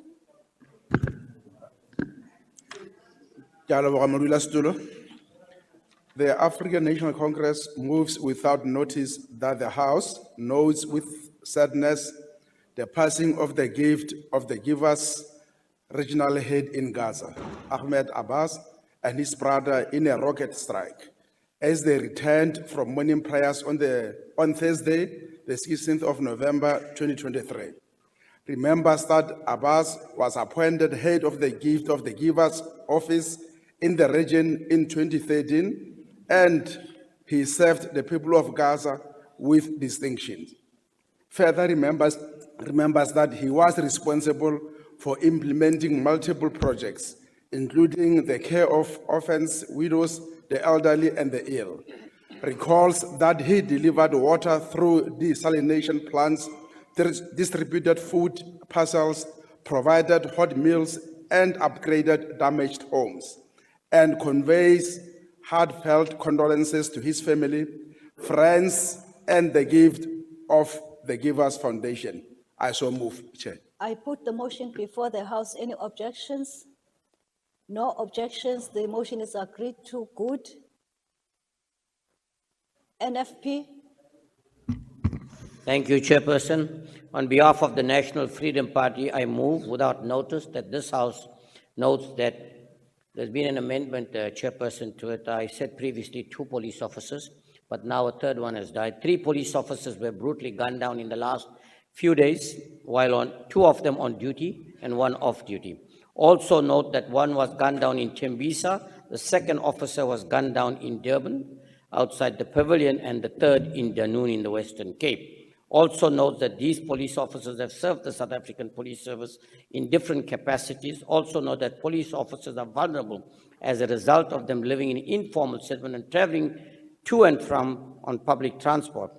Further notes that the killing of police officers in South Africa appears to be a norm. Wherefore, we call upon this Honourable House to extend condolences to the family and friends of the 3 police officers that were gunned down.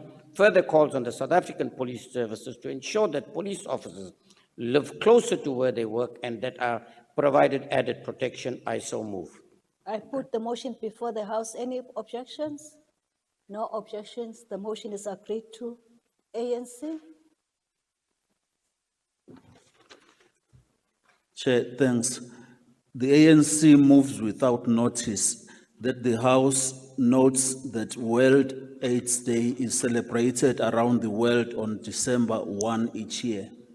2, further notes that this day has become one of the most recognized international health days as a key opportunity to raise awareness, commemorate those who have passed on, and celebrate victories such as increased access to treatment and prevention services. Understands that as we mark the 35th commemoration of this important day, the theme for this year is World AIDS Day 35, Remember and Commit, and shows that everyone who needs HIV/AIDS treatment has access to treatment. Further ensures that everyone is empowered and educated to protect themselves from HIV/AIDS infection, and calls upon our government, civil society, youth formations, and the community in general to renew their resolve to fight this epidemic that has claimed millions of lives across the globe, fight against the stigma and discrimination associated with this disease, and restore the dignity and human rights of those affected. I thank you, Chair. I put the motion before the House. Any objections? No objections. The motion is agreed to. AIC. COPE. ANC. Thank you, Honorable Chairperson. The African National Congress moves without notice that the House notes with sadness the untimely passing on of AmaZulu Football Club player Bongi Nkosi Bongi Ntuli on Sunday, 5th November, at the age of 32, after being diagnosed with cancer. Recalls that 2 months before his passing, Bongi Ntuli married the AmaZulu Chief Executive Officer Sinenjabulo Zungu in a white wedding. Further recalls that he passed on the same day the families were supposed to have their umabo, a part of a traditional wedding where the bride presents gifts to the groom's family. Acknowledges his loyal contribution to the AmaZulu Football Club, as he has been in the books of Usutu since 2019.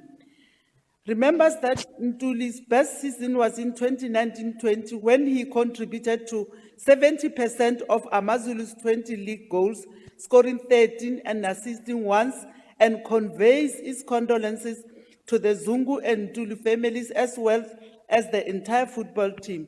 I so move, Honorable Chair. I put the motion before the House. Any objections? No objections. The motion is agreed to. DA. I hereby move on behalf of the Democratic Alliance that this House notes that the world commemorates Armistice Day, which is now more commonly known as Remembrance Day, on 11th November this year. Further notes that Remembrance Day is a day of commemoration across all Commonwealth countries for all fallen soldiers who have died in the line of duty since World War I. Recognizes that many South Africans have and continue to dedicate their lives to the defense of our nation and the values enshrined in our Constitution. Acknowledges the families who have been left behind by those brave souls who have lost their lives in the line of duty. Calls on this House to appreciate our armed forces and our military veterans and to ensure that they receive the support and resources they need to fulfill their duties. I so move. I put the motion before the House. Any objections? Motion agreed to. PAC. Al-Jama. Thank you very much, Honorable House Chair. Al-Jama moves without notice that the House notes that the 20th of November 2023 was World Children's Day as declared by the UN General Assembly in 1959. Further notes that the World Children's Day also marks the anniversary of the day that the UN General Assembly adopted the Convention on the Rights of the Child. Acknowledge that it's a day that presents an opportunity to advocate, promote, and celebrate children's rights. Further acknowledges that the annual World Children's Day creates awareness to end widespread suffering of children. It realizes that this year's World Children's Day falls within the time when thousands of children where thousands of children are being massacred. Understand that this year's theme of World Children's Day, for every child, every right, serves as a powerful reminder of the suffering of thousands of children who are being denied these rights, and appeals to the South African government as a member state of the United Nations to engage with the international organization in finding a just solution to end the hostilities and deprivations of human relief to children. I so move. Put the motion before the House. Any objections? ACDP objects. Thank you. The motion shall be converted to a notice of motion. That concludes the motions without notice. Honorable members, my apology, ANC, the last motion from the ANC. Ndolibuwa Muhulisei Mrangadzulo. The African National Congress moves without notice that the House knows that South African young woman Kirsten Nischafer of Quebec was on Tuesday, 15 November, named Female 2023 Rolex World Sailor of the Year at an awards ceremony in Malaga, Spain. Further knows that Ms. Nischafer, the first woman to finish first in the solo Golden Globe race earlier this year, beat 3 other finalists to the award before winning a round the world race without the use of modern GPS system and single-handedly. We applaud her for her remarkable achievements and sends its heartfelt congratulations to her on adding this prestigious award to her already significant list of accolades.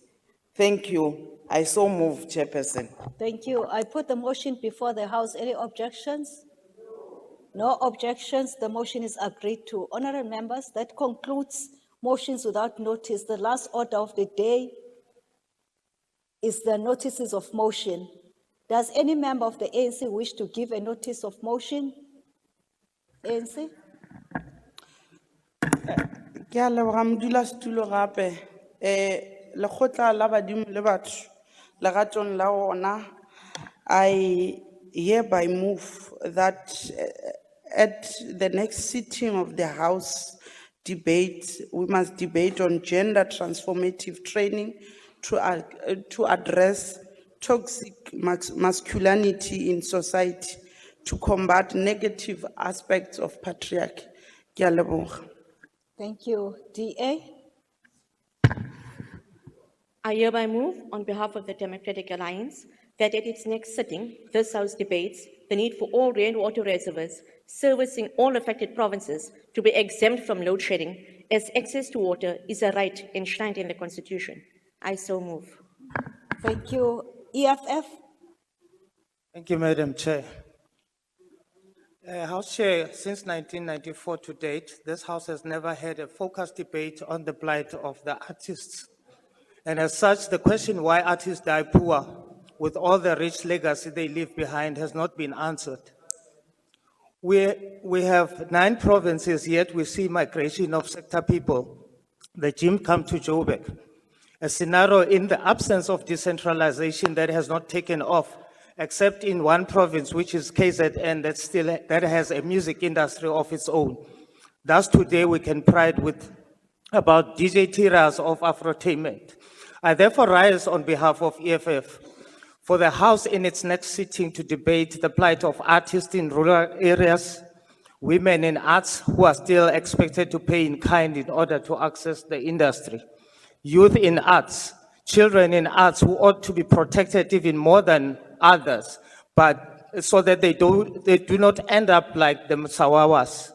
Our dearly loved veterans who in their living days, end up in shacks. Thank you. I so move, Chair. ANC? Thank you, Honorable Chair. I hereby move on behalf of ANC that in its next sitting, the House debates increasing and strengthening of intervention get at minimizing the effects of child malnutrition and the right to food, which affects mostly children from poor households. Thank you. IFP. Thank you, House Chair. On behalf of the Inkatha Freedom Party, I hereby give notice that I shall move at the next sitting of this House that the House debates the recent revelation of the poorly executed circumcision at a clinic in KwaZulu-Natal and the potential repercussions on the trust in medical male circumstances, a practice aimed at reducing the risk of males contracting HIV and other sexually transmitted disease. I so move. ANC. Thank you, Chair. I hereby, on behalf of the ANC, that at its next sitting, the House debates strengthening of regulations in order to ensure that spaza shops comply with applicable standards and are not trading without permits and selling counterfeit goods and expired foodstuff. Thank you. ACDP. Thank you, Chair. The ACDP gives notice that it will move at the next sitting of the House that the House debates the alarming increase in teenage pregnancies and the ineffective comprehensive sexuality education curriculum currently taught in our schools. And that according to the DBE, this curriculum has been part of the curriculum since the early 2000s. I so move. UDM. ATM. DA. Chairperson, I hereby move on behalf of the Democratic Alliance that in its next sitting, this House debates the Department of Basic Education's failure to eradicate pit toilets in a timely manner and the dangerous, unsafe infrastructure in schools for learners, overcrowding, lack of labs, no libraries. Schools should not be the graveyards that this ANC government has turned them into. I so move. Thank you. Honorable members, just for record purposes, in terms of the schedule that I have, I didn't skip anyone, then I shall proceed. EFF. Freedom Front. Chair.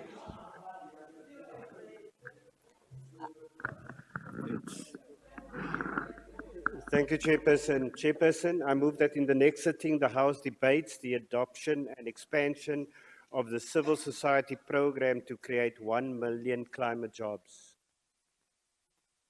I so move. Thank you. ANC. Thank you, Chairperson.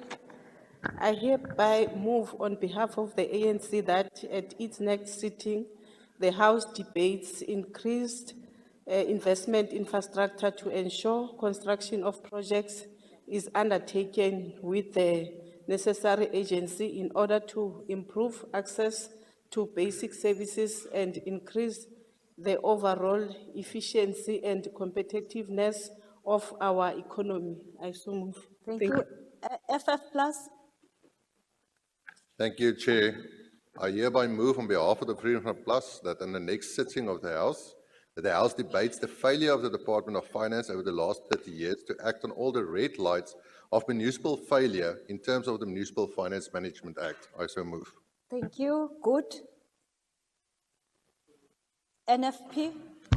Thank you, Chairperson. On behalf of the National Freedom Party, I move that at its next sitting, this House deliberates and resolves to put in place stringent visa requirements for Israeli citizens traveling to and from South Africa, that a process be initiated to identify South Africans in the Israeli Defense Force responsible for human rights violations and committing atrocities against the Palestinian community and be criminally charged and handed over to the International Criminal Court, that the government enhance its monitoring capacity to prevent illicit financial flows to and from Israel, that we reconsider the dual citizenship status of South Africans who may take up citizenship in countries that violate human rights. I so move.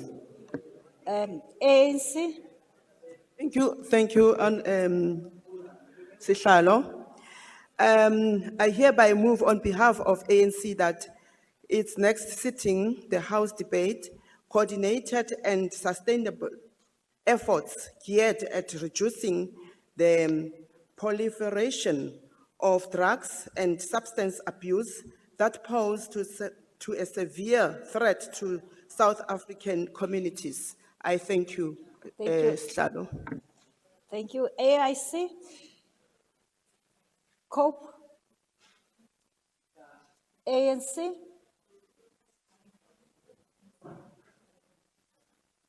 ANC?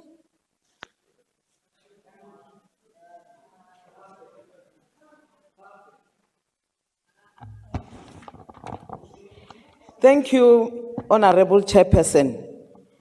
On behalf of the ANC, I hereby move on behalf of the ANC that at its next sitting, the House debates the increase in cash in transit haste and how to use the comprehensive security and intelligence service to tackle the scourge. I so move. Thank you. Thank you. DA? Thank you, Chairperson. I hereby move on behalf of the Democratic Alliance that at its next sitting, this House debates the critical role of basic and higher education to narrow the skills and unemployment gaps in South Africa. I so move. Thank you. PAC? Al-Jama? Thank you, Honourable House Chair. I hereby give notice that at the next sitting of the House, as a move on behalf of Al Jamaa Party, that the House debates the banning of political parties from propagating and expanding views which supports any country from illegally occupying another country. Such propagation amounts to war, incitement of imminent violence, and advocacy of hatred based on race, ethnicity, and religion, especially against fellow Christians. I so move. Thank you. ANC? Thank you, House Chair. I hereby move on behalf of the ANC that in its next sitting, the House debates addressing the increase in ransom, kidnapping, and measures to prevent such occurrences. I so move. Thank you. Thank you. Honorable members, I request members to stand and wait for the chair and the maids to leave the chamber. That concludes the motion, the notices of motion, and the business of the day. The House is adjourned. Free, free Palestine. Free, free Palestine. Free, free Palestine. Free Palestine. Free, free Palestine. Free, free Palestine. Palestine will be free. Palestine will be free. Palestine will be free. Free, free Palestine. Free, free Palestine. Palestine will be free. From the river to the sea.